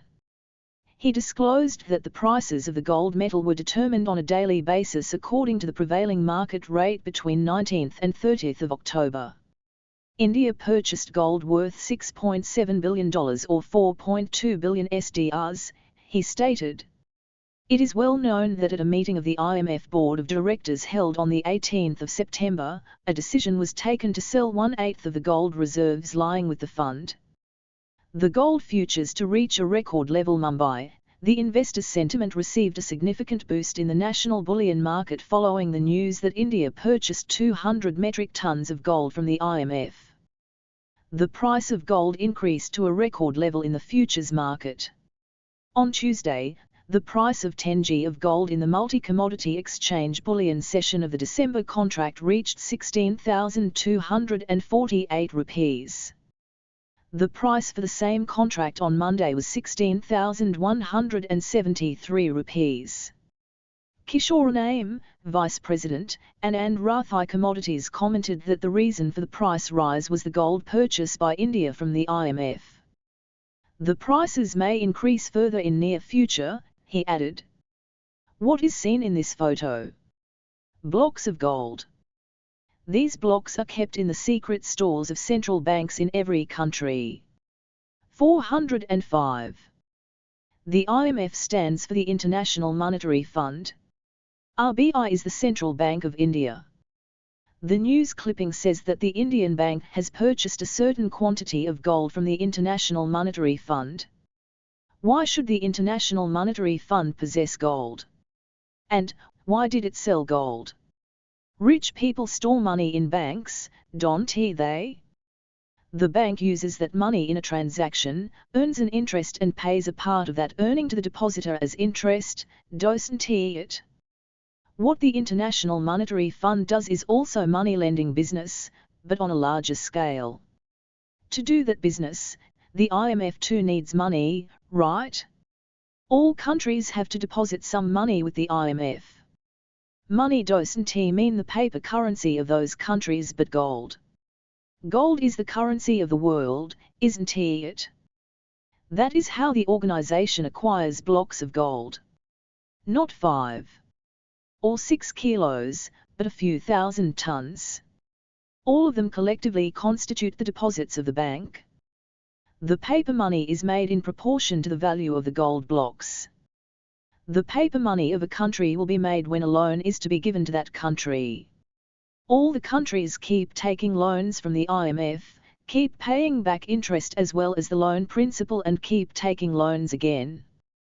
This way, the IMF continues to do money-lending business with all the countries of the world.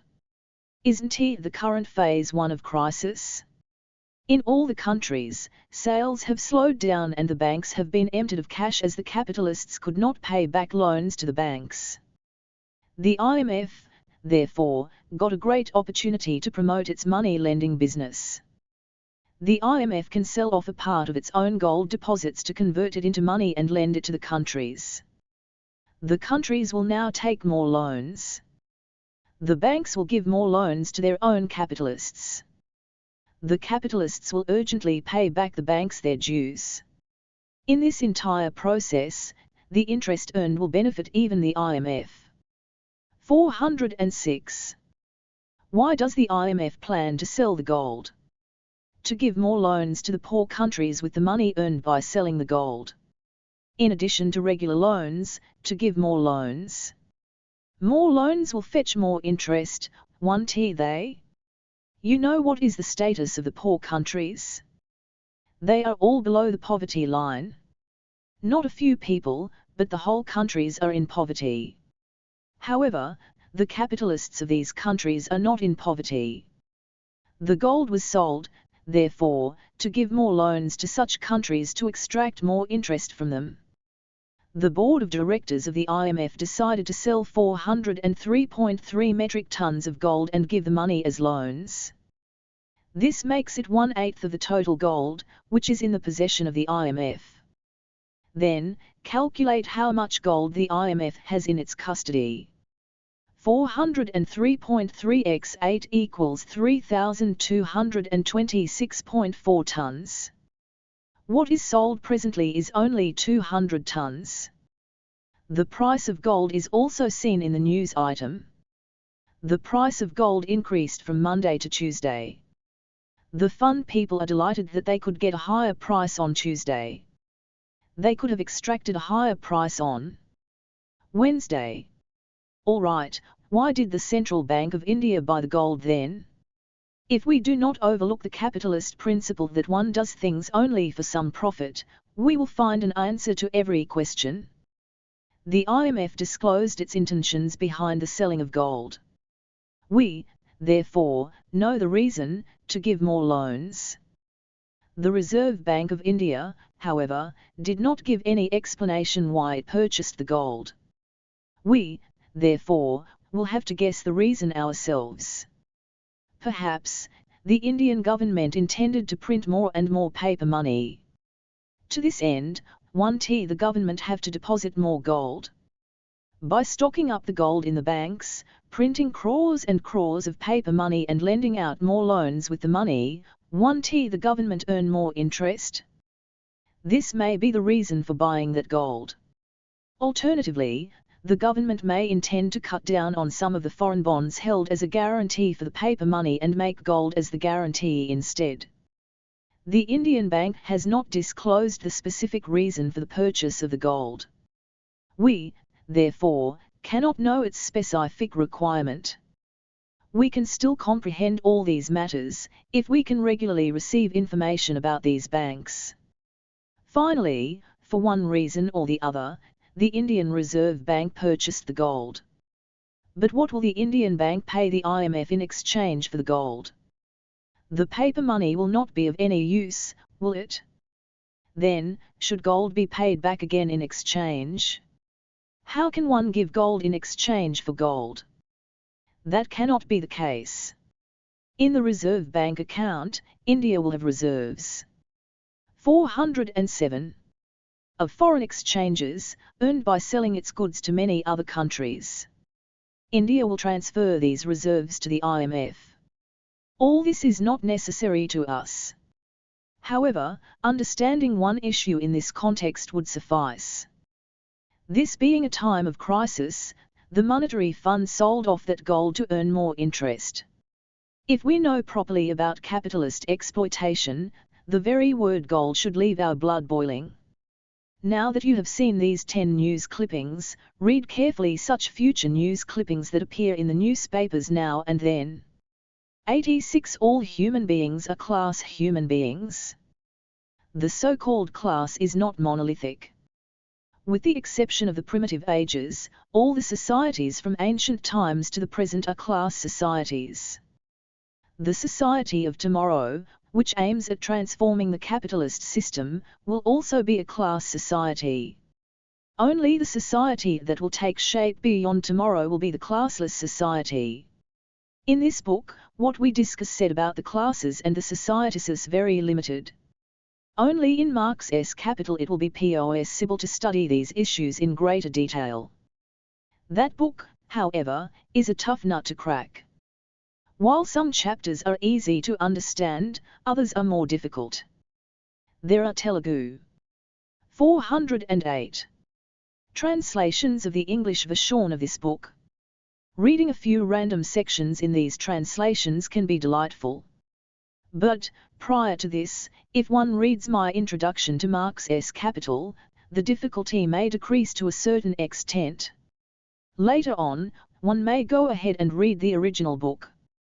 The class is not a monolithic structure. In any class, there are bound to be different sections. In the working class, the manual and intellectual types of labor constitute the principal sections. Among these sections, there exist hierarchy and distinctions in terms of types of labor, conditions of labor, values of labors, values of the labor powers, and also living conditions.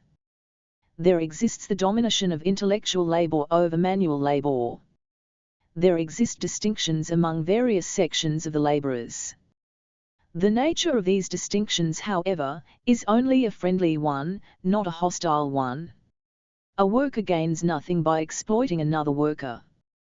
The precondition for the continued success of working class struggles is that each section of the working class must have clarity about other sections, as well as the realization that all of them are workers and also concern for unity among all the sections. Coming to the exploiting class, depending on the number of labels under which the surplus value is divided, there will be that many sections in this class. There will be conflicts among these sections regarding the division for higher shares. These are the conflicts that arise in dividing the booty of the surplus value. The wars between countries are also waged only to share the heap of surplus value exploited. It appears that the wars are fought to possess the land and its resources. This is not true, however. The capitalist derives no benefit regardless of how much land he occupies, none whatsoever if he seizes all the land on earth. Labor needs to be performed on that land. Agricultural labor, industrial work, business transactions must take place. Heaps of commodities must be produced with these types of labor. The surplus produce must be extracted out of these heaps. 409. That is the foremost thing needed. Any competition or any war is always for the sake of surplus labor. Only for the sake of profit. For surplus money. Not just for the bare land. In the exploiting class, there exist both friendly and hostile alliances. A king may attack another king, kill him and occupy his country. The capitalist rulers also do the exact same thing.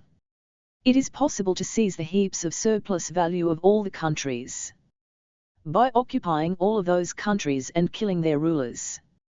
In this manner, there exist only hostile relations among all the exploiters in this class.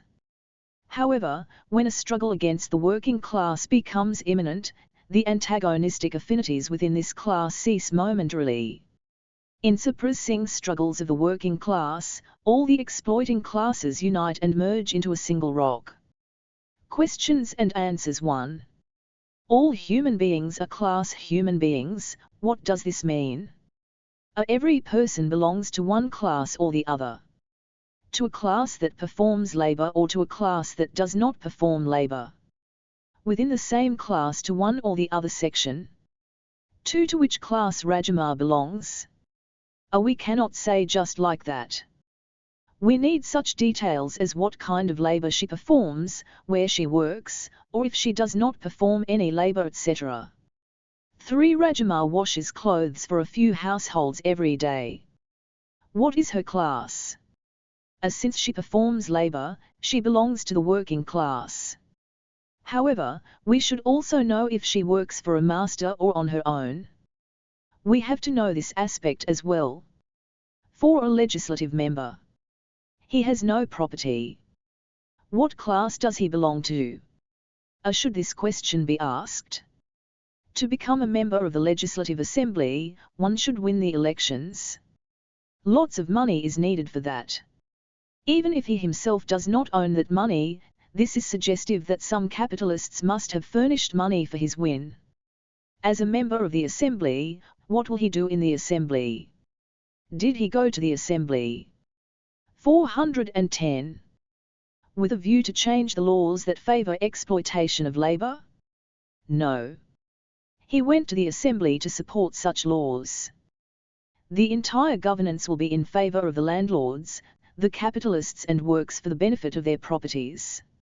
He is a small cog in that machinery. Therefore, he too belongs to that class. 5. A policeman. To what class does he belong to?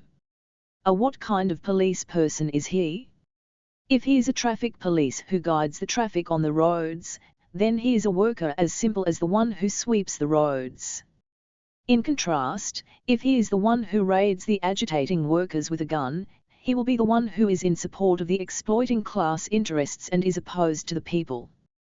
6. How to understand the class of a person? Does the person work or not? What is the source of income for that person's maintenance? Is that person a master or a worker? These are the things one should consider irrespective of whether that person is a woman or a man. 7. What is the so-called middle class? Middle class is the one which lies in between two things. Between which two? Presumably between the topmost class and the bottommost class. Between the one above and the one below. The people at the middle level also work. These could be people who perform middle-level intellectual tasks or the small-scale capitalists who also work along with their workers. These people are neither too poor nor too rich. However, the motto of these people is only to become rich. 87. Working class smeared with muck of all ages. The working class of the world as a whole remains buried in total ignorance even today. The struggles of this class have been revolving around wage increases alone. The monetary outlook or the sole exchange value perspective is the first and foremost evil trait that the working class has imbibed from the ruling class. This money-oriented perspective of the 411 workers is not just for their sustenance. It attributes value only for money and enslaves them to money. All the evil traits of the ruling class are blended into this outlook. Marx described the working class as the one smeared with the muck of all ages. This is Marx's criticism of the ideas of the working class, despite his love for this class. The single most positive trait of the working class is that it performs labor. This positive trait is the one that sustains the entire society. This class makes a living based on its own labor. However, if we set aside its positive trait, the entire ideology of the working class is akin to that of the ruling classes except for this positive trait. The ideas of the ruling class are the ideas of the people. Among slaves, there could be a few who may have faithfully served their masters and promoted themselves into masters. Likewise, among tenant farmers, there could be some who, out of their obsession for riches, may have transformed themselves into landlords. Among wage laborers too, there could be some who transformed themselves into capitalists. These are only a few rare and specific instances. If we consider larger sections of the working population, they are the people who labor and toil all their life. Their knowledge, however, is no different from that of their masters. It knows nothing about labor relations. A great majority among the toiling masses dream of becoming rich themselves, earn fame as celebrities and employ people in their service. The higher grade workers at workplaces, such as engineers, doctors and teachers, are not aware that they too are workers. They presume themselves to be superior employees and consider only those who do manual labor to be workers. This is the wisdom level of the intellectual laborers who earned a degree education. This muck legacy is found among all sections of the working class irrespective of whether they are intellectual or manual laborers.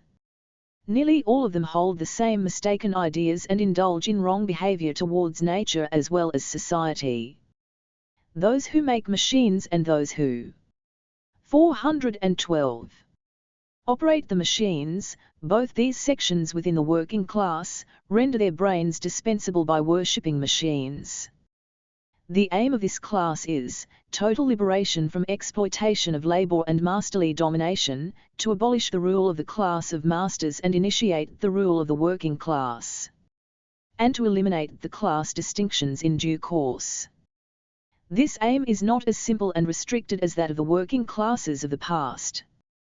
The aspiration of the working 418 class to liberate itself from exploitation of labor is not for fulfilling an ideal. This is not a favor done to someone. This act is in self-defense of the working class. This is only to liberate the working class from exploitation and servitude of several generations.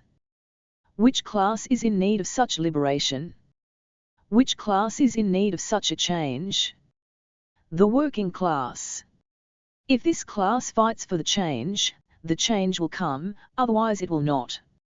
To abolish labor exploitation, the property rights, by means of which the exploiters live without their own labor, must be abolished. The land is not made out of the landlord's labor. The means of production, such as the mills and factories, are not made out of the labor of the capitalists. All the means of production are only made out of the labor of the workers from previous times. Therefore, there is no injustice, violation, evil or domination if the property rights of the landlords and capitalists are abolished and if it is made mandatory that every human being must live on its own labor. Instead, such a change will only be just, appropriate, righteous and egalitarian. The transformation that the working class must achieve is not for reforming or uplifting the exploiters. It is not for a social reformation performed out of oive. This is a change that must be brought about for self-protection and to terminate the atrocities perpetrated on themselves for ages. To have the authority to bring about these changes, the working class must possess state power. The working class will be able to implement its own regulations only through state power. Exercise of state power bv the working class is not to repeat what the master classes did. The people of lower castes constitute the large majority of the Indian working class. These people haven't yet reached a stage to understand the labor relations and exploitation of labor. Nevertheless, these people too aspire for state power, only to get an opportunity to sit next to the masters, as parliamentarians and ministers. The aim of the lower castes is not to change the laws related to property rights formulated by the ruling classes. The aim to abolish the exploiting property rights does not appear anywhere. 419. In their manifestos. The primary objective of the intellectuals of the lower castes is to extend the reservations further, into all the sectors. How long should we live on the system of reservations? Forever. The castes should remain as such. The reservations too should remain as such. According to the intellectuals of the lower castes, this is the great remedy for the caste distinctions. The real path that the prophets of the lower castes preach is, that the people of the lower castes should grow into the bourgeoisie. These prophets are not concerned with the fact that the lower caste masters who will grow into the bourgeoisie too will need workers, that the workers will belong only to the lower castes and that the lower caste masters will exploit the lower caste workers. This is because the prophets are already bourgeoisie themselves, or because their minds are corroded with the grime of all ages. The intellectual prophets of the lower castes do not permit anything related to the exploitation fall on their ears. They cannot tolerate the question, are classes due to castes or castes due to classes?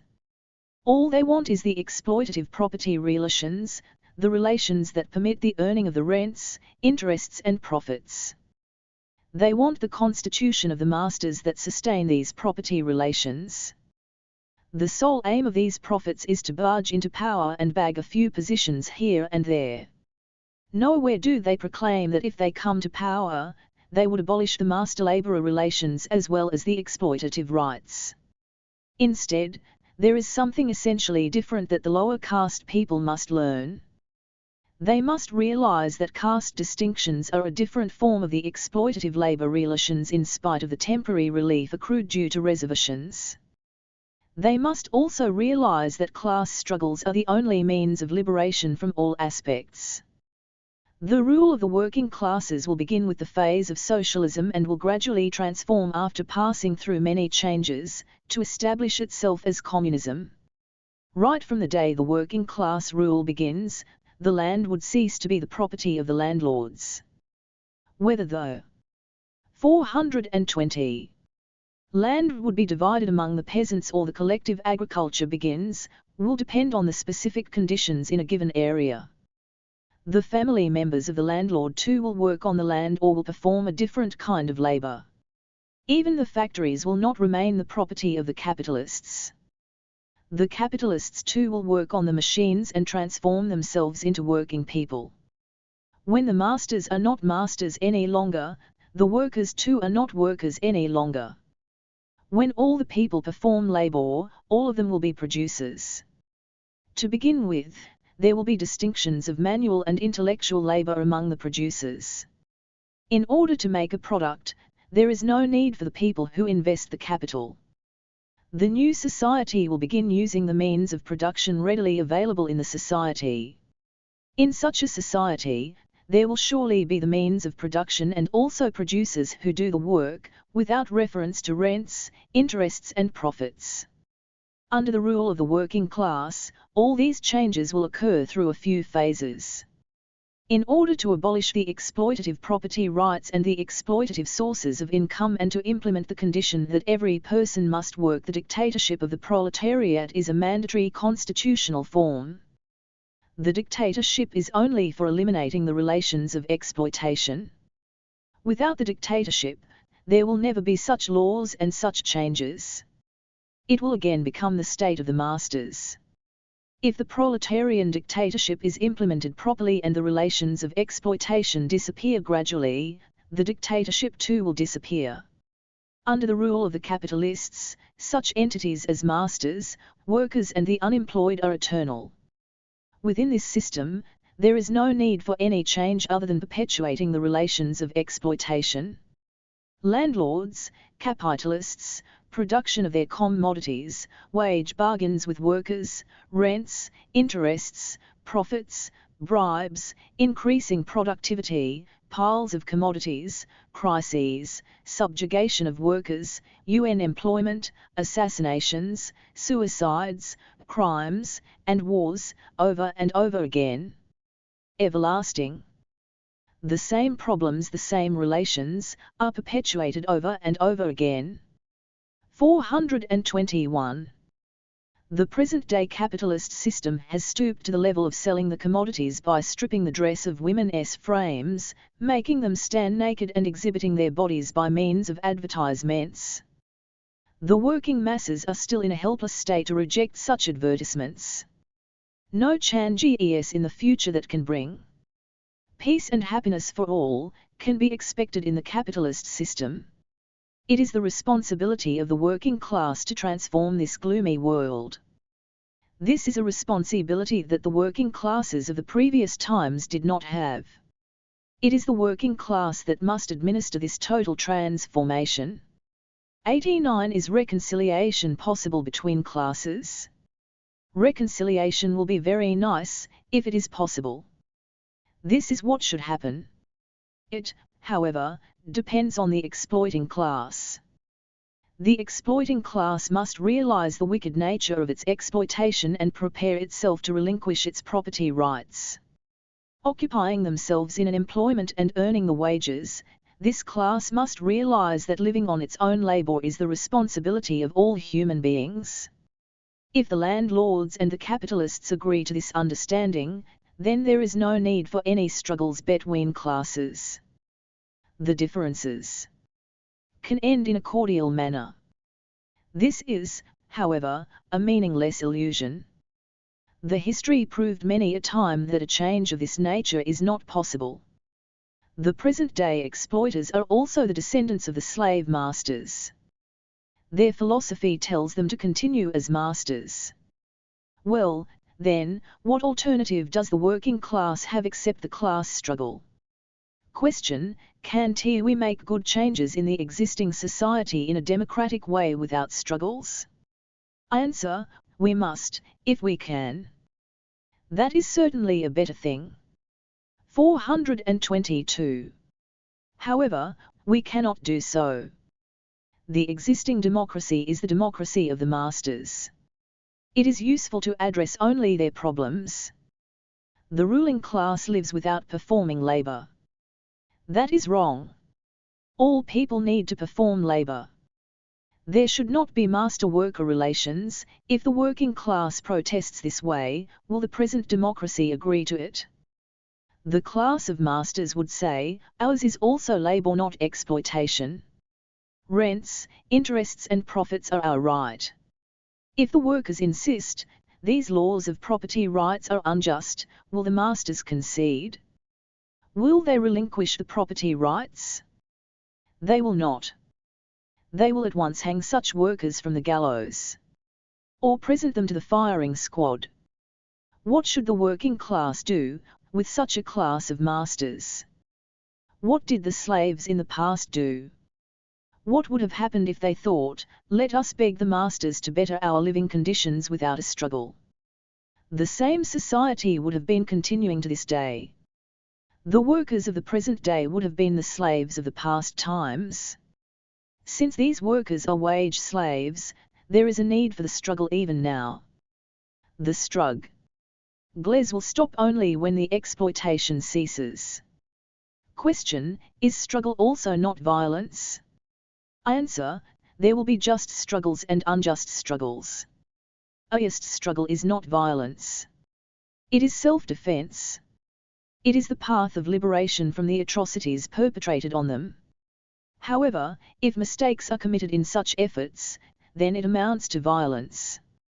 When the struggle takes the right course, it will not be violence. In fact, it is the class of masters who initiate the violence. Who would commit violence, the slave master or the slave? Why does the class of masters possess the police, the army, the weapons, the prisons and the gallows? Who possesses these forces, the government or the working people? Those who talk incessantly about violence should first raise the question: WHV, does the government possess weapons? The aim of the class of masters is to suppress the working class. It is violence. If the master slaps the worker, it is violence.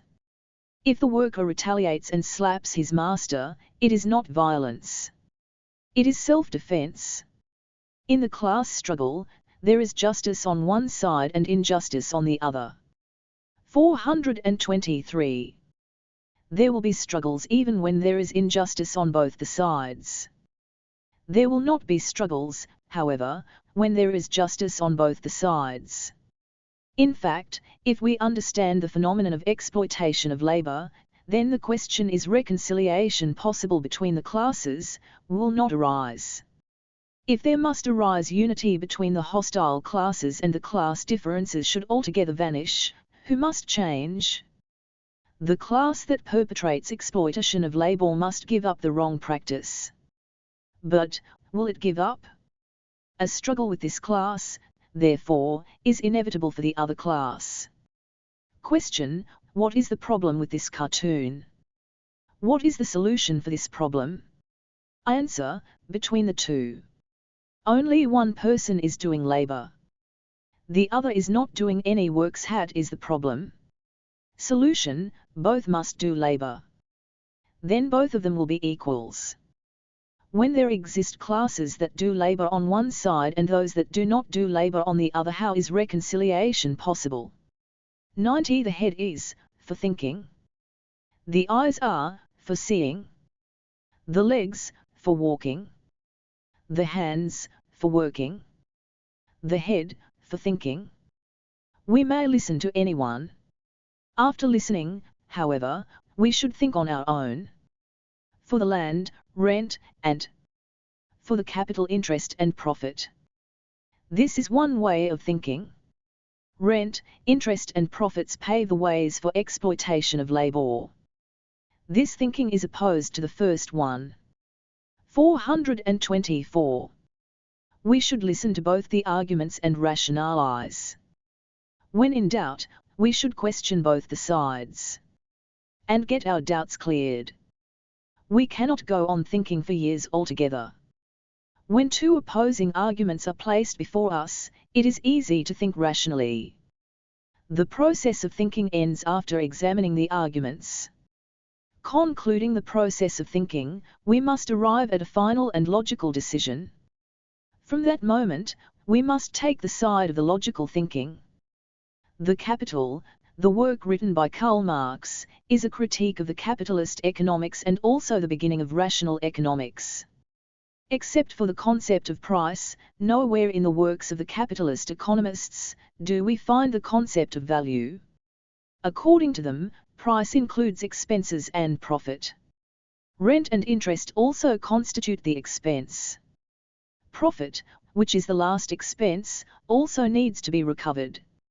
Except for these incomes, we don't find the word exploitation of labor at all in their books. As per the capitalist economics, relations between masters and workers are quite natural, quite honorable. That is how they ought to be. Some people must remain as masters and others as workers, eternally. That is their economics.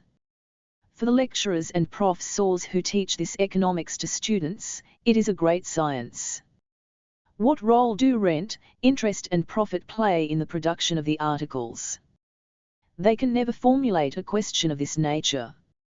They are not concerned about questions like this. And those economists who author scholarly books on economic issues glorify the greatness of the capitalist system over and over again in their volumes. They avouch and prattle that this is the final destiny of the society and that the society has attained the highest level with the principle of profit rate. In return, they beg great awards and felicitations from the capitalists. Must we clarify that the awards and felicitations come only from the mass of the surplus value of the laborers? Economists like Amartya Sen can even secure a Nobel Prize with ease. Should we assume that the intellectuals such as these did not read Marx? Perhaps they did. Economics. To a tiny extent. If the intellectuals remain the same even after reading Marx, as they were before reading, then, such intellectuals are of no avail to the workers. It is not such intellectuals that we are asking to think. Nevertheless, they too think over. Only after thinking they obviously chose that path. Thinking is of two different kinds. When two mutually contradictory perspectives are presented, we have to examine both of them, without inclining towards either side in the very first instance. Is this aspect correct or that other aspect appropriate? We should reason meticulously based only on logical thinking. For the masters, their own reasoning is appropriate for their benefit. They will accrue comforts and assets out of that reasoning. Whichever reasoning bestows all the riches on them is the precise perspective that they seek. That is their class perspective. In a similar way, shouldn't the workers too have their own class outlook? Is their outlook restricted to only a raise for a few more coins? Actually, who are the owners in the first place, to give wages? Doesn't a fraction? For children 425 of the workers' own labour contribute to their wages? Shouldn't the workers know this? If the workers continue to agree with the propaganda of the landlords and the capitalists without making an attempt to think on their own accord, why do the working masses need heads? Isn't it enough that the masters alone have their heads? Why do the working people need heads, an unnecessary burden to carry around? Rent for the land? And interest and profit for the capital? Can one get a profit just by adding it? Shouldn't many such questions occur to the workers? Leave alone the questions, shouldn't the workers at least read books that describe how wrongful such incomes are and how the whole working masses are affected by them? Shouldn't human beings know about human lives? Shouldn't one learn about one's own way of living? Shouldn't one be appalled having realized the kinds of atrocities that are unleashed on the world due to these three kinds of incomes? It is for the exploited, not for the exploiters, to learn all that is to be learnt. 426. The science of economics is necessary for every member of the population. The science of medicine is necessary only for some, not for all. The physicians acquire that knowledge and treat people. The science of mechanics is necessary only for some people. Any other science is also necessary only for some. All of these are sciences that teach about the laws of nature. The science of economics, however, is not like that. This is the science of the relations between people. In the capitalist economics, we can see the capitalists and the workers, wages, profits and all. We can also see all of these aspects in the economics that is opposed to the capitalist economics. However, in the anti-capitalist economics, we can see human relations in their entirety. We can understand why these relations remain like this. We can discern the place of every human being in this system. Every person must ask, to which class of this society do I belong? To which section within that class? Do I live off my own labor or on exploitation? One must know what one's own occupation is and what one's means of income are. If you take a panoramic look at the entire population in the society, just notice where people are located at different places. They will be found scattered all over, at workplaces, residences, schools, hospitals, roads, recreation centers, resorts, tourist locations, orphanages, production homes, places of worship, or prisons. All human beings, without exception, will be found scattered across many places. In countries where huge capital exists, there may not even be a handful of independent producers. That doesn't really count. We have to divide the entire population into two diametrically opposed classes. All children belong to class the same category as their parents. Today's children will be tomorrow's workers, capitalists, landlords or the like. If they make a living out of profits and interests, they will belong to one of the capitalist categories, productive capitalists, mercantile capitalists or money-lending capitalists. They will be landlords, if they live off rents.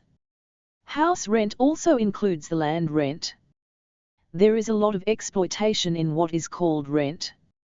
They will be 427. Workers, only if they live on their own labor. A few companies announce with great pride that they made a profit of so many crores this year. They make such statements, not because they are unaware that all this profit is out of exploitation. After Marx's writings, all capitalists are aware of labor exploitation. It does not mean that they have studied all of Marx's writings. Even if they haven't read, they are aware of these facts through hearsay. They are fully aware that all that profit of crores is out of exploitation. Nevertheless, they blatantly and shamelessly make announcements to this effect because they know that the workers are unaware that the entire profit is due to exploitation of labor. They would have shrouded these details in secrecy if only the workers were aware of their exploitation. They would have kept this information highly confidential. All their account calculations are falsified. If only we can ascertain the real accounts, the profits will be 100 times larger than those declared crores. What should the workers think when a company declares that their profits are a certain number of crores? We toil every day. We get nothing other than the wages. Where is the master earning so many crores from? They should raise this big question. However, they will not. Instead, the workers think that isn't the company his own? Has he not invested his capital in it? Should he not earn a profit? And won't he? So do the workers reason. It appears to be a legitimate piece of information. It is for this reason that one must think over. Who am I in this society? What place do I occupy? What role do I play? Every individual must question and comprehend his position. What is the head for? For thinking or not? Every head does the thinking. No head can remain quiet without thinking. What does your head think of? Does yours think as to what movie should you watch today? Q. What is the head for? Provide an answer. 428. 91. The golden era is ahead, not behind. Looking at the money relations prevalent in our daily lives, and at the commodity markets, unemployment, economic crises, the world wars and the like, we think many times in the capitalist society, that the previous times are better than the present era. In essence, however, the times where exploitative relations were prevalent or are prevalent are all the same. The working masses suffered misery and torment all the time. Although there are differences in some aspects between the previous times and the present era, the ancient societies were more brutal. The previous times were the ones where there was no scope for the knowledge of natural sciences, civilization, or even the minimal rights. Having emerged from the primitive animal stage to the human stage, we have arrived at the stage of the capitalist relations of labor presently. Since these relations too are exploitative, they too must change.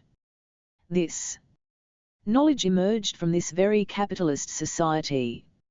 Liberation is needed not only from the past system of slavery, but also from the wage slavery. This is the stage where that solution has been found. The expedition that the working masses undertake along this path will guide one and all to the egalitarian system that provides peace and comfort to all. The golden era, therefore, is ahead of us, not behind.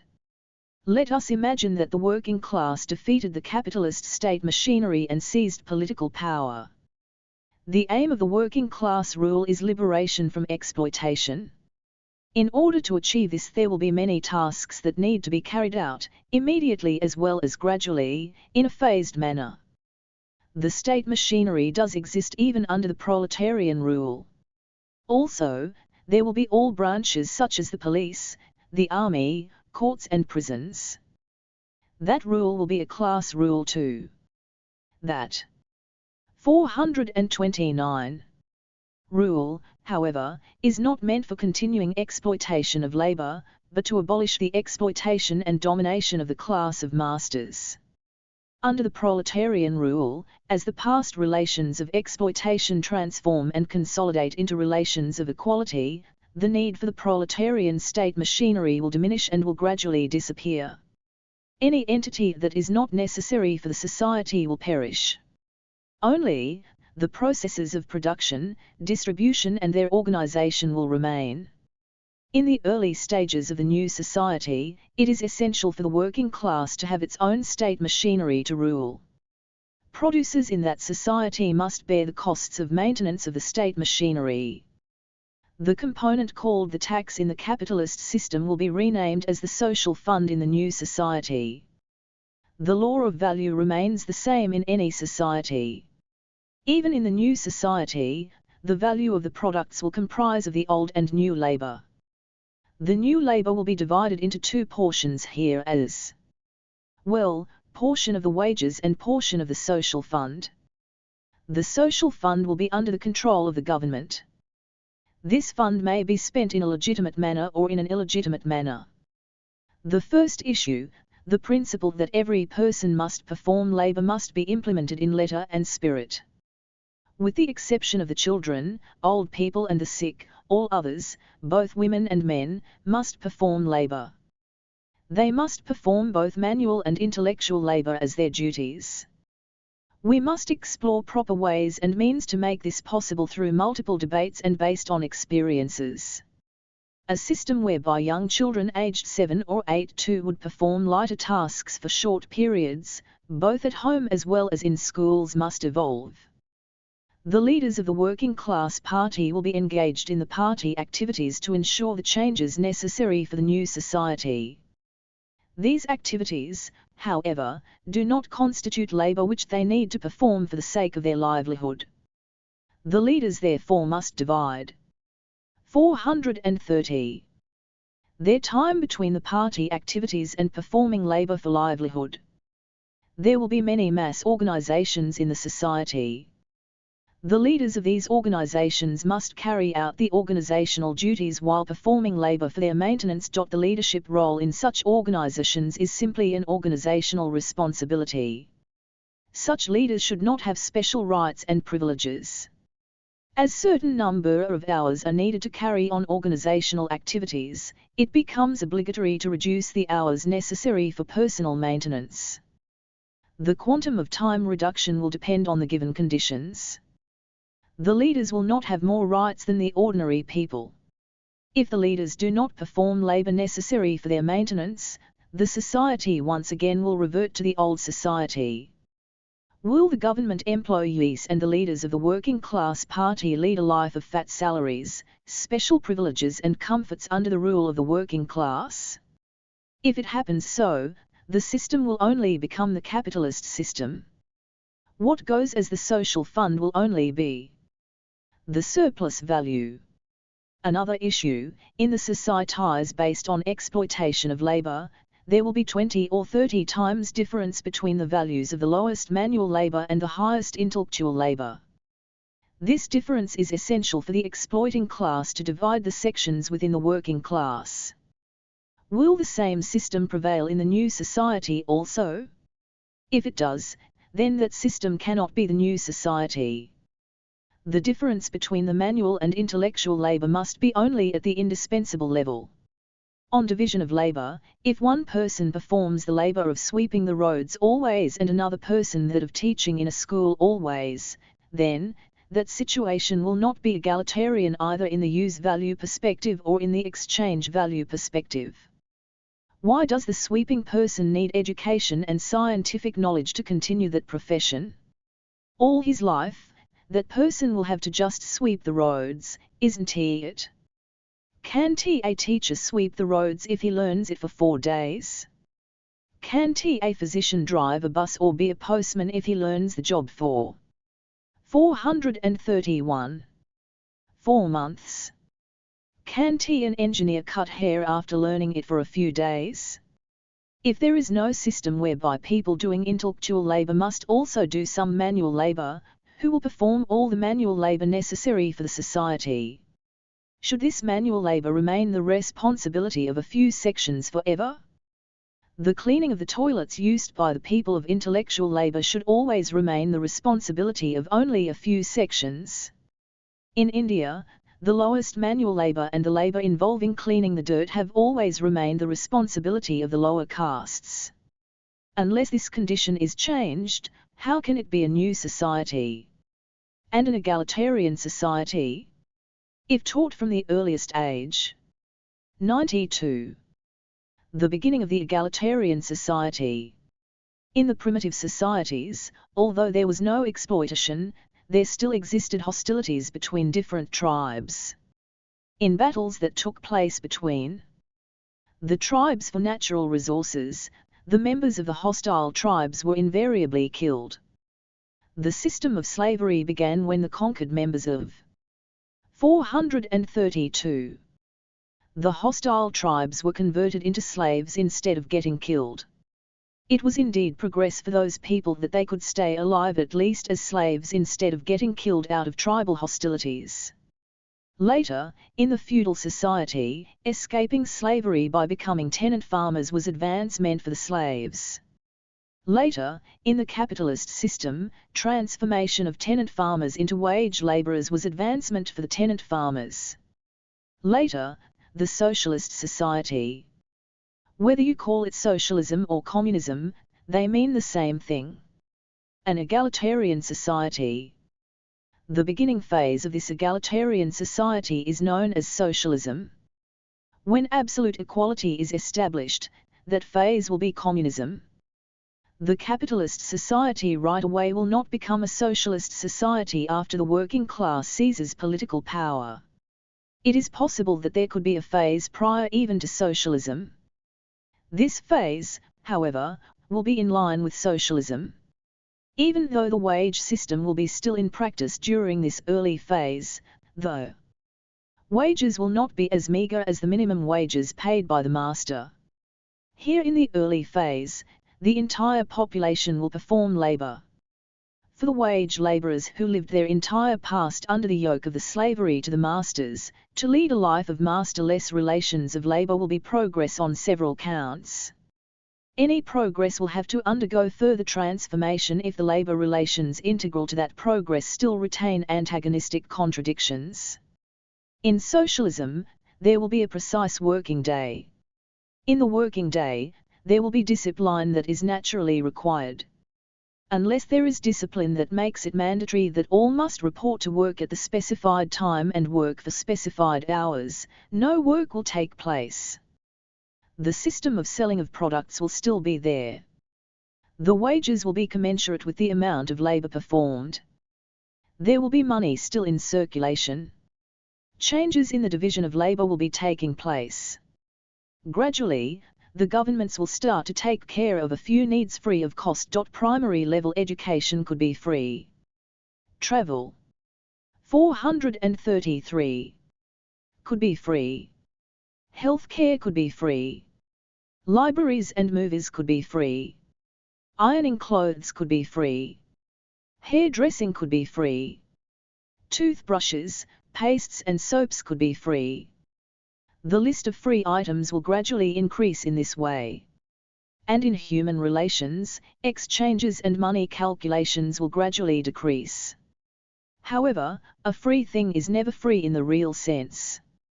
In a family, let us say, both the wife and husband are employed. Let us assume that it would cost a money of 20 for the education of their children. If this expenditure must be met by the parents themselves, then the 20 money must be an integral part of their salary. Instead, if this expenditure must be met by the government, then the 20 money must have been transferred from the values of labor of the parents to the social fund managed by the government. That means, the costs of the children's education are met by the parents, not by others or the government. If the 20 money was not transferred to the government from the labor value of the parents, where will the government get that money from? The money will not fall from up above. The total costs of the education of all the children in a society are borne by all of the parents. This means that the parents work for the education of their own children. The same applies to all other expenses. Whether it is the costs of health care, transport, hairdressing, ironing or any other expense. Let us suppose that 10 different kinds of expenses are required by a person per day. When this person's labor value is divided into two parts, how will it be determined what proportion should be the wage component and what proportion should be the social fund component? The division will be determined by the understanding depending on which ones will be met by him and which ones by the government out of those 10 expenses. If the component spent by him is larger, then the wage proportion should be bigger. In contrast, if the government expenditure is larger, then the social fund component should be bigger. All that which the individuals spend directly of their own accord or through the government is their own labor only. 434. The government cannot earn anything on its own without the labor of the individuals.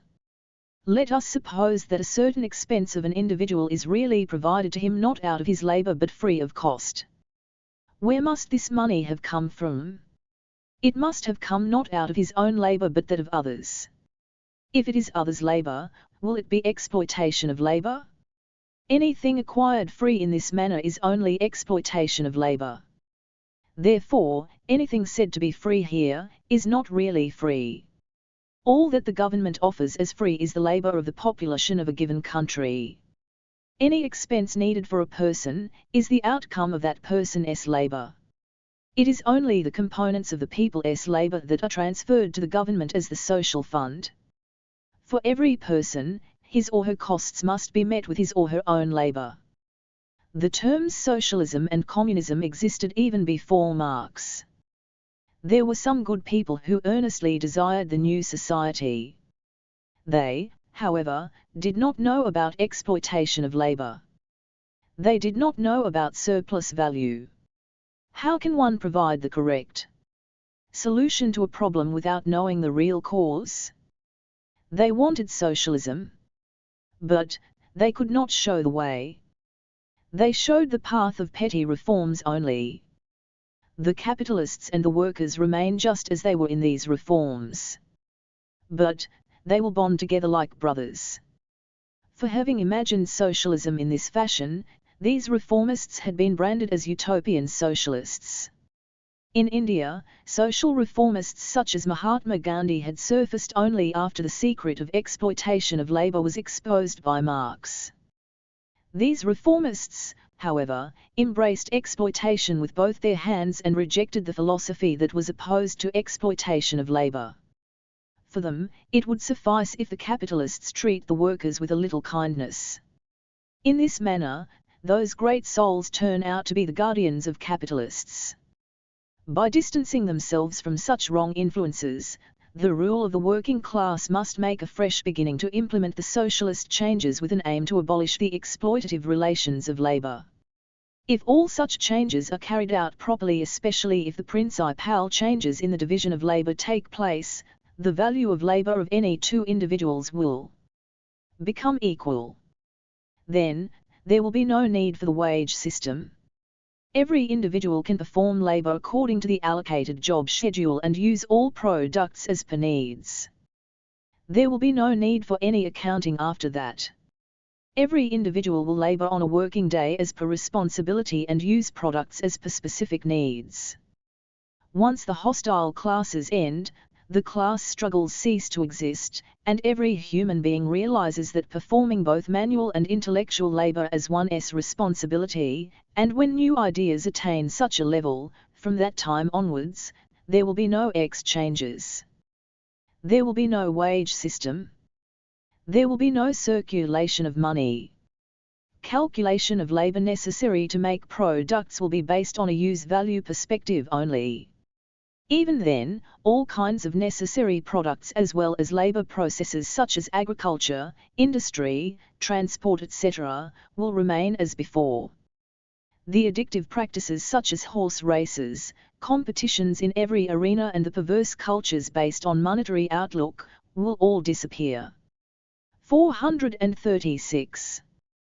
The growth of the productive forces will only be in accordance with the needs of the society as well as the safety of the producers. Science that is contrary to the welfare of the human relations and also the use-value perspective will become irrelevant and meaningless. The length of the working day will be reduced as a result of performance of labor by the entire population in the society. The working day will shrink further, as the productive forces in all branches of production in society grow as per the requirement. All this is imagination based on logic. Logic that liberates one from the relations of exploitation of labor. This logic is not for the sake of mere ideals. This reasoning is for magnificent human relations that are devoid of the hostile contradictions. The terms socialism and communism existed even before Marx. Some of the reformists in the past too dreamed of the egalitarian society. They suggested the ways and means that appeared appropriate to them. Unable to grasp exploitation of labor, they could not spell out how an egalitarian society would emerge and through the medium of which class. Since Marx understood the nature of human society precisely, what he formulated became proper social science. What Marx taught is Marxism. Marxism is the science of labor relations. When the socialist society transforms into the communist society, that society will progress from a use-value perspective and not from the exchange-value perspective. What, then, will be thereafter communism? Questions and answers. 1. It is clear that the free items which individuals get from the government actually come out of their own labor. But, 1. The people try to grab more and more of the freebies. Let us suppose that an individual forfeited a value of 10 for the social fund. What that individual receives free subsequently will be equivalent to the value of 10. Can an individual give less and receive more? There will be a viable plan for everything. There must be coordination. 437. Between the value that is added to the social fund and the value that needs to be spent again. It won't be possible to overuse certain items even if they are available free of cost. Take the case of toothbrush and toothpaste that one needs immediately after waking up. Let us suppose that these items would last 3 months if used twice a day. What will a person do by grabbing 4 brushes and 4 tubes of toothpaste in a month? There won't be any provision to sell these items and make money, isn't it? Consider the soaps. There will be specialized soaps for specific conditions such as skin ailments and also soaps made for children. In addition to these, there will be quality soaps for people in general. Any of them can be used.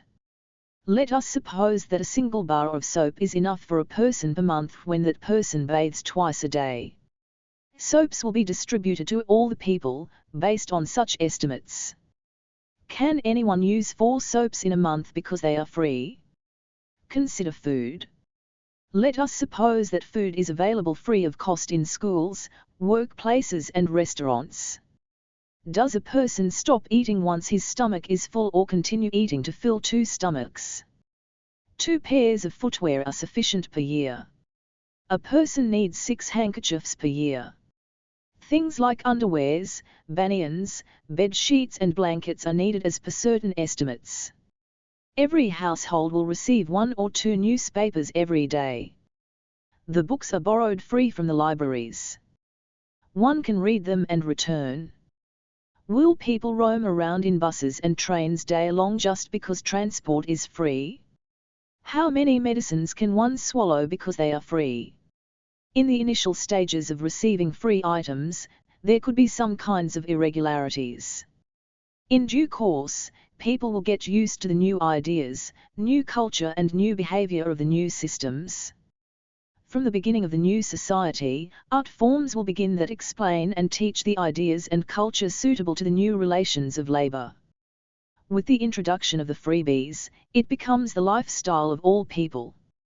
At the outset, this will start only with smaller free items. The system of freebies will be possible depending on the value deposited into the social fund only. For this system to make headway, 2 things will be necessary: all must perform labor and the old division of labor is transformed at least to a small extent. First of all the people must have jobs and comfortable houses.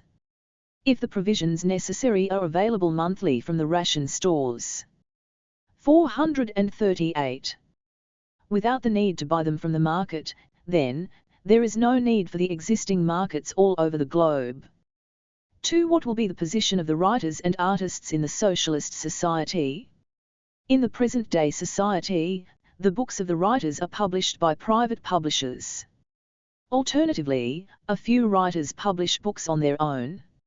In the new society, if there are no private publishers, what will become of the writers and their books? Or even in the present society, do the private publishers publish every book of every writer? They will only publish a book based on the estimates of the potential sales of the book. Likewise, the society of tomorrow will have its own estimates. In every art form, there will be respective committees constituted of members with in-depth understanding. The writers may send their works to these committees. The works selected by these committees will certainly come out. Novel paths will be laid out based on numerous debates and experiences. The society that abolished exploitation of labor will find solutions that are appropriate from every standpoint. Without such proper practices, it will not be an egalitarian society. 3. Can we visualize a society based on exploitation and another which is exploitation-free through illustrations? The landlord and the landlady, and the workers in the background, all working together. 439. 93. Communism after socialism. Communism after communism. This is the communist society. All the members are producers linked by equal relations of labor. The basic principle of this society is that one should work according to one's ability and one should get things according to one's need. To work according to one's ability means, if people realize that to work is the duty of all human beings and that it earns self-respect, then they will not attempt to evade work. They fulfill their duties with honesty. They will accomplish what is possible within the stipulated time with due responsibility. Likewise, taking things according to one's needs means not taking more than what is needed. Essentially, these are the two aspects that transform the old people into new human beings. These are the new relations that will become the lifestyle of all members. As a consequence of this, the wage and exchange relations will undergo complete transformation. This transformation represents the ultimate level in labor relations. However, what lies beyond communist society? Communism means a society characterized by equal labor relations that are devoid of hostile contradictions. Only when the relations reach that level, it becomes a communist society. An egalitarian society. Imagine how transformation superior to this is possible. If the society needs to transform further, how that change should come about. If a society changes after attaining equality, then the change can only be towards inequality. Thereafter, if any inequality transpires, then it will have to transform again into equality. When equality is disrupted, it will have to attain equality again. If equality does not get disrupted, it will simply continue. That means, it will only be communism that endures after communism. For any human society, the egalitarian labor relations devoid of hostile contradictions constitute the highest level of relations. Those 440 relations will continue. The theory that matter is always in motion and keeps changing is applicable only to natural substances. In the case of social relations, changes will take place as antagonistic contradictions exist. Once the hostile contradictions vanish, there will no longer be any need for radical changes.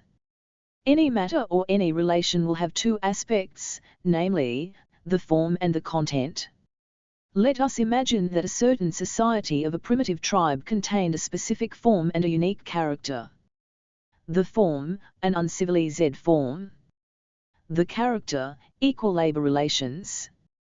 That equality is not an equality attained through a higher form of consciousness and comprehension about labor. It was an equality that ensued for protection from wild animals and other such needs of the times. When the primitive society is transformed into a slave-owning society, the form and the character of the primitive society would also undergo a transformation.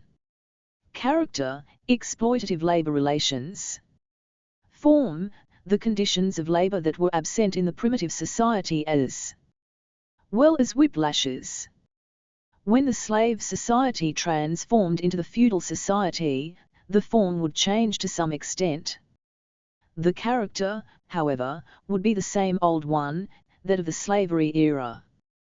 When the feudal society transformed into the capitalist society, the form alone would change. The character, however, would be the same as the old one, that of the slavery era. While examining the evolution of the capitalist society, we should not assume that these changes and transformation phases have come about in an identical way in all the countries. We must consider the classes and the labor relations of a country based on the specific history of that country. However, after the primitive societies, the labor relations that evolved gradually in an country have been only the master and worker relations. There may be some minor variations in these relations. Today, the capitalist system that is in existence everywhere appears to be a highly civilized system. Its civilization is limited, however, to only the emergence of the cities and machineries. 441. And to the production of diverse commodities. In reality, the capitalist culture is only the continuation of the culture of the slave masters. The ropes fastened on the bodies of the slaves, handcuffs, chains and iron bands, all of them entwine the frames of women and men as ornaments even to this day. A change, only in the form. The whole content is from the past. The working masses must center their hopes only on socialism. When the capitalist society transforms into the socialist society, changes that lead to equality will take place in the character. Changes in the form will also take place accordingly. These changes, however, will still remain incomplete. When the socialist society transforms into the communist society, the content and form will undergo an absolute transformation in accordance with equal labor relations. When communism continues to exist, there is no need for any additional changes in the character. Changes may continue to take place in the form. Even in communism, there will be contradictions that are friendly. The contradictions will assume the form of discussions and debates related to the new productive forces and social organizations. When the right aspect is grasped, these contradictions will vanish. Another doubt may arise about a different matter the following day. There could be appropriate discussions regarding that matter, and then that doubt too will fade away. The discussions will always remain. They will enhance the knowledge regarding nature. At present, all human societies exist in the capitalist system. This system must move towards socialism. The bygone history shows that the change is inevitable. The bygone history highlights not only the victories, but also the defeats of the working class. In Russia and China, socialism made an appearance and disappeared as quickly as it appeared. It was defeated no sooner than it had succeeded. The reasons for this are evident only if one is willing to examine. All this is history that is crystal clear. The ordinary people are not to be blamed for the defeats suffered by the working class in 442. Any manner. The theory that advocates emancipation from exploitation is not to be blamed in the least for the defeats. That leaves only the leadership as the source of these errors. One must always probe the leadership for errors. The mistakes committed by the leaders in understanding and practicing the theory alone are the cause for defeats. Nevertheless, only through these leaderships, the numerous wonderful victories have also been won. The feudalism was eliminated. The private capitalist system was abolished. And in China, the revolutionary changes to transform the old division of labor made a beginning. However, all those changes were reversed. That means, the working class remains defeated at the present time. For the victories, the leaders alone cannot be the causative forces. Victories are won only when the common people also join. For the defeats, however, the leaders alone, not the ordinary people, are always responsible. The theoretical ignorance of the leaders, their greed for positions, and their inability to abandon the faulty culture of the past, faults such as these, invariably hand out the defeats. People stick to the old ideology as a result of the failure of the leaders to educate the working masses regarding exploitation. Why should the bourgeois society be rejected? What is the harm inflicted on the working masses due to exploitative relations? How to change such relations?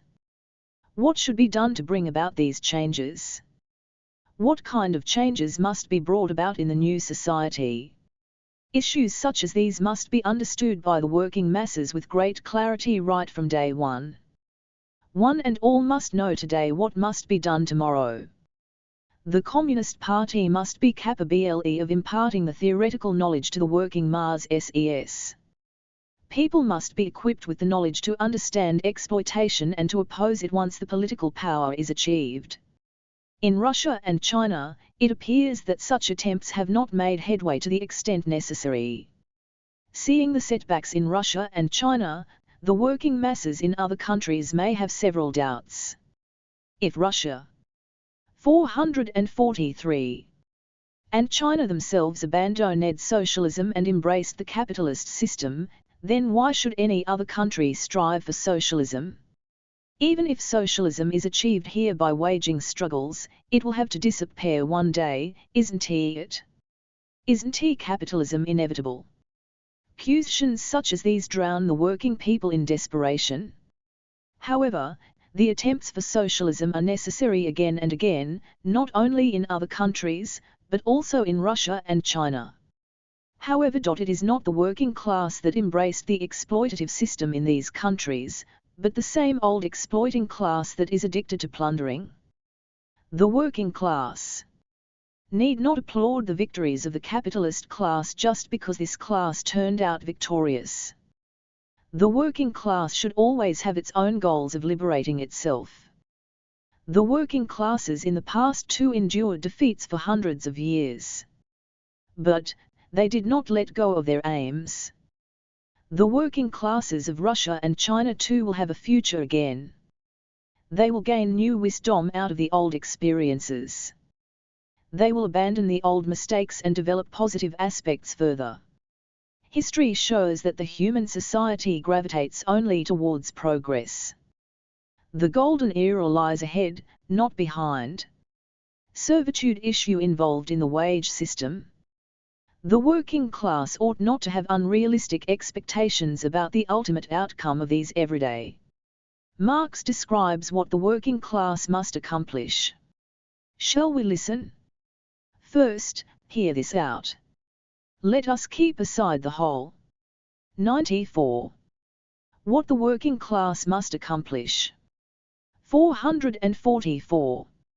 Struggles, they ought not to forget that they are fighting against the effects, but not against the causes of those effects, that they are slackening the downward movement, but not changing its direction, that they are applying palliatives, not curing the malady.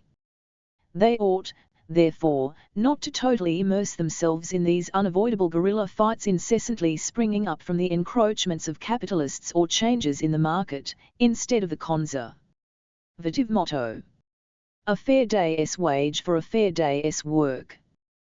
They ought to inscribe on their banner the revolutionary watchword, abolition of the wage system /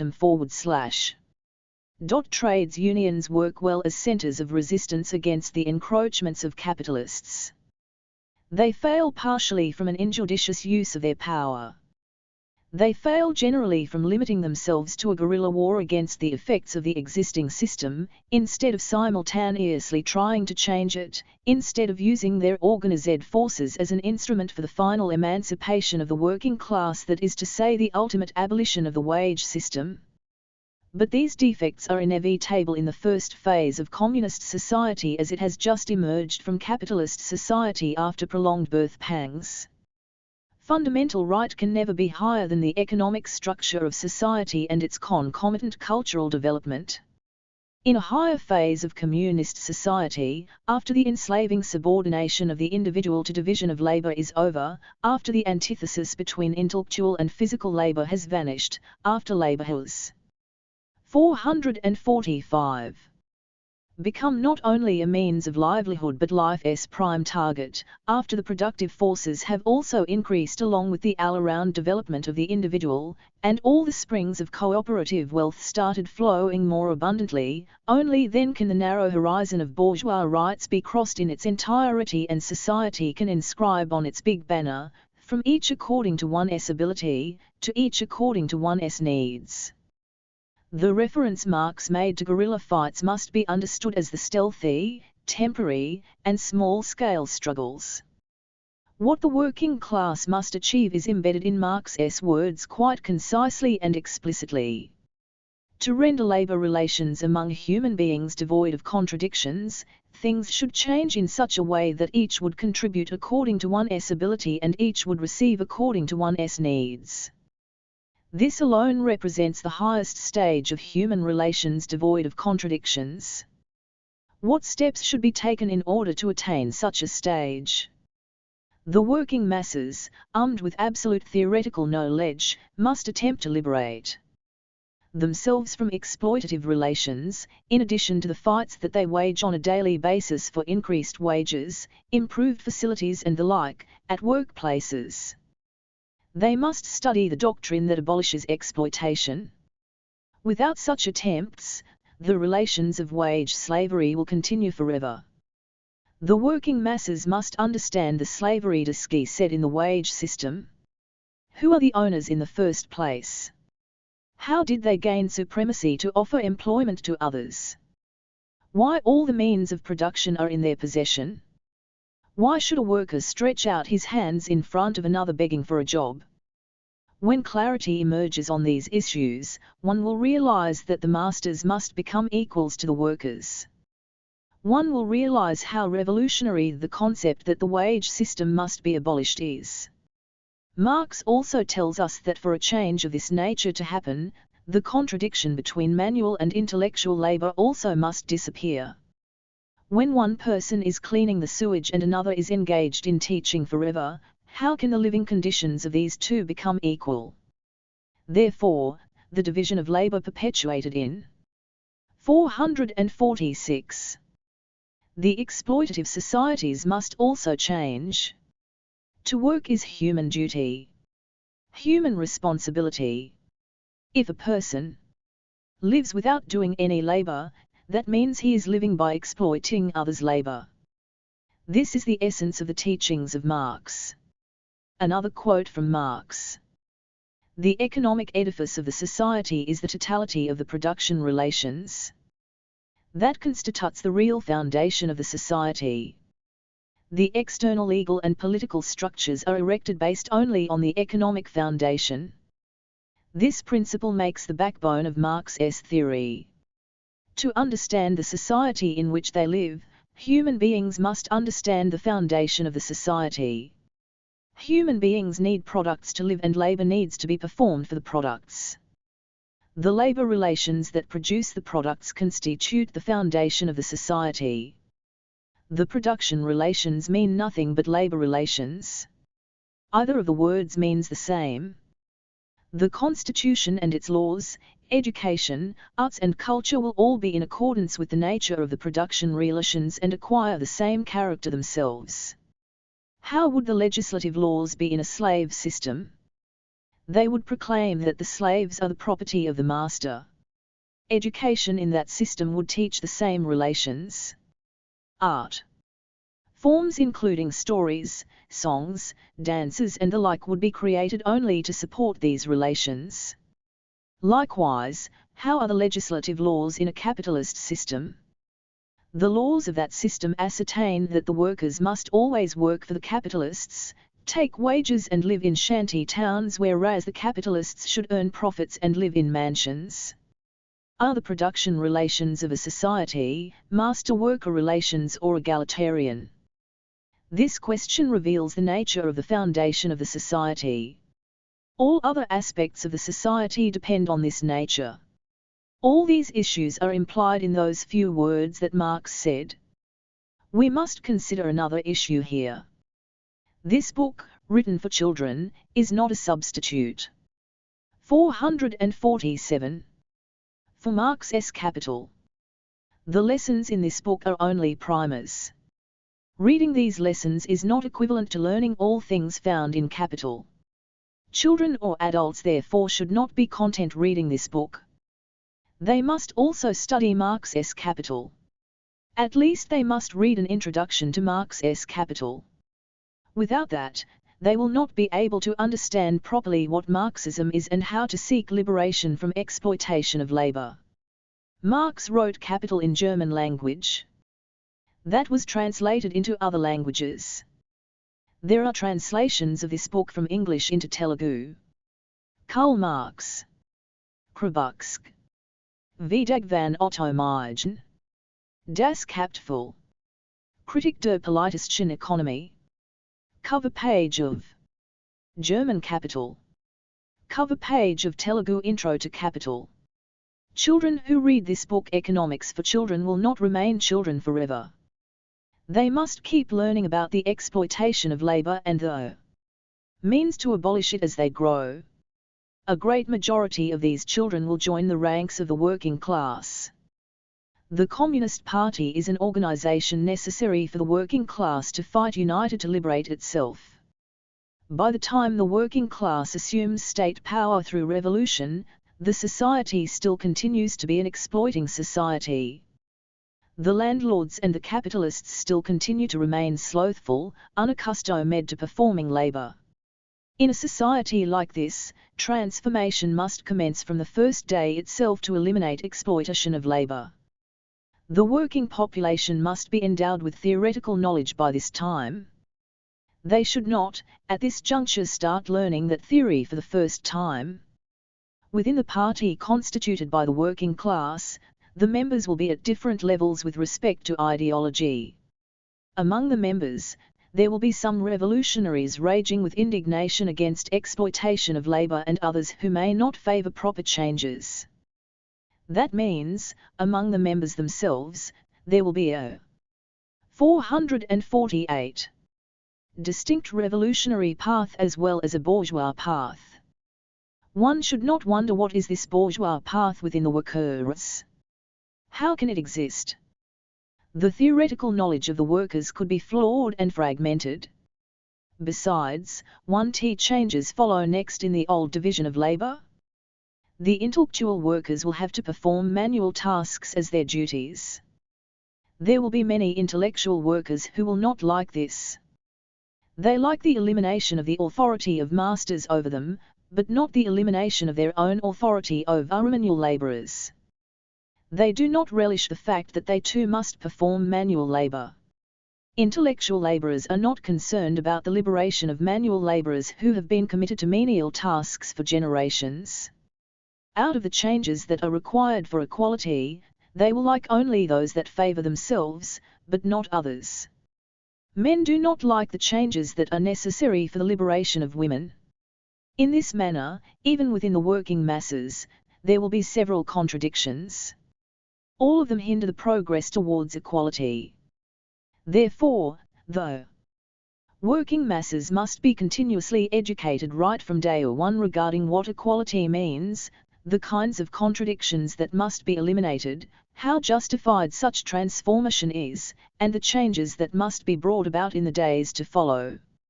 And there must be regular discussions about the theory itself. When people with bourgeois ideology join the Communist Party of the working class, it is bound to transform into a bourgeoisie party in due course.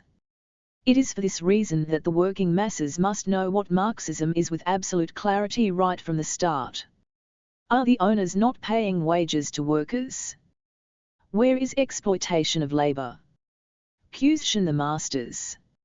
Every worker must know the answer to this question.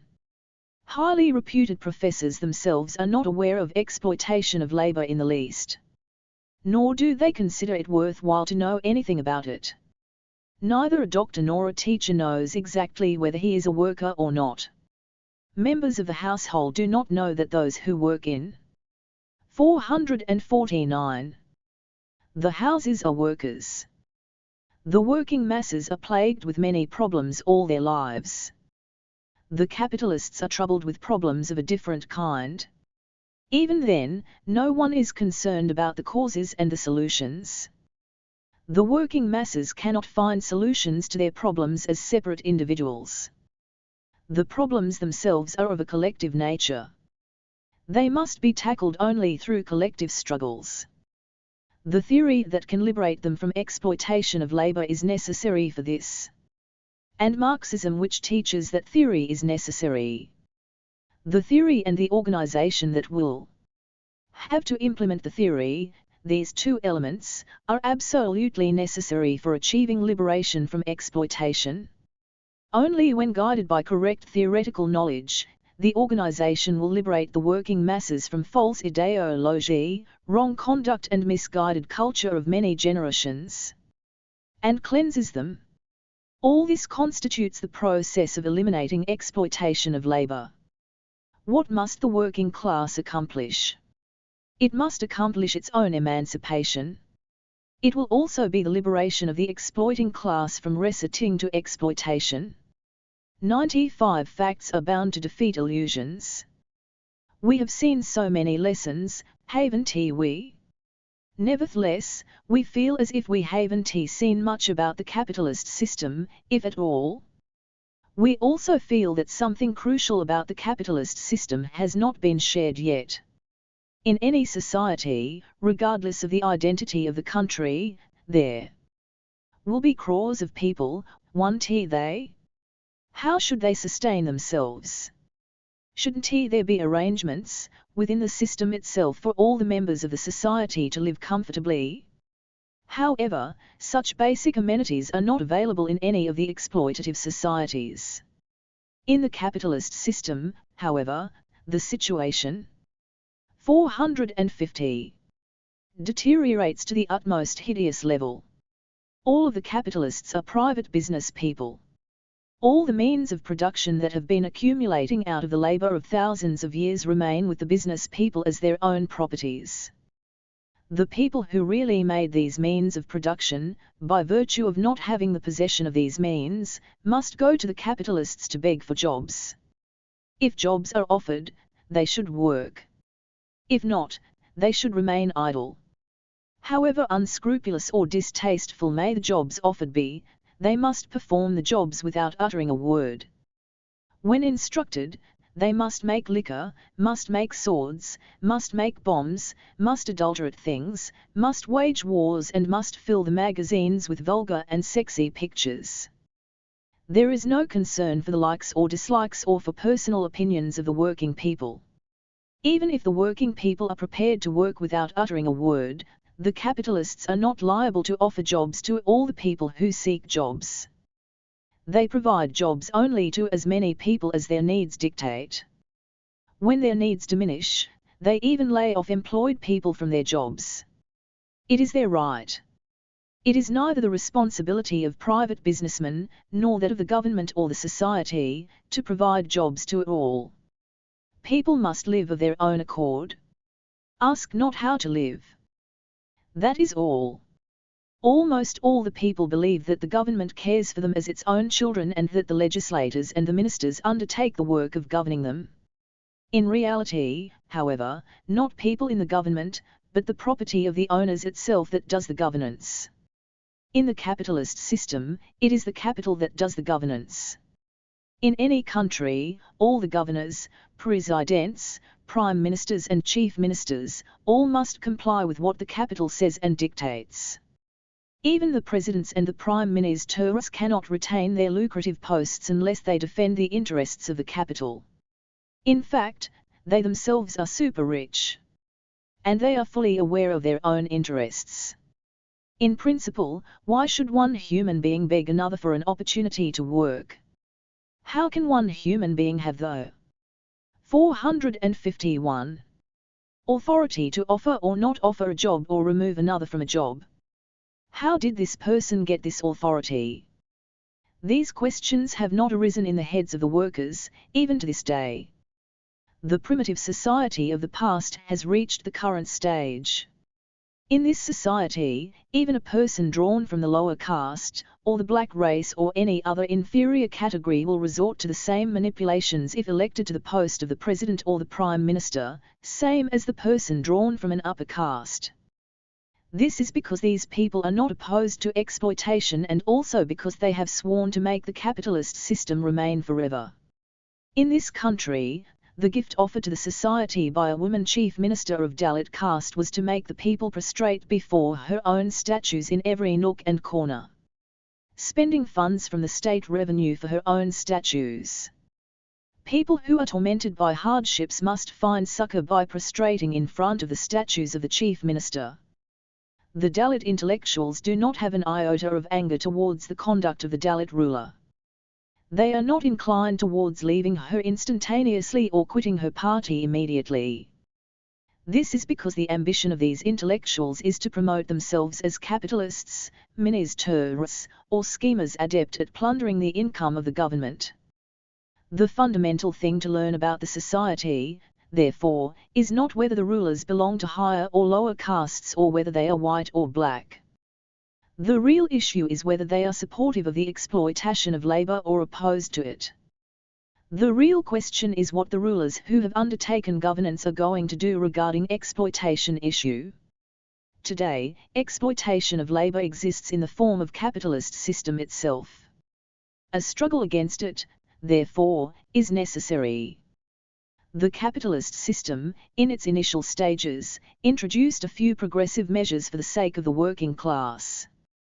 This was only one phase in human history.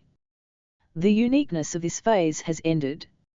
As of today, the capitalist system has produced a phase where the teeming millions cannot find food. Just as though 452 dynasties of the feudal kings and emperors, even these regimes of the bourgeois kings cannot provide people with meager sustenance. Poverty has spread over the entire world today. Because of this system, people have slumped into such a deplorable situation that, forget about food, they cannot even find grass. The face of the green earth is overlaid with concrete structures. Agriculture is vanishing from each and every village. The working masses have to sharpen their imagination to anticipate the atrocious tendencies that might emerge in the ensuing 10 years. They will have to await the atomic wars. The capitalist system of today, therefore, is not progressive any longer. This system must disappear in the annals of history. If the capitalist system continues forever, it will cause terrible harm to the working class. Not for the working class alone, it will be a disaster for the human society as a whole, planet Earth and entire nature itself. While exploitation continues unabated, it won't be helpful to nurture illusions of prosperous times in the lives of the workers when a person of Dalit caste or a black person ascends the throne and perpetuates the same kind of rule. Facts are bound to defeat illusions. The final word. Children. Have you read to the end? Have you read all the lessons? Could you furnish answers to the questions? You have read only once, haven't you? That is not enough. Return to the lessons one again. If you read once again, then you will see how easy it is. Reading this book means that you have begun to learn Marxism. You are all children today, but tomorrow you will be adults. Tomorrow, many of you will become workers. You will perform many different jobs. A few among you will become diverse capitalists and different kinds of business people. Yet a few others will be unemployed. In other words, some among you will be begging for jobs tomorrow, and some will be providing jobs. 453. Marxism is essential even for those people who provide jobs to realize who exactly they are in the society.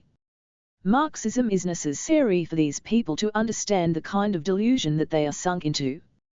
Learning Marxism means to witness the nature of the society that we live in and the nature of our relationships in that system directly.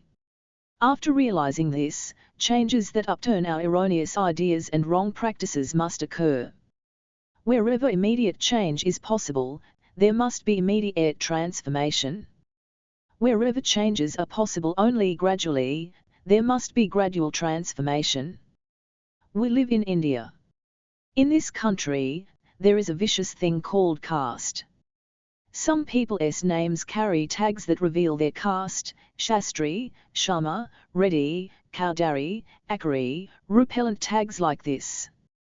Children, take note of a few suggestions. 1.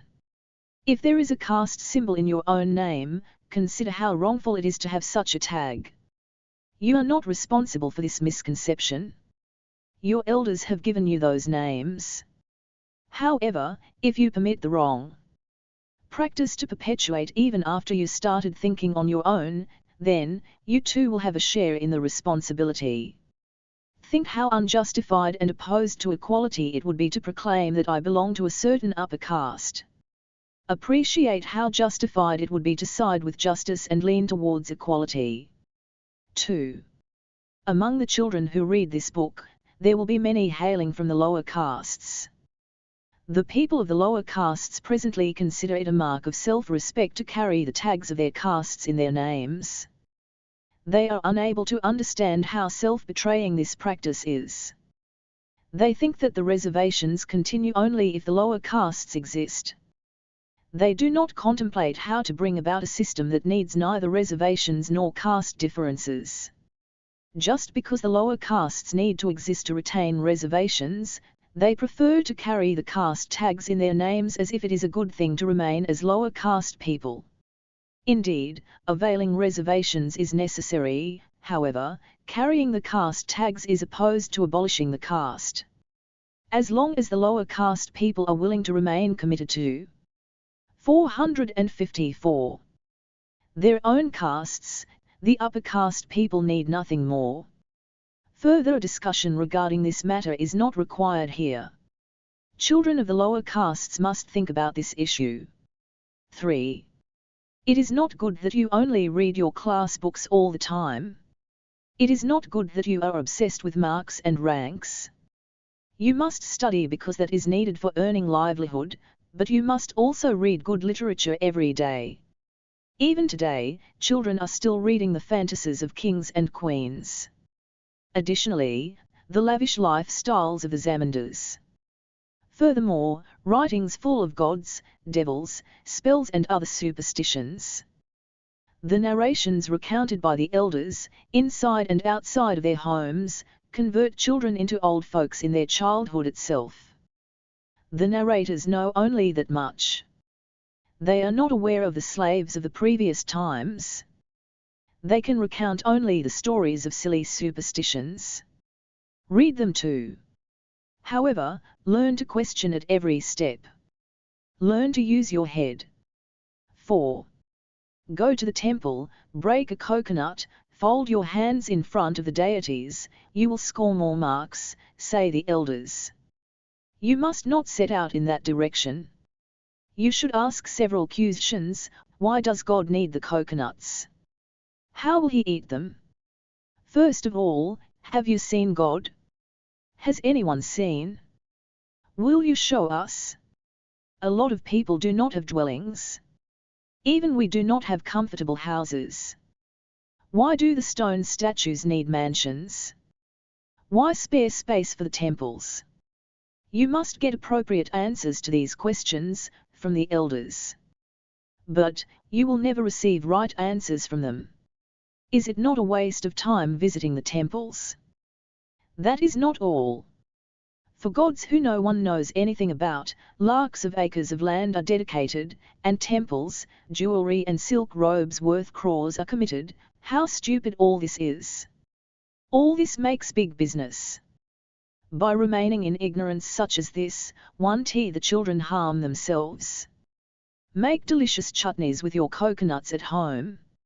If you redirect the time that you spend on roaming around the temples and on propitiating the stone statues, towards your own education, you will be a lot wiser. 5. When you read something, to know whether that work is proper or not, we should raise logical questions based on it. 455. Logical means, when you pose questions, you should also know the answers. When the right answer is found, there will be no more questions. The questions cease to exist. Without questioning, it is not possible to learn anything. Animals do not think, therefore they do not question. However, this is not the way the human beings behave. You should not be scared of the adults and blindly believe in what all they say. 6. Is it not the obligation of all human beings to do labor? This must begin with the household chores. The children too must perform a few household tasks. This is not just for the sake of helping the adults. They must do so realizing that it is their responsibility. 7. Let us suppose that you bought an item, a pen, pencil, notebook or some other item. While admiring how beautiful the item is, you must also consider which workers may have made this item, and with what kind of labor. One should be reminded of the labor whenever seeing an item. In the villages, seeing fresh vegetables, people would say how gorgeous they are. Which farmer may have grown them? Likewise, on seeing a particular item, one must recall the labor of the people that made that item. 8. During the vacation period, children go visiting other places. During these visits, what will they see? They go after forts and temples. They will recall the king who constructed them. Then, they will go to the movies, zoos or museums. But, they do not visit a single factory where the products are made. Hereafter, go and visit some mills and factories where the workers toil. A soap factory, oil refinery, biscuit factory, visit as many as possible. Find how all the products that we use are made and who makes them all. While observing the workers, also notice whether the owner of the factory is also present at the workplace. At the workplace means, checking whether the owner is present near the machines. 9. There is an abundance of theories to understand the society. Some say that corruption must vanish, but they want to specify why corruption exists in the first place and how it will be abolished. Yet others say that the environment must be detoxified, but they cannot detail how the sanctity of the environment is lost and how it can be restored. A few others say that humanity 456 must be promoted, but they want to tell us who is destroying humanity and why. Indeed, all of these are real issues. However, those people who debate on these issues are reluctant to see the underlying causes. If you go after the causes, you will be forced to reject exploitation of labor and the capitalist system altogether, won't you? The reformers do not like that. They will be obliged to understand all this. All these theories are only intended to divert the people from moving towards Marxism. We therefore must listen to anything that people say. However, we must see if this theory talks about exploitation of labor or not. We must accept the philosophy only to the extent justified.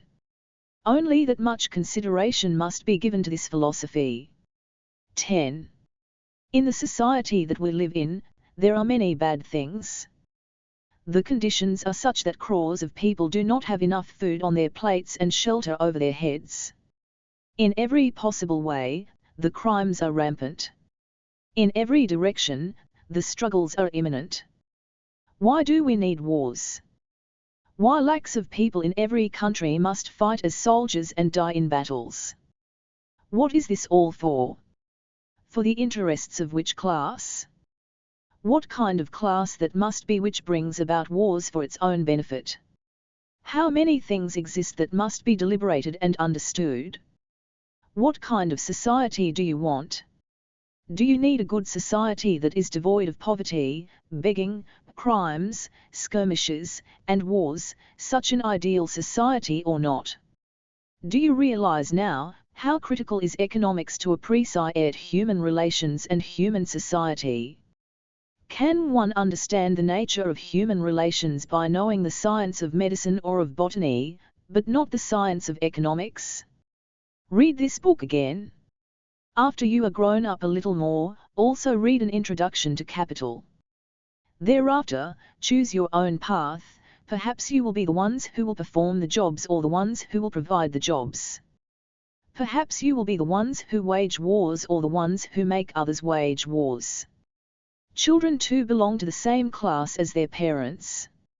Children automatically absorb the teachings of their parents. Nevertheless, children must also have their own wisdom. Children always think of three things: justice, justice, justice. 457. About the price of this book. Since you have read about issues such as the value, price and the mercantile commission in these lessons, you will now understand how we arrived at the price of this book. All the labor required for the making of this book, beginning from the value of labor of writing to the final stage of production, collectively makes the value of this book.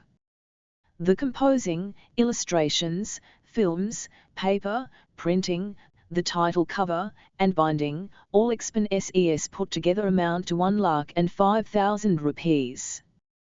This was the expense incurred for 1,500 copies. Since the total expenses incurred for 1,500 books was 1,05,000, the price of each book equals 1,05,000/1,500 equals 70 rupees. Should the price of the book be fixed as 70? Profit is also a component of the value of labor. Hence, we need not add something in the 458. Name of profit. It implies that profit value is also present in the making of the book. In order to make the books available to the readers, selling should take place. Work of selling involves some expense. This expense also must come out of the value of that commodity. Hence we will not know the total price of the book unless we add the amount paid as mercantile commission to the expenses of the book. Currently, we offer 50% commission on my books to the sole distributor. Therefore, we have to fix the price as double the production expenses. The production expenses of the book are 70. An additional 70 will be the commission. Both together make it 140. If we fix the price of the book as 140, 70 will be gone as the commission and the remaining 70 will come back. This means that the expenses of production are recovered, at no profit and no loss, to those who published the book. However, what is the price that we fixed for this book? 100 rupees. What does this mean? From this price of 100, 50 will be gone as the mercantile commission and another 50 will remain. Expenses incurred for the book, 70 the amount returned, 50 the loss. 20 if 20 is incurred as loss on every book, the total loss on 1,500 books equals 1,500 x 20 equals 30,000. Giving away a book of 140 value for 100 means giving a value of 40 to the buyer free. Why did we fix the price of the book incurring a loss? It will be easier to buy a book at a lower cost. In fact, people who must read books of this kind are not rich. Most of them may not have much money. The books must be within reach for such readers. If this book goes for second edition, there will not be the costs of composing and negative films, but all other expenses will be there. The costs of paper and printing plates may even increase. In other words, every time this book is reprinted, a loss of nearly 30,000 must be borne. This is the case not just with this book alone, but with each of the 45 books that are published by the Sweet Home Publications. More losses if the books are sold faster and the books are reprinted. Less loss if the books are sold less.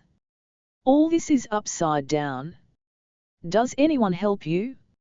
Otherwise, how will you afford the losses? Question a few.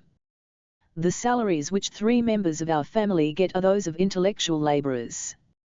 Does a professor need a salary of 90,000 a month? In a software company, the capitalist earns thousands of crores, therefore the average salary will be above a lakh. There are other reasons why the salaries are escalated this way. These are unjustified salaries. Our family does not have the luxurious means to spend these salaries. We are not interested in accumulating properties. We own a house. We can sustain ourselves, and that is sufficient for us. Our children will be educated. One must earn livelihood out of a job, not based on properties. There should be no gold or silver in the house. Hard to find an ounce of gold or silver at our place, even if that is necessary for some medicine. We do not indulge in luxury. 459. Travels or recreational tours. No giving or taking of gifts. Finally, even individual clothes in our household are never more than 7 or 8 pairs, and the kids are no exception. The expenses mostly are on food, books, subscriptions, donations, little monetary help now and then, medical needs and other such essential needs. What do we do with the remaining money? If you save money, it will grow like sin. Money must be spent on a good cause. In fact, if money is accumulated at one place beyond need, it means that much money is appropriated and diverted from some critical needs elsewhere. Pile up more money after learning all this from Marx's Capital? This is one way to get rid of the excess money. The way of incurring losses through books. Since we have an opportunity, we have been doing this. How can anyone do likewise if there is no opportunity? However, the opportunities present themselves depending on our outlook only. If people do not have obsession for silk saris, ornaments, celebrations, and necessary luxury items, it should 460. Be possible to save money out of the salaries of intellectual laborers. Our publications will continue as long as possible. Perhaps, until our folks lose their jobs. At least 2 of the 3 jobs are not likely to be lost, though it can be said about the third one. Let us look at the price of the book again. One must get a brilliant question here on the Mercantile Commission. Isn't the Mercantile Commission an integral component of the value of the commodity? In this example, 50 rupees are the Mercantile Commission for a book, isn't it? How and through whom this value of 50 was added to the making of the book? We have paid off the value of the paper, printing, binding and the rest, haven't we? The capitalists selling those commodities will recover the surplus value out of those values, won't they? Then, whose labour is the surplus value of 50 that makes the Mercantile Commission? If the production costs of bookmaking are considered to be 50, all of these costs will not make the surplus value. The component of means of production will also be a part of making of the book. However, all of the Mercantile Commission, considered as 50, is totally the surplus value. From which workers did so much surplus value come from? From the workers of composing? Workers of printing? Workers of binding? The surplus value must come out of living labour only. The commission too is a component that comes out of living labour. That means, the 50 that embodies the commission in this example, too, belongs to the workers who performed various kinds of labour for this book. We must take into account all kinds of labour performed, beginning with the person who performed the labour of writing the book to the person who finally performed the labour of binding the book.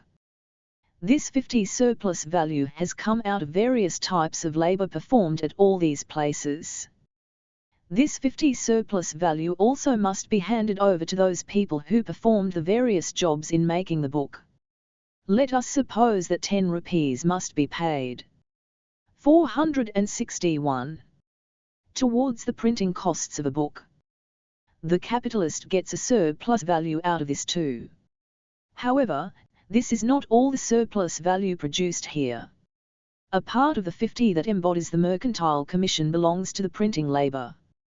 Likewise, a part belongs to the binding labour.